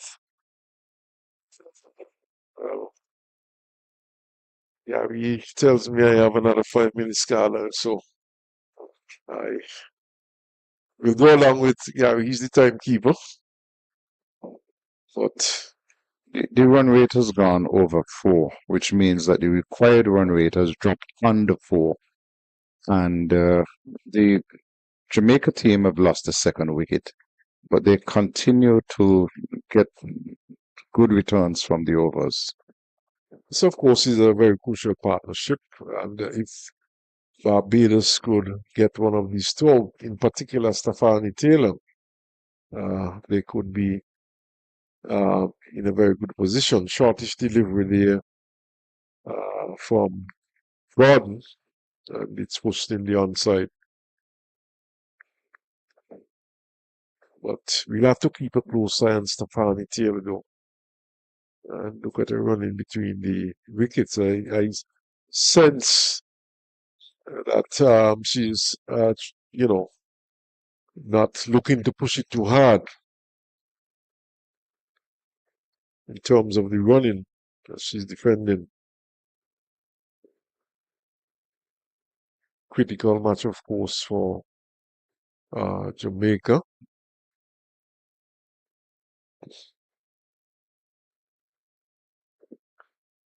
Of course, if they lose this, they would not be out of contention for second place or first place, but they would like to win this one to keep close.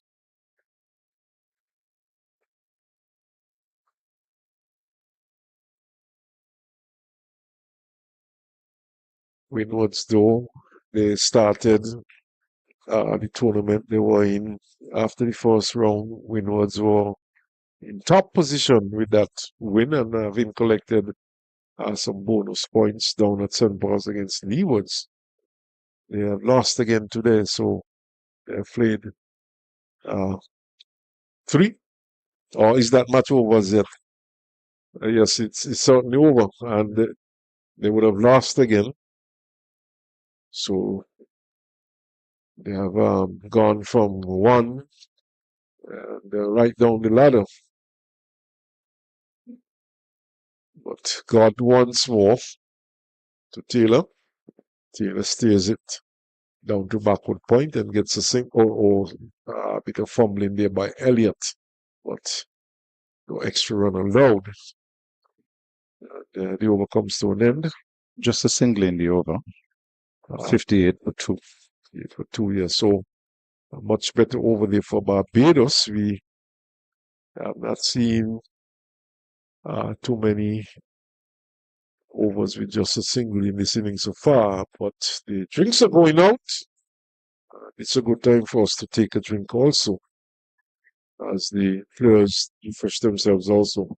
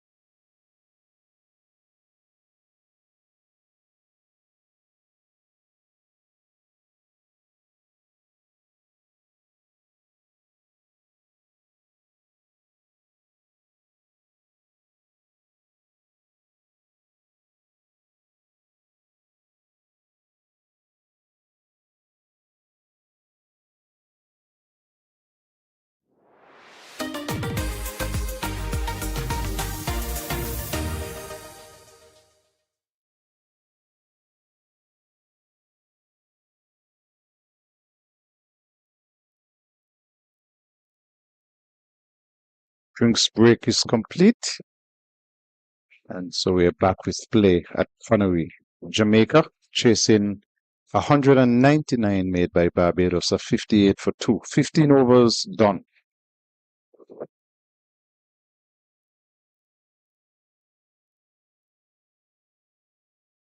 Change of bowling from the far end. Yes. And this is Herbert Mayers in. That's a change from the last game.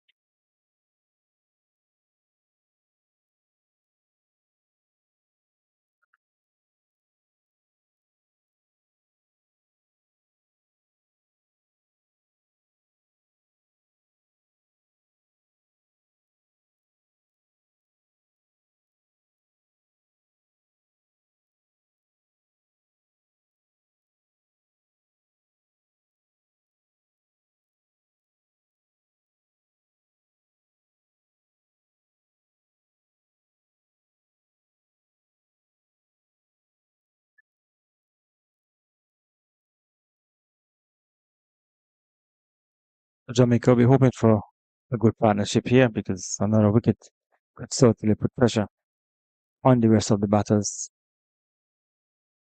The experienced Shady Nation has been dismissed, and Stephanie Taylor would want to stay with her captain.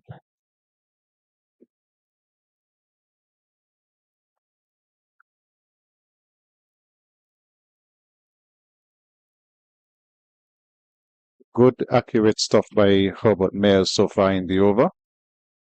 One delivery left.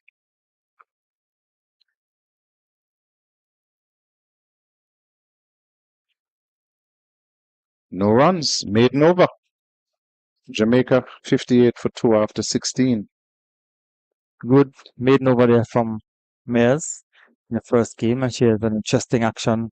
Carlisle, there's a characteristic kick of the right leg before she deliver, but she bowled a tight over, and they would want to continue to keep things tight and put pressure on Jamaica because 200 runs could be very challenging. We have not seen any team get up to 200 for the season so far, and Barbados would have posted the highest total of 199. So they will want to continue to put pressure or keep pressure on the Jamaica batters.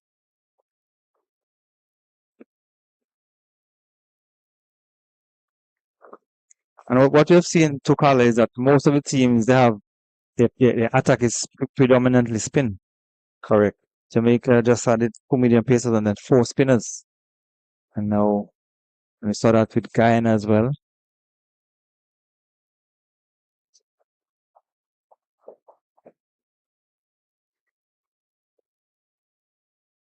This one is a little straighter, heading into the pads.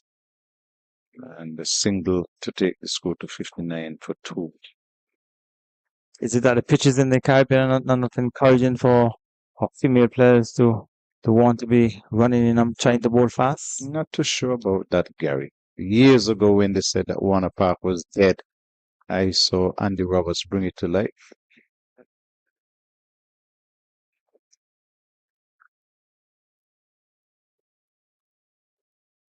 Yes, the surfaces for the most part have had very little grass and have been on the slow side.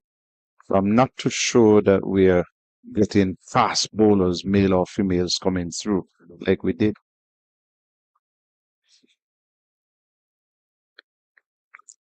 But Gordon in this game is not fast, but she has been accurate. Yeah, she has been keeping a good line and like just on about the off stump.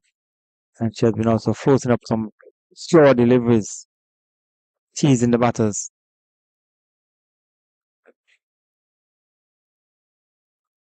She's in her 5th over and she has considered 15 runs, just 2 runs coming so far in her 5th over. And she has delivered some 5 deliveries already. Keeping things tight, and that certainly would put pressure on Jamaica.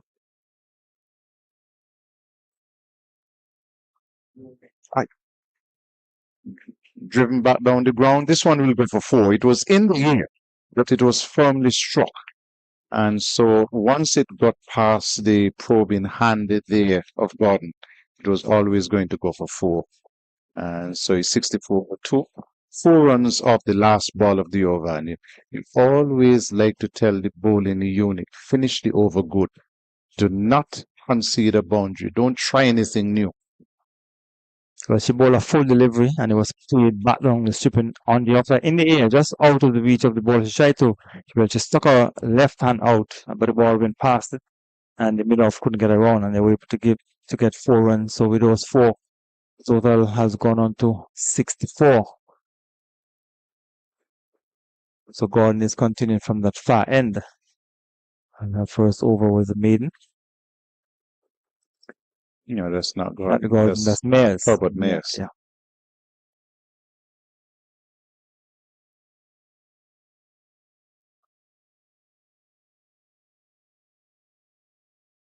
So there are 4 fielders on the one side for Stephanie Taylor. There's a long on.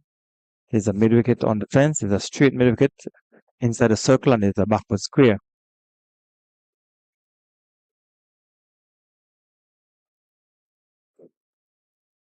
So the experience of Stephanie Taylor would have to come to the fore as she gets a single. And with that single, she has gone on to 6. And Rashada Williams, the captain, would want to play a long knock. She's on 49 from 44. She was given a chance. She's on 29 from 44. She was given a chance when she was on 8.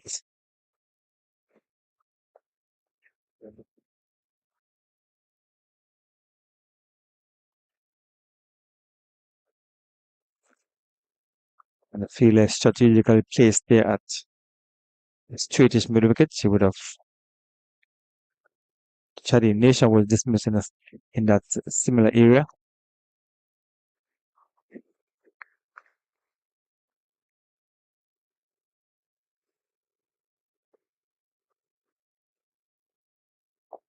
Bowling a nice tight line. 5 deliveries gone in the over. 1 run. That's a good over there by Herbert Mears. Just allowing 1 run in the over. And this time you heard a shout from the keeper. Close it out. Close it out. And she closed it out with a dot ball. And so the score is 65 for 2. 18 overs gone. And it was a teaser with a well-flighted delivery. But the captain, Rashada Williams, was not going to be tempted. She just pushed it, just came forward and pushed it solidly into the offside to bring up the end of that 18th over. So the required rate is 4.22. They are currently going at 3.61 runs per over.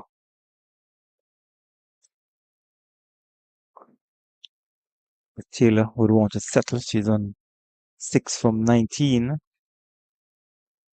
And Gordon will continue from the media center end.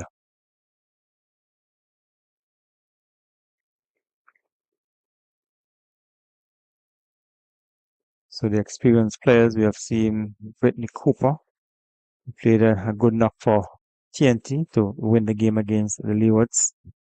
So Jamaica will want something similar here at Connery. And they have Stephanie Taylor, who is an experienced batter in the middle with Captain Shadow Williams. They would want a good partnership. Second wicket partnership was just about 36. They would want a bigger partnership between these two if they are to get up to the 200 runs that they require to win here against Barbados.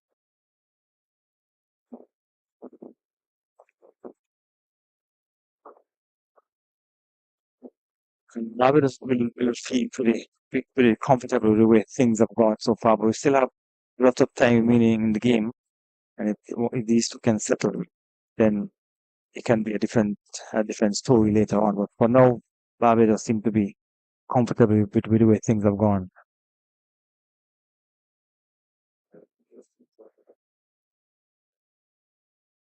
Just a 1 run so far in the over from Gordon. She's in a 6th over. None for 20. The run came off the first delivery. Rashada Williams is the captain of Jamaica team, and she would want to play a long knock. So Gordon continued to bowl that tight line with some teasing delivery just on about the off stump. Rashada Williams just playing circumspectly. Just pushed it down into the offside.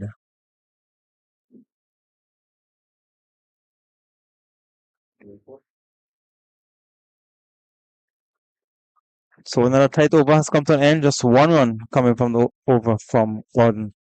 And Jamaica, they're 66 for 2 from 19. Very good over. Tight containing stop here by Barbados. And they know that if they continue to string the dots together, the pressure will mount. These two batters at the crease can clear the boundary. We've seen that in previous tournaments. I'll tell you something, this pitch I don't think it is coming on as fast as we thought that it would. And so the batters have to dig in deeper. Good bounce.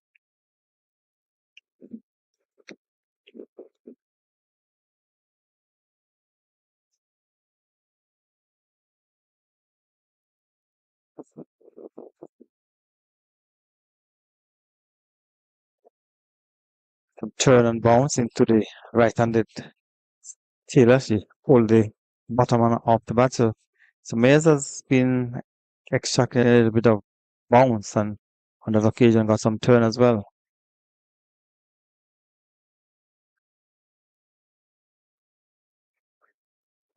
A little wide outside the off stump, too wide. So wide has been signaled by umpire at the far end, umpire Abbott.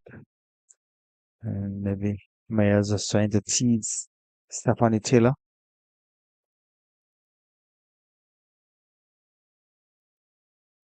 With a good delivery beaten outside the off stump. So the previous delivery was floated about outside the off stump because there's an extra cover, there's a backward point, and a third man, and she was encouraging the drive outside the off stump, but the experienced Stephanie Taylor watches it go through.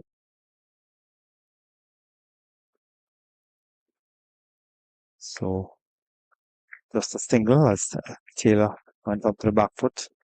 So Mayers continued to bowl tight. Just the 2 runs, a wide and a single. She's in a third over, none for 3. 2 deliveries remaining in over number 20. It's a full delivery. Should have been punished. Rashada Williams did only get a single. So the first full delivery for bad delivery delivered by Mayers was not punished by Captain Rashada Williams.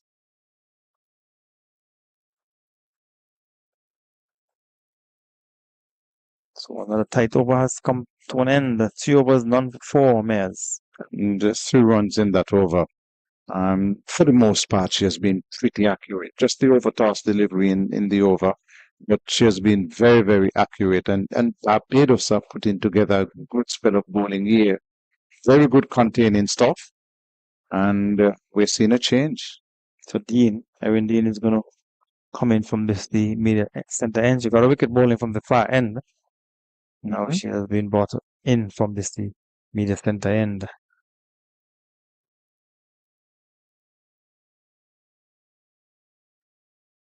So she'll be bowling to the captain. Williams is on 30 from 53. The third man has been asked to go back on boundary. Long on has been asked to come inside the circle, or long off has been asked to come inside the circle. At mid off, there is a cover on the boundary. Well, there's a change. The third man has been asked to stay inside the circle. And so they have hustled through for the first one, but that's all they'll get as Holder down on the boundary came across to the left. So one more to the total, 70 for 2. And the target is 200. Barbados, when the batter got to 199 from the 50 overs. Shona Knight, she was not out on 48.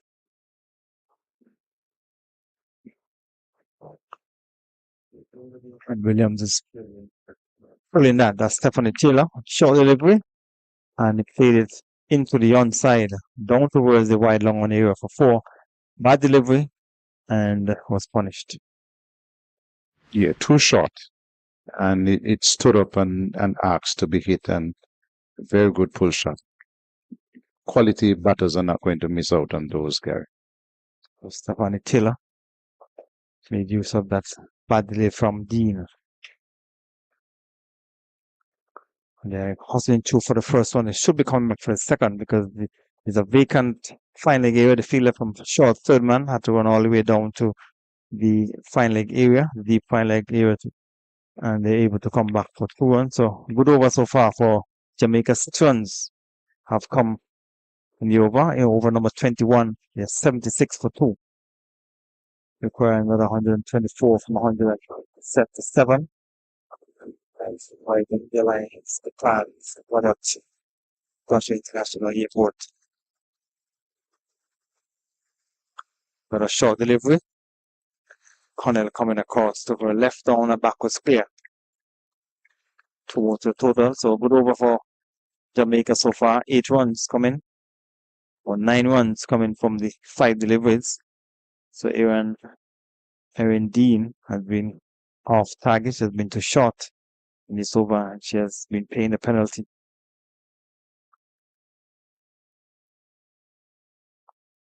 The delivery is playing to the onside. It will go down towards the forward square area. And Fielder coming across to her right. That's Kishona Knight. Didn't pick it up cleanly, but the batters had enough time to come back for 2 runs. Even if she had picked it up cleanly, they had enough time to come back for 2. So a very good over for the Jamaican team so far. Some 11 runs coming. And that has taken the total up to 80 with 1 delivery remaining in over number 21.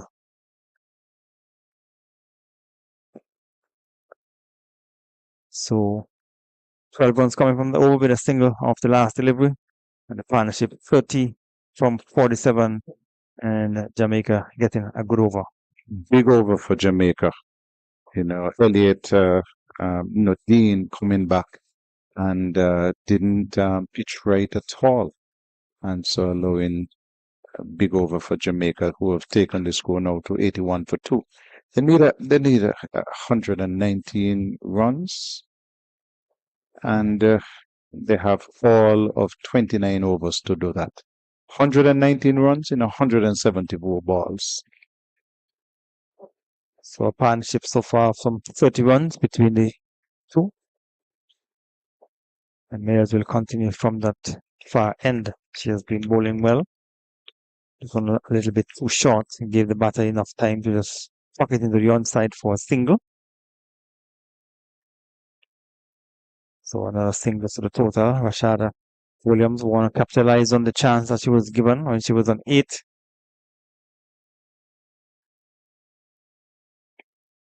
And a little bit of feeling at the straightish mid wicket. A short delivery was onto the back foot as Williams looking to swing it into the onside.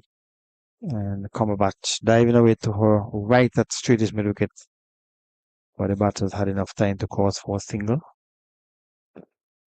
The first 2 deliveries you have seen 2 singles. So Mayers in her 4th over, none for 6. And she didn't play in the last game, the game versus Guyana. So she has come into this encounter here, 3rd round match against Jamaica. And short delivery. Spinning towards Stephanie Taylor, was looking to get it between the backward point and cover area, but he got it straight down to Elliott at backward point. And there's no run. She seemed to have been a bit disappointed. She didn't place the gap. This time she gets it in the gap. And it's going to go close to the boundary. And Kishona Knight will pull it back. They will get 2 runs. So 4 runs coming from the over so far with 1 delivery remaining. 83 or 85 for 2. Over number 21. The partnership is 34 from 52. Stephanie Taylor, she is on 22. So over has been completed 4 runs coming from that over. Over number 22 has been completed, and Jamaica 85 for 2. Yeah, and we have been saying all along that, listen, it takes a little time for batters to get in on this pitch. But once they're in, the difference has been for those batters who have carried on. So you soak up some deliveries to get in, you have to then stay at the crease and make it good for your team. Rashada Williams, she has been there for 55 deliveries for her 32. Stephanie Taylor, 35 deliveries for her 22. And so they have done the hard work, and they would want to now continue to push on for their team, Jamaica. On the other hand, Barbados will be looking to tighten things a bit. That last over wasn't a good one by Dean. She has been replaced at this end, and it will be Elliott who will be coming in to bowl. So this is the only match that is still ongoing. The other 2 matches have been completed. Leeward's defeated by Guyana by 122 runs. Leeward's made 56 in reply to Guyana 178. So it's Keela Elliott who places Dean, and she both start with a full lead break. And has been punished by Rashada Williams. She only manages to get 2 runs. As the keeper was looking to effect a run out of the far end, and maybe just thought that Stephanie Taylor was a bit slow in coming back for the second one. But a full delivery first up, 2 runs. So it's the Jamaicans who want this partnership to continue to grow.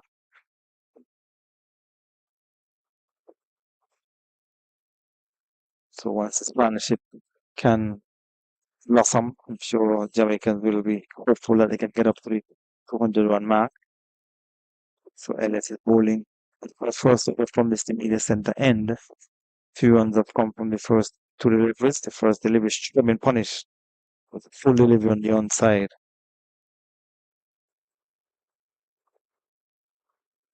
Another delivery, which is flatly lying on the onside, past the keeper. They've gone through for 2 leg byes have been signaled by umpire Laurie. So 2 runs in total. Has gone on to 90. So I think that Elliott is pitching offline. Another full delivery, second full delivery of the over. Just a single. Stephanie Taylor sometimes when you get a full delivery and you lose your wicket and you thought to get a single on that to be dismissed by a full delivery with experience. Stephanie Taylor. She just got it down to mid-wicket for a single. But I've seen a couple of full deliveries from Taylor Elliott from this immediate center end, and they have not been punished. So there's 5 runs coming from this over. So the final delivery pushed into the offside. Over has been completed. Over number 23, 91 for 2. 6 runs coming from the over. And if they continue like this, Jamaica, they will get the run rate required load. Right now, it's just about 4 and over. And these two have put together a good, sensible partnership of 40.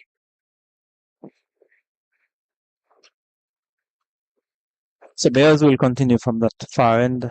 4 overs, none for 8. And the required rate is just about 4.04 runs per over. They have some 27 overs remaining for Jamaica if they have to get up to the 200 mark.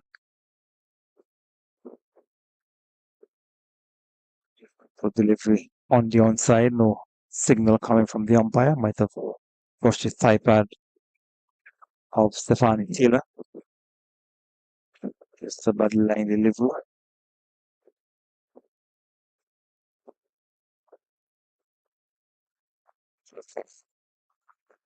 Taylor we could do beat or pierce the gap between point and cover. She get it through this guys. She had to get some left and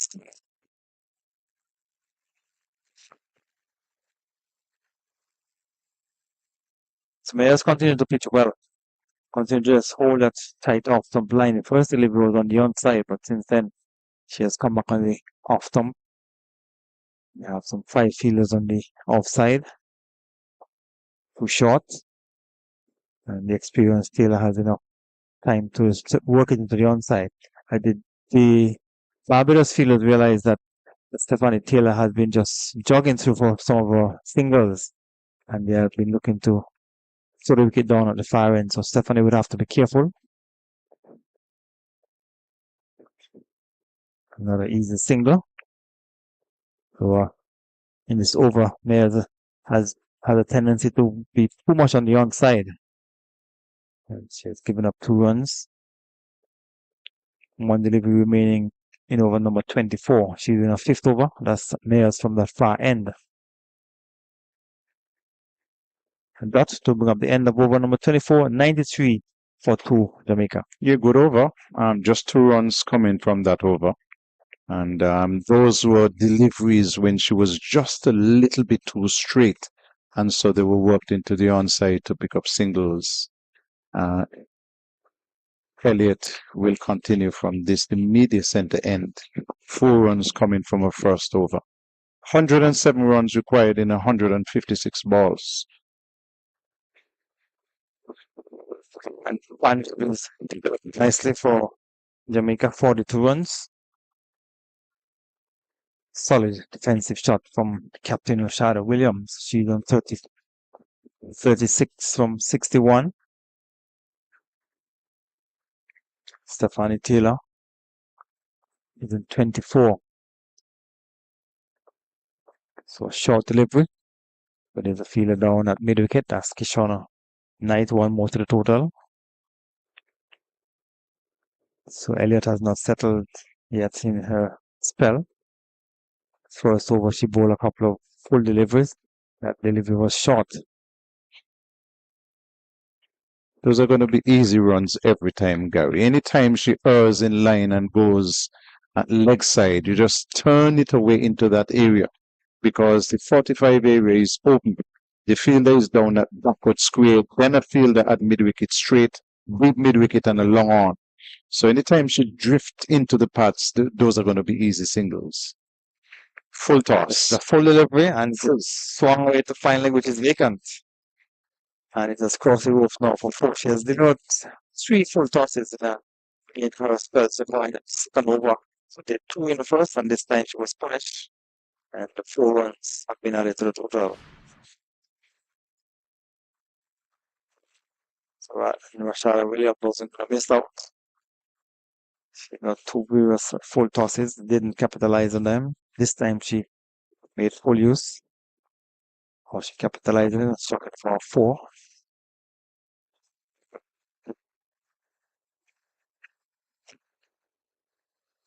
So 6 runs have come so far from over. And the right arm wrist spin collar is always something difficult to perfect, and sometimes you'd see the bowlers bowling those full deliveries and sometimes too short. But the over has come to an end. A good over for Jamaica, 7 runs coming from it, and at the end of it, the 100 has come up as well. There are 100 for win 25 overs. Yeah, this is the time when Barbados need Elliott to come and bowl a couple of tight deliveries, but she has been all over the shop, full, sharp, and providing too many easy singles there. Anytime she's straight into the pads, they're going to go for singles because we haven't seen Barbados make the adjustment and given the fielder down on the 45 on the onside. So the 100 for Jamaica came up in 25 overs. After 25 overs for Barbados, the 100 came up after 29 overs, and they both would have lost 2 wickets at that point. So the Jamaica goes there slightly in front, scoring a little quicker than Barbados, as Rashada Williams looking to sweep. She was struck on the helmet. Struck on the helmet, and so now the umpire is signaling for the medical team to come on because it's the concussion test. The concussion test. Once you're struck on the helmet, whether it's a spin bowler, fast bowler, or you're feeling, they have to go through the protocol just to ensure that the batter is all right. I think she's okay. It's a slow bowler bowling to her. She went down to sweep. It just got bounced a little bit more than she anticipated and went into the helmet. But what's interesting, Gary, is that after 25 overs, Jamaica were 100. Means that they need another 100 from the last 25 overs if they are to go ahead and win this game. But what this break does while they're doing the concussion test, it also allows the Barbados team to regroup, to have a chat, have a think about this, work out new strategies, and see how they're going to bowl the remaining 25 overs. If Jamaica are batting at the end of the next 25 overs, or at the end of the next 20 overs with wickets in hand, it means that they would have a pretty good chance. Yes, and as a defending champion, you would want to come out here and show that you're a champion by trying to win this game. You're having to score the highest total for the season so far, 200 runs, and but they have lost 2 wickets. You have the 2 experienced players in the middle, and you would want this partnership to continue to grow. This partnership has yielded some 49 runs so far, and the required rate, they need to score at 4.05 runs per over if they are to. So over number 26 is in progress.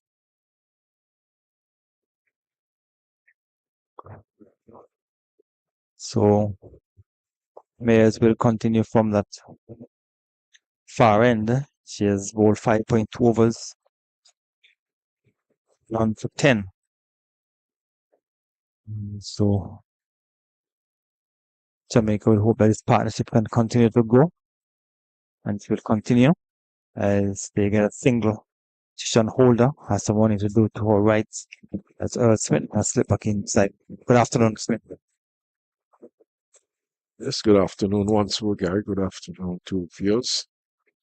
Jamaica really building here well, we're building well and putting together a very good partnership. These two of the more experienced players, not only in terms of number of games played, but international experience. Both of a number of won the international matches under their belts. So with that last single, the 50 partnership coming up between these two. So they came together in the 14th over when Nation was dismissed for 19. So one run coming off the over number 26 has come to an end, 101 for 2 Jamaica. Yes, so Jamaica doing well. They have approached this partnership well too. The running has been good between the wicket. It has been aggressive. And having said all of that, though, I don't think that the Barbados spinners, I don't think they've bowled as well as they ought to. And I would have said earlier on that I was not too impressed with the bowling on Monday when they played against Guyana. Today, they haven't put on such a good showing. Just one wicket so far going to a three. The other biting which tells you that so far the team has not been very penetrative. As you speak, she is playing to the offside have been dropped. The fielder does at the calendar. Yes, calendar at extra cover. May look to see the ball drop in front of her, or if she didn't hold on to the catch that went straight to her. But Keeler Elliott could have broken the partnership with that first delivery. And so we want to look at it on the monitor to see what would have happened. And it could have been a chance. And we don't want to. So Rashada Williams could very well would have been dismissed. We look at it on the monitor. She came forward, played it in the air, and still not clear whether or not it went straight to hand or dropping just in front of her. She could have gone straight to her, but I guess might have to take another look at that one. So probably at the end of the over, but it seemed to have gone straight to her. So Barbados almost had an opportunity to break partnership. And we spoke about the bowling was that penetrative, almost like right on cue. She almost got the wicket. Out the captain, Rashada Williams, she was put on 8. And a possible chance as well just went down. So one delivery remaining in over number 27. 2 runs coming from it over. Much tighter over from Keeler Elliott. The right arm spin bowling from this media center end. So over. It completed over number 27. And Jamaica inside of 200 for victory. They are 103 for 2. Yes, doing quite well. And opportunity presenting itself a while ago. And we look at it once more.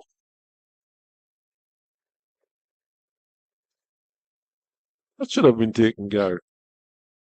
Yeah, it went straight into her hands into the fingers and dropped. She didn't, was a bit low to her left and she couldn't hold on to it. So 2 chances going down. Rashada Williams would have given 2 chances to the Barbados fielders. They have not been able to hold on. So Keeler Elliott at backward point couldn't hold on, and now Calendar at extra cover couldn't hold on to that catch. Just a quick single there by the Jamaican batters, though. Ball traveling down to short third man, and they hustled through for the single, putting the fielder under pressure.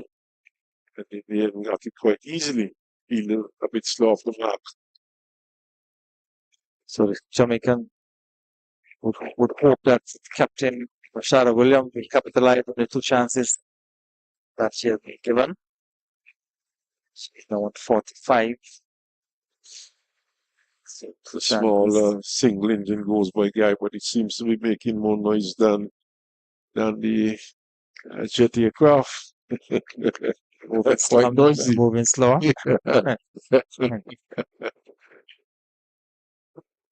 That's how it is with those small aircraft. They're very noisy.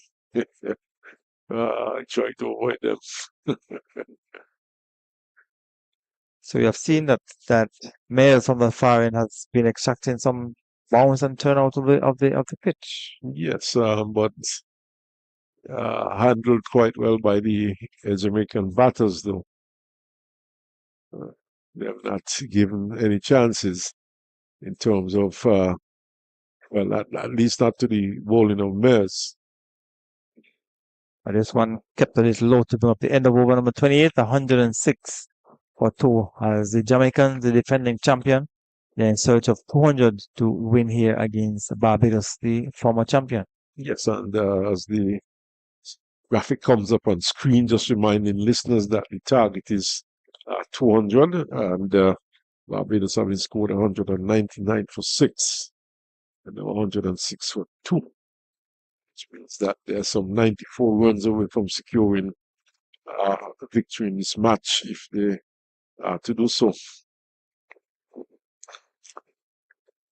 So they get another single down to Holder. She's down at cover. And Keeler Elliott had an opportunity in the previous over to dismiss Shada Williams. This time it is knocked down by Calendar. Would have dropped the catch in the previous over. This time Williams got on top of it and played it down rather than trying to get underneath it to play it in the air. The fourth over single and return goes back to the keeper as Williams was playing for the single, but Calendar was clear on to her left.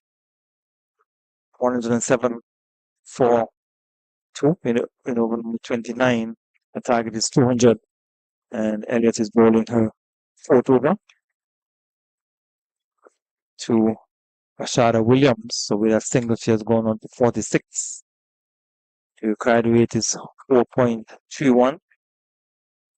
And I've seen 22 fours. No 6 have been struck. No 6 have been struck so far. Keeler Elliott will want to try once again to break this partnership. And the experience of Stephanie Taylor would prevent that from happening, at least for the moment. She has faced some 32 deliveries and she got 52 deliveries. She's done 29. Came in at the Fall of Nations wicket. And we get a single from a full delivery. Goes down to Cumberbatch on the boundary. At long off, long on. So over number 29 has come to an end. And Jamaica 109 for 2, still 91 runs away if they are to win this game. Yes, and Barbados needing to break this partnership at this point. And of course, there are 2 very experienced batters out there, players who have played for the West Indies, won the international level. In fact, Rashada Williams has had some 28 games and has scored 61. A very low average, but she had scored uh, 2 half-centuries. In fact, her highest score 78 not out, averaging 10 though, but she has scored 2 half-centuries. But in terms of Stephanie Taylor, she has gone big. She's averaging 43. Won the cricket with a high score of 171 with 41 50s at 700. So that tells you that Barbados really need to break this partnership, or they could be on the receiving end in this game. And Jamaica would love to get another one of those half-century from Stephanie Taylor in this game, and that will certainly take them close to the 200 mark, half-century and more. So she has got another single, so she has gone to 31. Shara Williams certainly would want to make use of the chances that she has been given to try and make a big one here for Jamaica. Stephanie Taylor, we know she has a good start, and we know that once she gets a start, she has a tendency to go big. And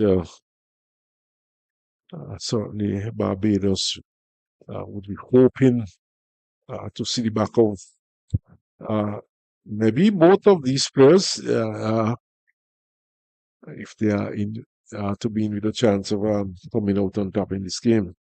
So we saw another good delivery there from Mayer, the flighted delivery, some turner and bounce back in towards the right-handed Rashada Williams, who is too short of a half-century.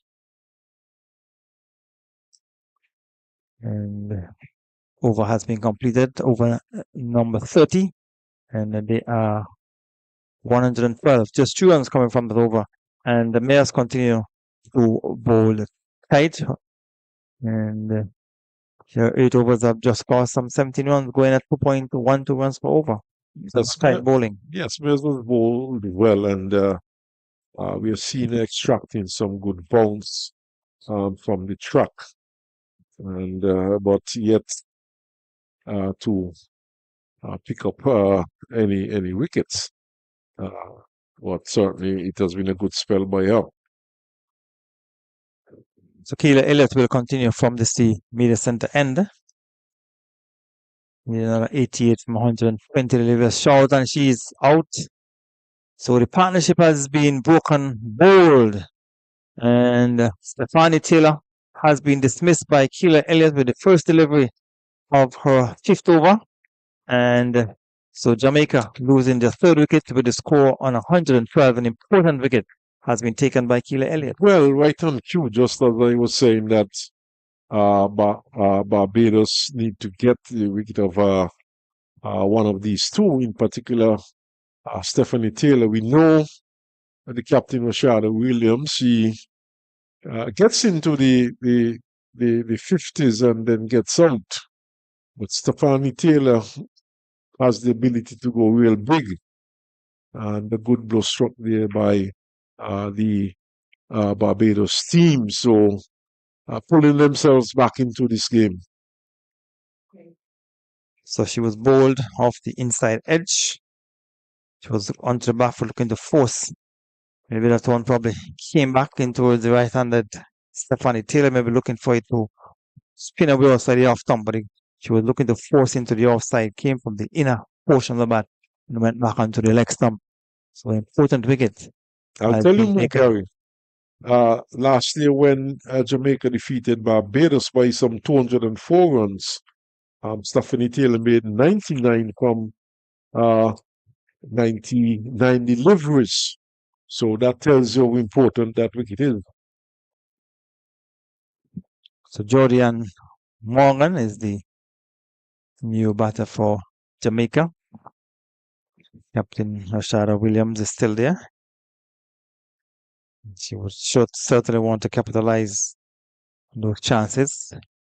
But the Barbados team coming back into this game with the fall of Stephanie Taylor wicket. And the previous over, she almost had the wicket of Rashada Williams.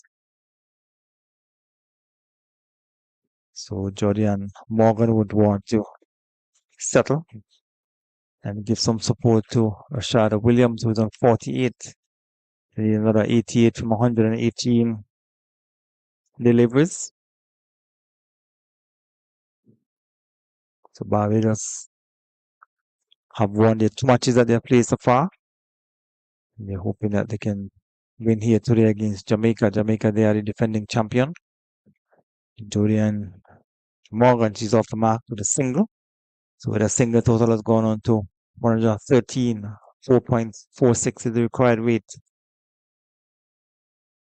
So certainly some pressure will go back on Rashada Williams when the partnership was going with the experienced Stephanie Taylor. Sure, she would have been feeling comfortable, but now Stephanie Taylor has been dismissed. And more responsibility will be on the captain of the Jamaican team to see her team to victory. Julian Morgan would have had the highest score of the season of 23 from some 54 deliveries against Guyana. So she certainly would like to better that this afternoon to give the team a good chance.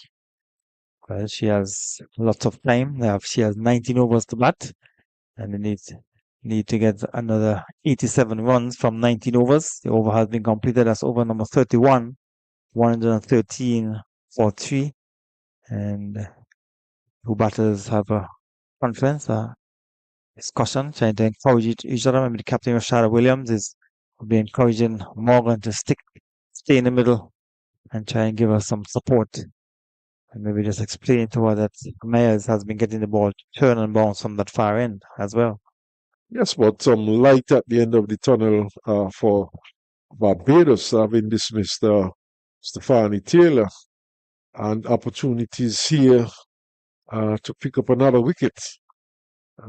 Morgan is on strike, but she has just gone to the crease, so she would have to start. And batting becomes a lot easier once you are in for some time, so she would have to try and construct an innings. First delivery from Myers is bang on target. She has been quite tight bowling from that far end.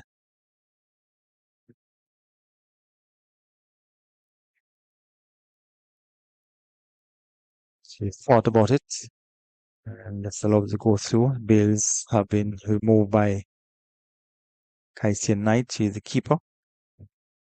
Opportunity here from Myers. So some turn and bounce back in towards the right-handed Morgan. That's what we have been speaking about. The turn and bounce that Myers has been getting from that far end was creating some bother there for the new batter Morgan.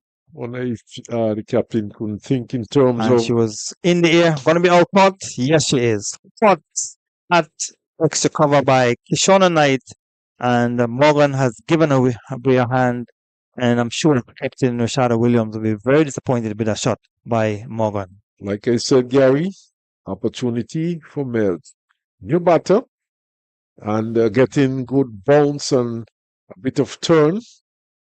And certainly, I suspected that she would have forced some problems for the new batter. I was just about to say that perhaps the Barbados captain could be a bit more proactive and put a silly point in for the new batter Morgan, bearing in mind that the ball was turning a bit and bouncing, and just to put some pressure onto the batter, but that really didn't become necessary.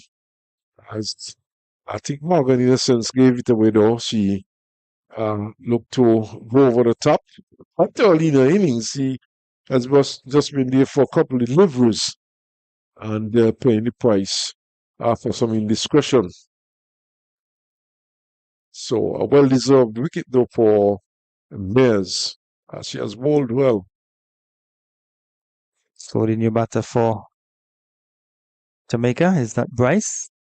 Bryce, Abigail Bryce. They're saying Celine White, but number 29. Number 29 is Abigail Bryce. That's Bryce. It's not Cillian White for sure. But that's what is being shown on the monitor. Samir comes up from the far end. And so that's Bryce will get a single. So Jamaica certainly be under pressure now, losing 2 wickets, 2 quick wickets. So a marked difference between White and Cillian Bryce. Easy to distinguish between these two. So over number 32 has come to an end, 114 for 4. And Barbados lost their 4th wicket when they scored on 197. I think they were stuck in the 190s of Barbados. They were unable to get out of the 190s and finished on 199. In fact, they lost a few wickets in the 190s. But the Barbados team has gone bang bang and very much back into this game. So the pressure certainly will be on Jamaica. A bad delivery, but she almost played it down to the fielder Connell down at backward of the screen and get a single. That's Bryce. So the pressure will certainly mount on the captain of the Jamaican team, Rashada Williams. She has been given 2 chances. Elliot has to be a lot tighter though. She was much too short with that delivery. Now she goes full. There's a loud appeal and she's given out. So Rashada Williams seemed to be disappointed with that decision by the umpire. Was a ball up on the off stump, went for the drive, looking to play it into the offside, missed it. Well, taken behind by the keeper. The appeal went up, and the umpire has raised the finger, umpire Laurie, and the Jamaicans are in further trouble here at Connery. Yeah, certainly the batter did not seem to be too pleased with that decision. As you look at it, and it's kind of difficult. Sneeko is not working. So kind of difficult to pick up that one. But we'll probably have another look at it again. And there's some technical issues there with Sneeko. But certainly Rashada Williams not too pleased with that decision. But you'll never know because so many times we've seen batsmen going for the review for caught behind, and then the review would have shown that they did in fact edge the ball quite clearly. So you'll never know. Sometimes batters think that they have not edged when in fact they have edged the ball. So, but look at it before we go for a drinks break. Tossed up, she's driving. That ball seemed to have passed inside edge. So they will take a short break with Jamaica just losing their 4th wicket or the 5th wicket, is it? So they're certainly in trouble. So we take a break and be right back.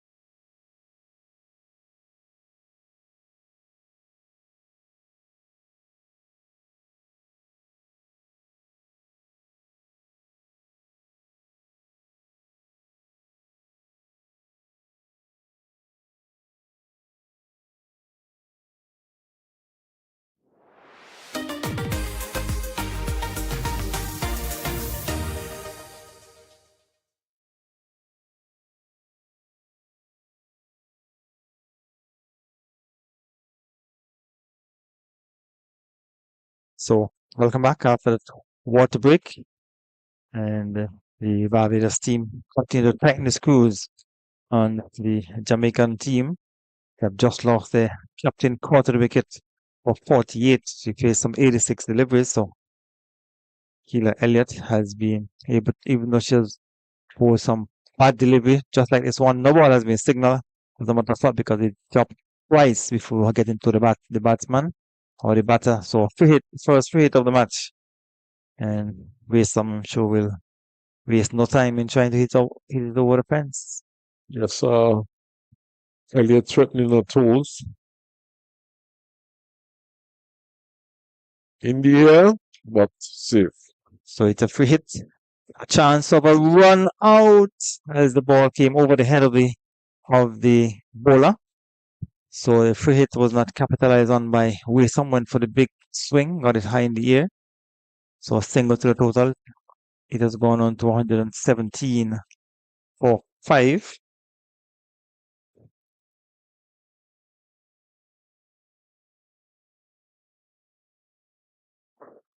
So Barbados certainly coming back well after that good partnership for the third wicket. They have picked up 3 quick wickets, 112, 113 and 116. And Keela Elliott has picked up 2 wickets, 2 for 20.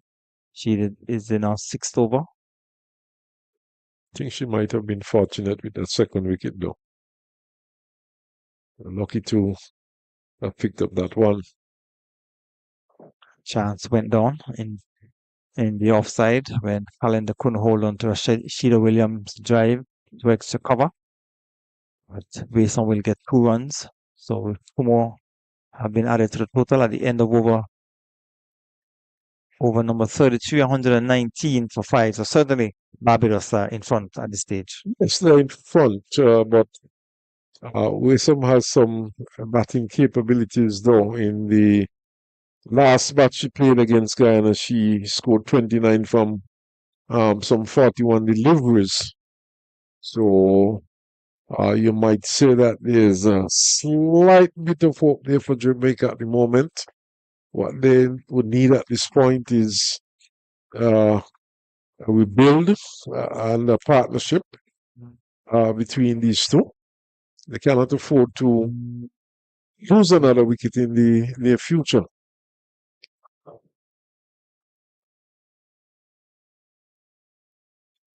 Smails will continue from that far end, so she will be given her full quota of 10 overs. Has picked up 1 for 18. Those are magnificent figures, and she certainly has bowled well. We're not just about 2 runs for over. She's bowling to Waysome. And Jamaica certainly up against it. 119 for 5. Chance for another wicket here for Mayers. And Miss Mayers continue to get the ball to come back in towards the right. And I thought the previous delivery from that Morgan got out. So the ball came back in towards her sharply. And then she probably thought she could just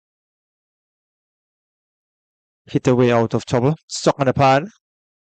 And umpires a move. Strong appeal from Mayers.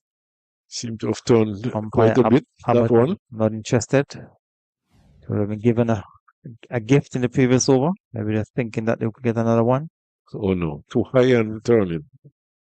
And Waysome is getting a single into the onside, is chugging it down to mid wicket. So another single. So at the end of this over, Carlisle will come into the hot seat. 120 for 5. And Jamaica certainly falling away in the last couple of overs. And Barbados certainly large and in charge here at Connery. They need another 80 runs in 16.2 overs. Just 5 wickets in hand. Seeing just the 1 run coming off the over so far. 5 deliveries have been bowled in over number 34. 120 for 5. Bryce is on 4. Looking to hit the delivery, came back in towards her. Over has been completed. Over number 34. Have the comments for you. Smitten, you hear the voice of Carly Powell.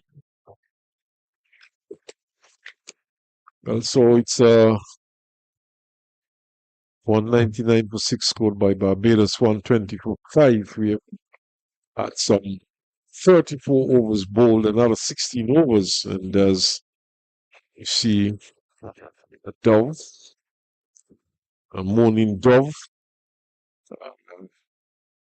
having some refreshment. And Elliott will continue. In the air to the right of extra cover. And there's a big mix-up, but in the end, they were able to sort it out, the batters. In fact, the throw might have gone to the wrong end. The single should have been taken there. Well, let's look at it again. Perhaps they eventually got the single. They're having some words now. Let's look at it again. Played in the air past Holder, who is at extra cover. And yes, the single taken in the end after that mix-up. At one point, both of them are running in the same direction towards the same crease. But in the end, they were able to come out of it unscathed. But certainly, Jamaica struggling at this point, 121 for 5. Fire the run rate 4.99. That's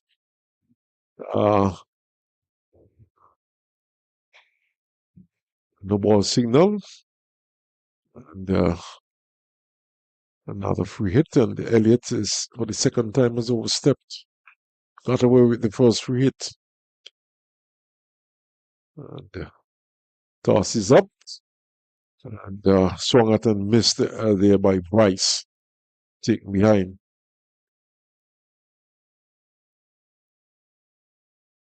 So Barbados getting out of jail. Carlisle picking up some quick wickets. It's swept around down to square leg to Cornell, just a single. See some dark clouds gathering again. And we hope that these clouds do stay away and we do not have any break in play. But the sun is still out. This one is in the air. Fielder gets on there. Cumberbatch juggles a bit, takes the catch. And Bryce is on the way. So, in fact, it's Wesam who goes for 3 from 7 deliveries. And Elliott picking up a 3rd wicket. So Barbados really cock a hoop at the moment and getting some quick wickets.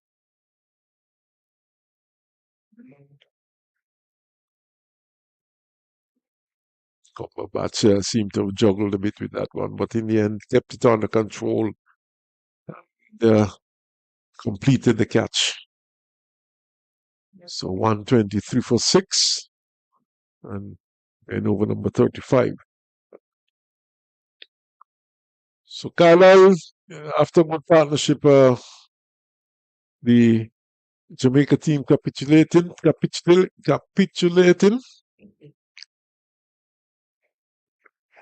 At one time, the inning promised so much from Jamaica. They had a good partnership going from 51 for 2, lost the next wicket at 112. So you're talking about a 61-run partnership for the 3rd wicket. And then after Taylor was out bowled, the tripping one onto her steps, all fell away. But you have to put this down to good bowling by Barbados, in that they were able to dry up the flow of runs after Taylor got out. And just look at Herbert Mayers. Yes, He's playing the last game. Came into this game and sent down at 10 overs. What, 19 runs? 19 runs, and she picked up, I think it was 3 wickets. Well, Elliott has 3 wickets, so she would have picked up some 2 wickets. Or 1. She got a wicket of Morgan. Morgan. I think she might have gotten the second wicket, but let's look at the bowling figures again. 1 for 19. 1 for 19, but nevertheless, very good bowling figures there by Mayers, and certainly deserved that wicket and probably more. Kept it tight and gave a team a chance. And as you said, would have built up the pressure with tight bowling. She got good bounce also, Carlisle, and she was able to extract a bit of turn from the track. Yeah, cricket is not necessarily a fair game. It's not often that you bowl tightly and you get rewarded. Because we saw Elliott, on the other hand, with much less control, picking up the wickets from this end. But cricket is a team game. It doesn't matter who get the wickets. While you get the wickets under the score that you made, you win the game. It's a win for the team. That's right. But the captain has brought herself back from the far end and replacing Mayers, who would have completed 10 overs of spell. Well, not just a spell, but a quarter of 10 overs. And Barbados really looking to press home now. Elliott 3 for 25. And, but it's Aline who's bowling. Drive at a miss outside the off stump by Bryce. So Jamaica at one point promised, but now it's a different scenario. 112 for 3 with 20 overs to go. So Aline, another wide. My goodness.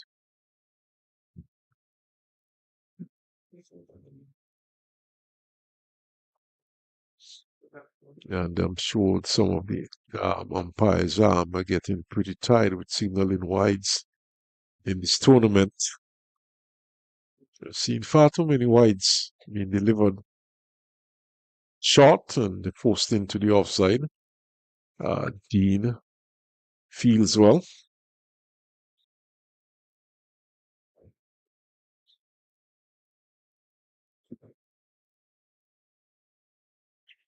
Cloud drifting away slightly. And we hope that it goes away.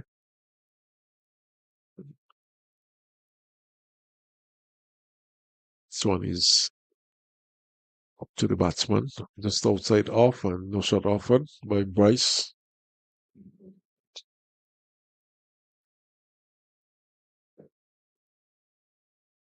So Barbados, of course,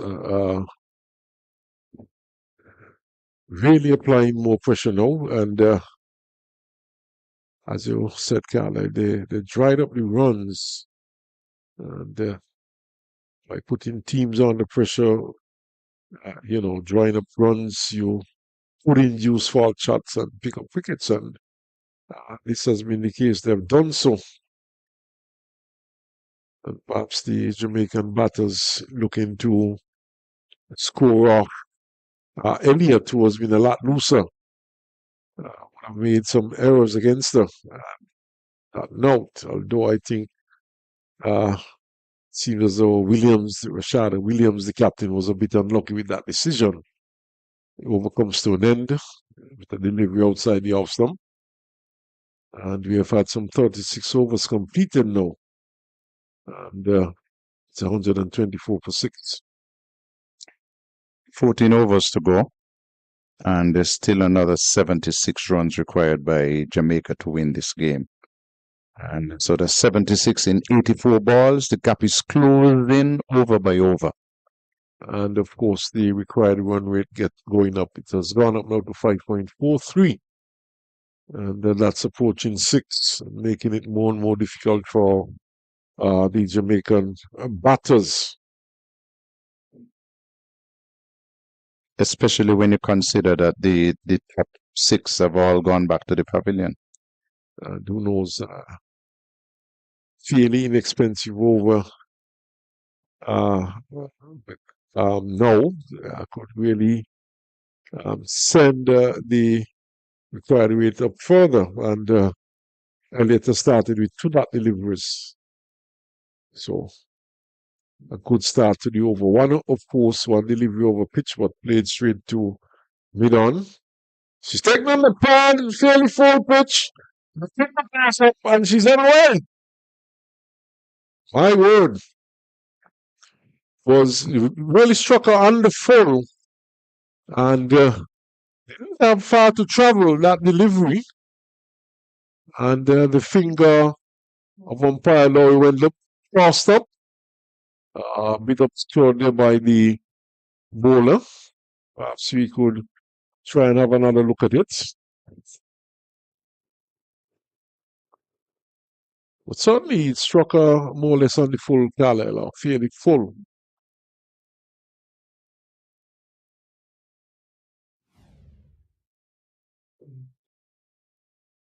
Look at it again.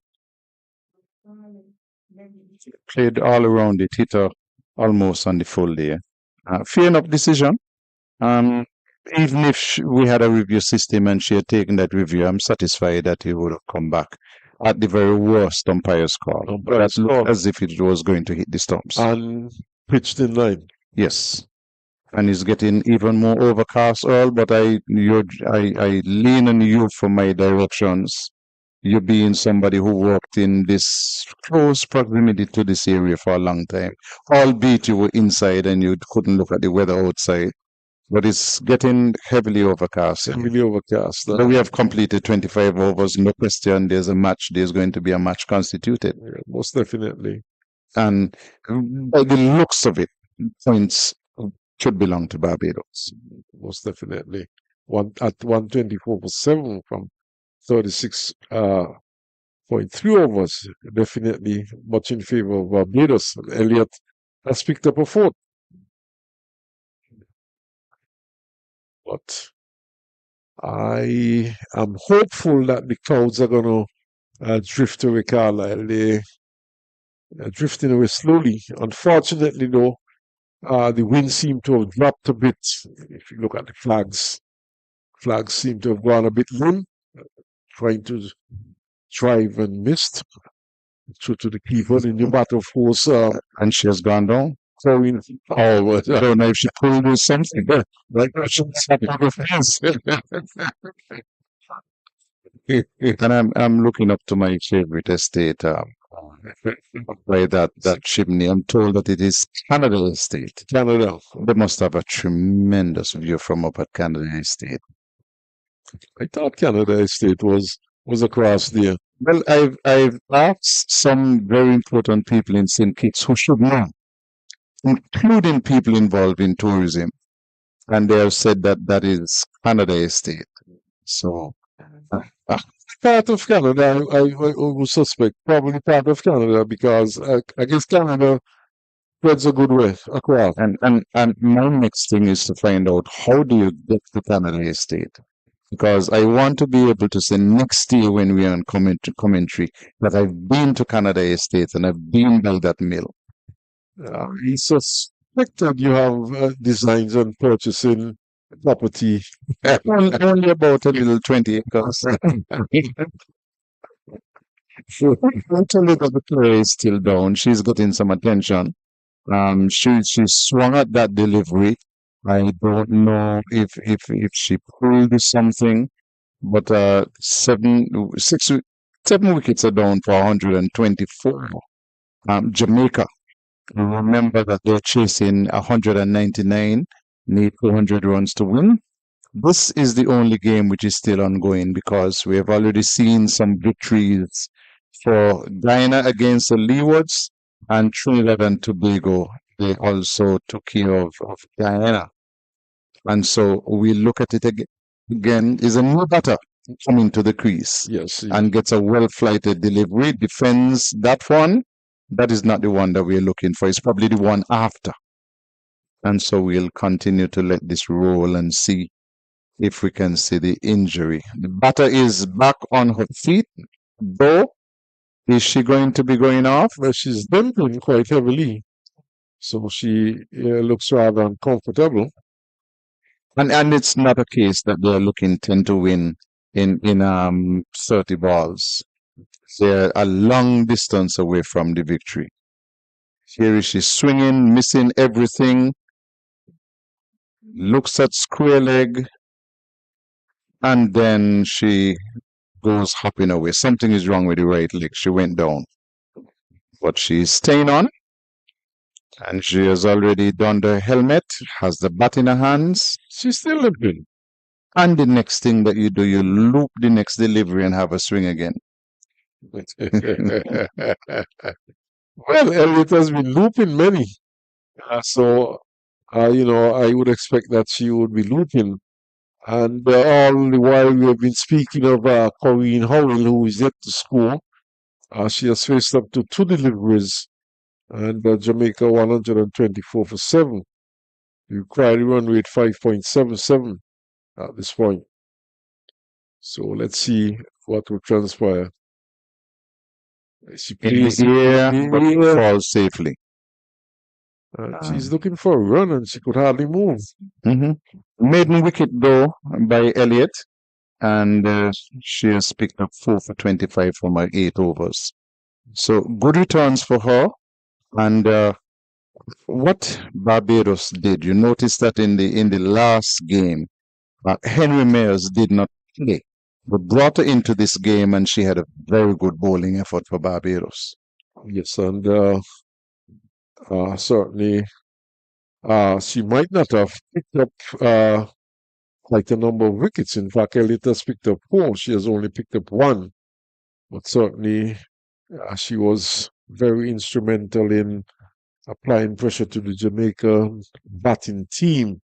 1 for 19, and she bowled during the period when Taylor and Nation were together, putting on that 62-run partnership. It's Calendar, outside off. Aline. Aline, sorry. Bit defensive day from the captain, Aline. Pace is not bad. She has good carries through to the keeper. Yeah, but I think at this point, though, she should be looking to attack stumps more with Correct. Barbados in such a strong position and looking to finish off things rather than bowling wide of the off stump. This is short, but more or less on the stumps. They played back to Aline. Clouds drifting away, Carlisle. And the sunlight reappearing.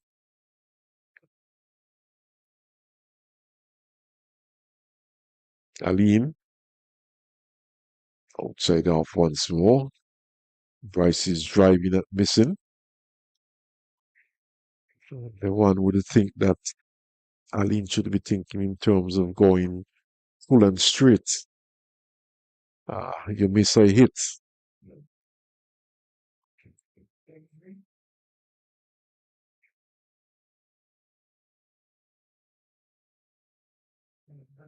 Outside off once more, another flash and a miss.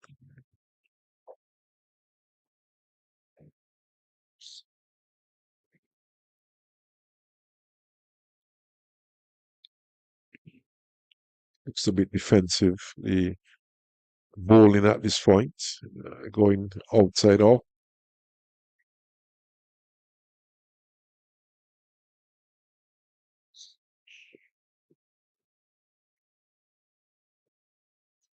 This time it comes from the outer portion of the bat. The agent goes down. The third man for single, but a much better delivery from Aline. And there Bryce picks up 1. So she would go to 6 with that single. Matawil is 1 strike. Perhaps he just suffered a bit of cramps in the legs. She has remained out there.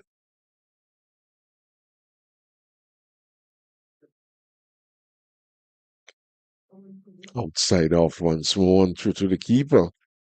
A few wasted deliveries in that over there by Aline. Not looking to attack the stumps more. She's bowling far too wide. She's bowling maybe a 6 stump line to tail enders, really. Neither of these two look competent at the crease. And so you want Aline to be bowling a lot straighter. They're playing a shorter ball and they're missing most of those deliveries. So you want Aline to bowl a lot straighter. Not straight, full and straight. And it seems Carlisle, that the clouds they have taken the rain into the St. Peter's area. Not bad. Well, it's away from Connery. That's fine. And it's certainly Elliott is looking for a 5th wicket. Toss is up.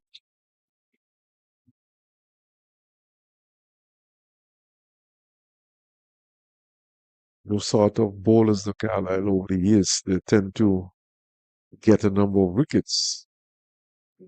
Oh, it's a good delivery. Beats Bryce. One turning slightly. It's really a good delivery. Stumps are broken.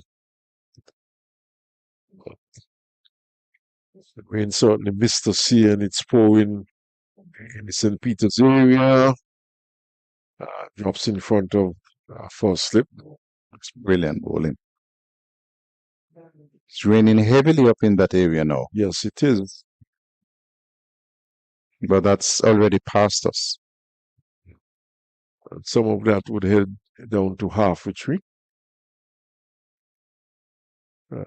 Draws away and then just stays it down to backward point. Where she can't score. What do you have planted? You have some vines looking for potatoes, cabbage, carrots, No, some thyme.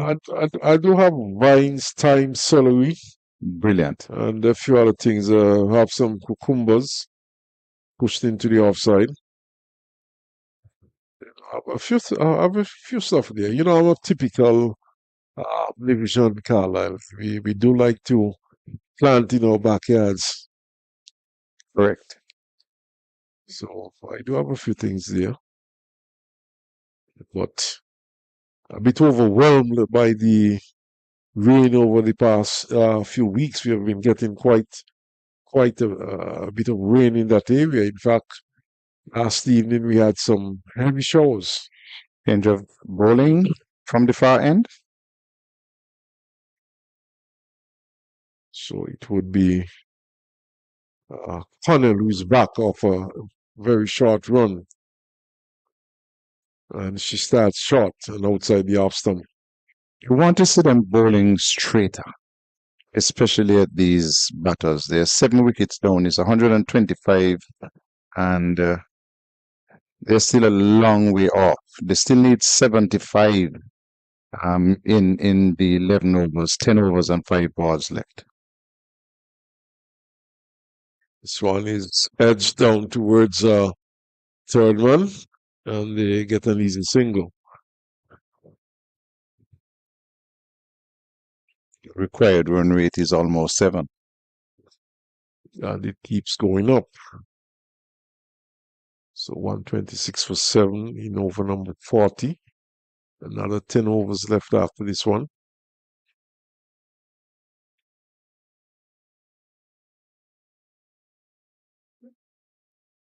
In the air, well taken catch. It's a very The captain, Aline, moving to a left and hoping in a very good catch indeed. So the 8th wicket going down now for Jamaica. And they're really up against it at this point. So Connell gets a first wicket as we look at it again on the monitor. Moving smartly to a left. And they're taking it cleanly. 126 for 8 now, and so you can safely say that we're coming closer to the end of this game. Second American Airlines for the afternoon, just arriving at RLB International Airport. That was you some months back after coming from your cruise. Yes, most definitely. In fact, I would have come back on a Sunday afternoon. On American? On American. Okay. I left on American and came back on American. Because you also have JetBlue and Delta and United. I fly American. I know we have access to those aircraft now, but I normally do American. So Connell picking up a first wicket. She now has 1 for 17 and she's in the 7th over to start again. And this one is stayed into the offside for a single by the new batter, Vanessa Watts. See, what I want to see the Barbados bowlers doing, not just running up and hoping for the end of the game, but you have to bowl as if you're practicing for a situation where the game is tighter, where it's closer, and you need to close out the game. Killer instinct in blocking. This one is steered down to short third man. And Elliott picks up. Funnel, of course, is a very experienced international player. And I think she has tended to be a bit too short.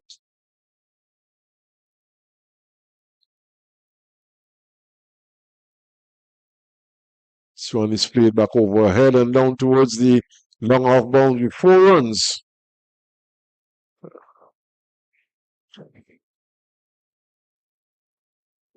So, end of the over. And, Gotta look to mop up the tail. Have to take wickets because she only just picked up her first wicket. When you look in the newspaper and you'll see if she were to mop up the tail and pick up another 2, you'll see Connell 3 for whatever. Nobody will tell you that this was 9-10 Jack. You have to keep getting wickets, keep improving your average, keep improving your own stature in the game. But Elliott, who is seeking a 5th wicket in a final over. This one is played powerfully, 1 bounce. The Cumberbatch, who is at mid-off. That one was struck powerfully by Vanessa Watts. And now we see Cumberbatch retreating to a long off position. Backward square comes inside the circle. Tossed up and beaten outside the off stump. Spinning across the right-handed Watts and taken by the keeper. Well bowled. That's about midland leg and turning away and getting very good bounce as well. That's good. Wicket seemed to have given her confidence. She's bowling a much better line and length now. Tossed up in the air. Hit straight. And Cumberbatch has some work to do moving to a right. The single to Watts. So Howell is back on strike. And perhaps Howell might have just suffered some cramps. She seems to be fairly okay now. This one is played to extra cover. And Howell is showing herself on the ground and fielding well. And there's no run. So Barbados heading towards consecutive victory, the 3rd consecutive victory. Misunderstanding here as it's played to mid-wicket. Dean is there fielding. Howell was looking for a run sent back by a partner. And in the end, common sense prevailed. And Elliott has just 1 delivery in which to get a 5th wicket. This one is in the air for some time, but to the right of slip. And it goes down to short third man for a single. And Elliott will not get a 3rd wicket today.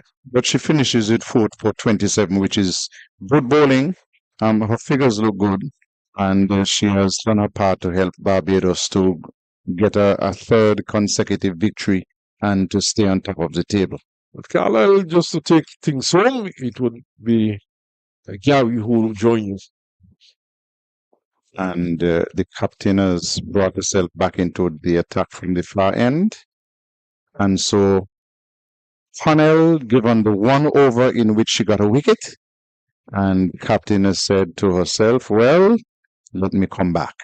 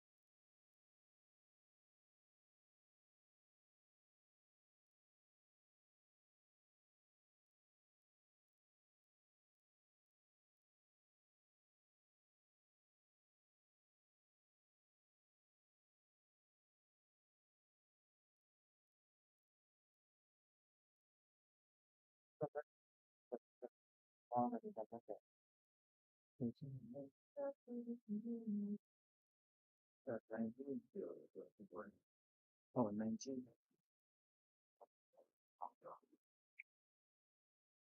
Single to take the score to 134 for 8. We're in the 42nd over. And Jamaica are a long way away from the 200 they need to win. They need now to score 66 in 51 balls. Required run rate has gone to 7.76.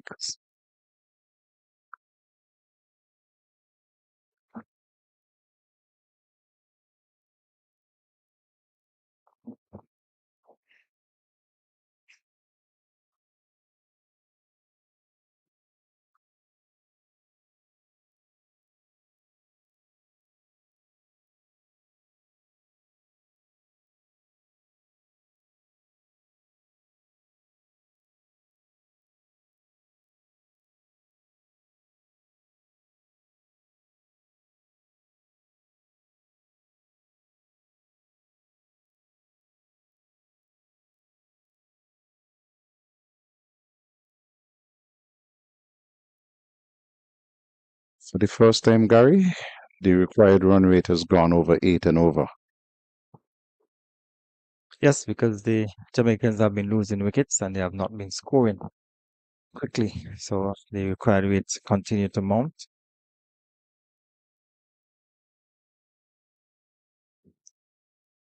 End of the over, just one run from it, 134 for 8, 42 overs gone. So Barbados looking to wrap up things. Number 10, 9 and 10 in the middle. And you want to be bowling straight. We have seen the batters swinging at deliveries outside the off stump and missing. You don't want to get it straight. And sometimes even though you get it straight, sometimes the bowler might swing and get an inside edge and goes down to the boundary for 4. But once you bowl straight, it's a high possibility that you'll be able to pick up wickets. So Barbados have certainly done well. They kept on the pressure and they were able to pick up wickets and pick them up quickly. And Connell has been swung around to the media center end.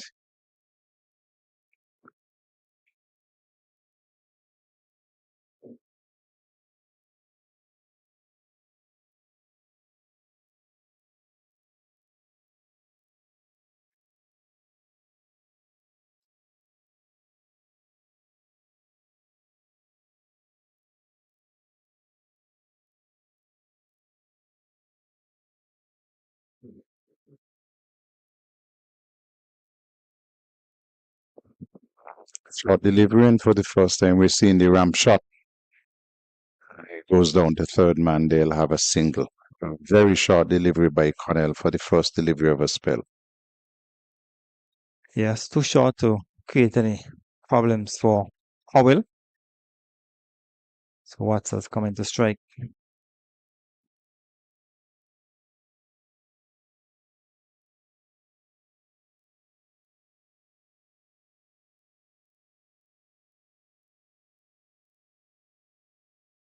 Hold him. Swung right around the slower delivery by Connell. And it went into the leg stump. And so Watts has gone for 2 from her 7 deliveries. And we are now on the brink, 9 wickets down. So Barbados just 1 wicket away from victory. And they certainly have done well. So they have been dominating this It's 2025 City United Women's Super 50 Cup from St. Kitts. They won the first two matches and now they're in a very strong position and highly likely that they will go on to win here against the defending champion Jamaica, and Jamaica in danger of going down two in a row. So the new batter is Celine White. She's the last batter for the Jamaican team, and it would probably take a miracle for them to get 65 from 46 balls. And I'm sure Connell will be looking to, with the 4 deliveries remaining in the over, she'll be looking to bowl full and straight.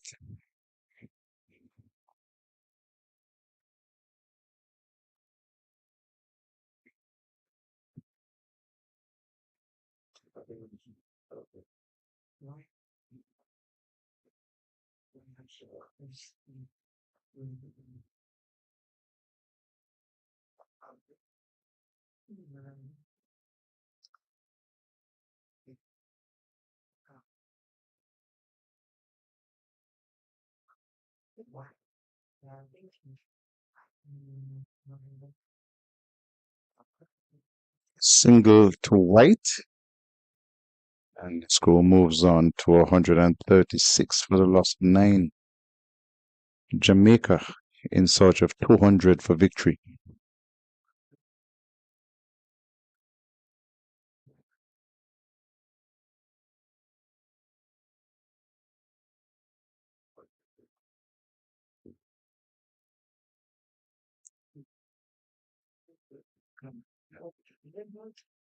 And with number 10 and 11 in the middle, Carlisle still have a fielder down on the cover boundary. Calendar is all the way down, cover on the boundary. There's also the forward square back on the fence as well. And the long on.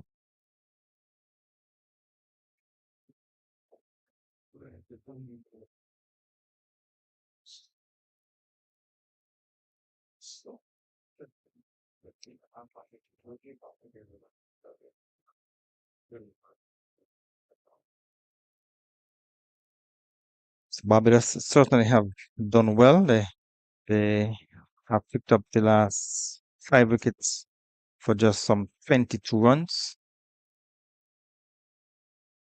So Jamaica certainly falling apart after we saw that very good partnership for the 3rd wicket between Rashada Williams and Stephanie Taylor. So the over is completed, over number 43, 136 for 9.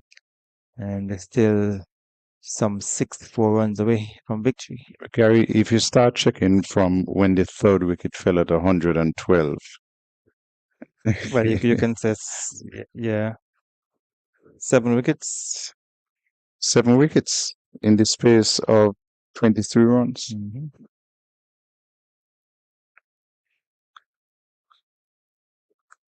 So I tell you, the lower order batters have not really contributed to the Jamaican cause. Not just the lower order, the middle order as well, Gary.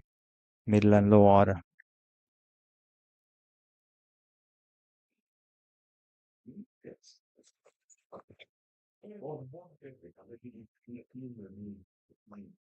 Change of bowling from the far end. Bean was expensive when she bowled the first time around, picking up 1 for 25 from 3. She's back into the attack.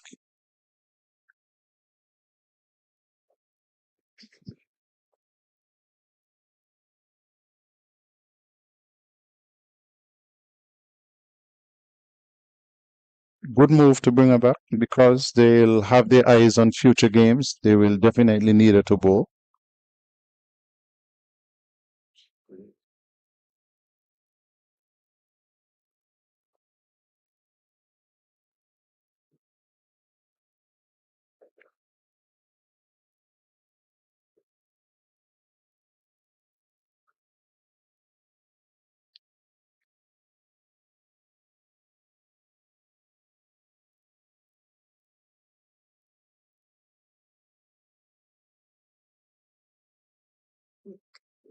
So White has been caught in 2 minds. She was thinking about a big shot, and she checked the shot and just pushed it down into the offside. So 3 deliveries remaining. Let us see if she will decide to take the attack. to Dean, who is bowling from that far end.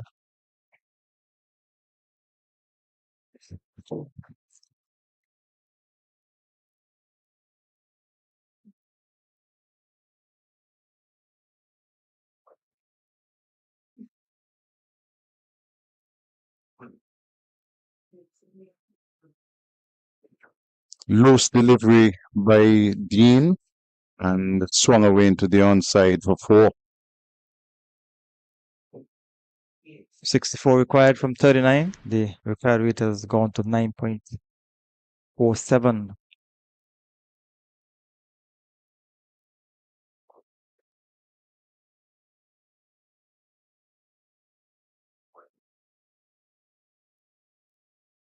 So Dean certainly has not pitched well in this match, and she has been expensive.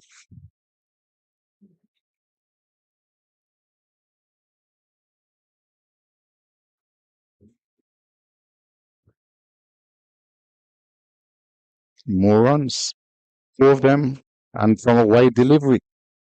And so that's not going to help the figures of Erin Dean. It's now 140 for 9. 60 required from 38. So once you're in the middle, there's still hope for the Jamaicans, even though they're 9 wickets down, but it is a uphill task, uphill battle for number 10 and number 11.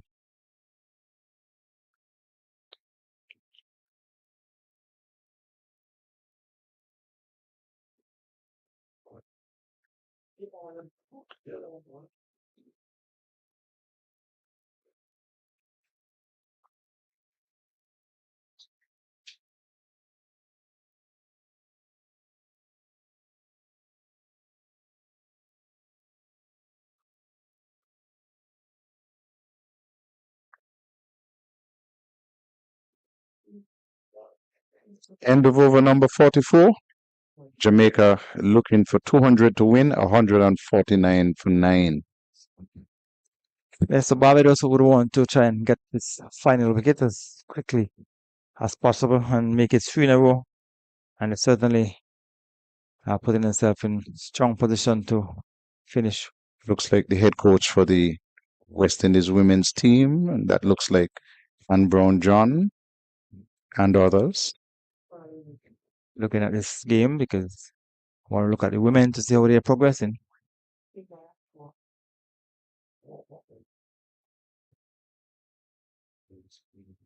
So yeah, looking at the bigger picture, person, this tournament is geared towards selection. So persons will be looking to put up some good performances, so they can nudge the selectors to select them. I'm sure some of the younger players will want to up the game in terms of their performance. You want to see bowlers bowling a more consistent line, though, Gary. We have had far too many wides in this competition so far. Earl has promised that he'll take the weekend and add up the number of wides. I'm sure we're going to be over 100 by now.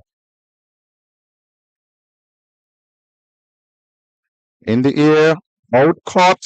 That's the end of the game. Howell hit one straight to the field at extra cover that looks like Holder. And so it's the end of the game. Jamaica all out for 145. And so Barbados getting a handsome victory to give them victory number 3. They sit alone at the top of the table. And the defending champions, Jamaica, have had 2 successive defeats. Yes, so congratulations to Barbados. They won over Jamaica by some 54 runs. They came out, won the toss, and did not hesitate to bat. And they got up to 199 for 6 from the 50 overs, with a 54 coming from Calendar, 48 not out coming from Kishona Knight, and 39 from Cumberbatch. And then when they bowled, they kept things tight, even though we saw 1 or 2 promising partnership from the Jamaicans. They fell away after they would have lost their 3rd wicket and have been dismissed for 145. So congratulations to the Barbados team for winning 3 games in a row. And the Jamaicans will have to go back to the drawing board as a defending champion. And this is what you want from your big experienced fast bowler, Connell. She came back into the attack having not had a wicket in the first spell. and managed to pick up 3 wickets at the back end. So that is exactly what you want. Those 3 wickets to finish off the game. Suddenly, her name is going to be there in the wickets column, and it is going to help her. Let me see, she finished with trying to pull up the bowling figures, Gary. They disappear so very quickly.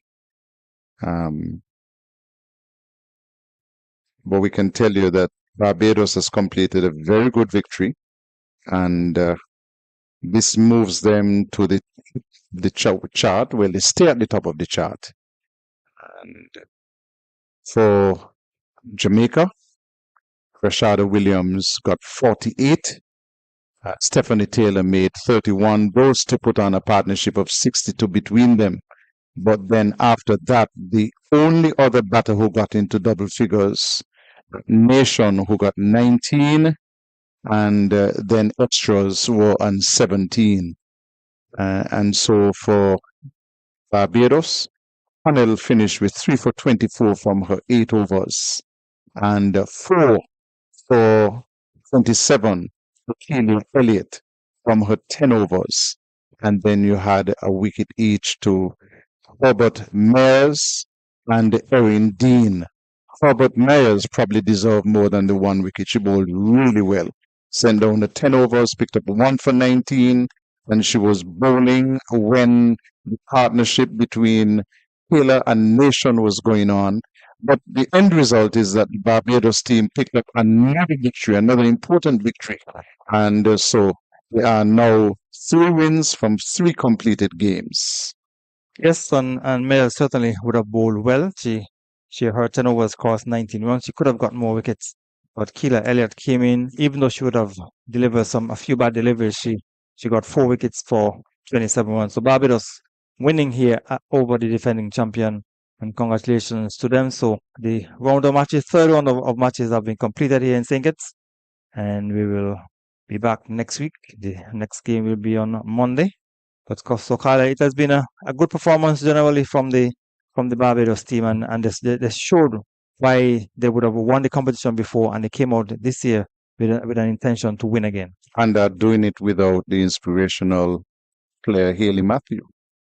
So we'll be back with you on Tuesday here from the Connery Ground. On Monday here from the Connery Ground. We're taking off Saturday and Sunday, and I almost took off Monday as well. So that's not the case. We'll be back with you on Monday. So on behalf of the commentators, our producer, our very excellent camera crew, we want to say thank you very much for being a part of the program. And we'll be back with you on Cricket 360 TV. CG United Super 50 on Monday.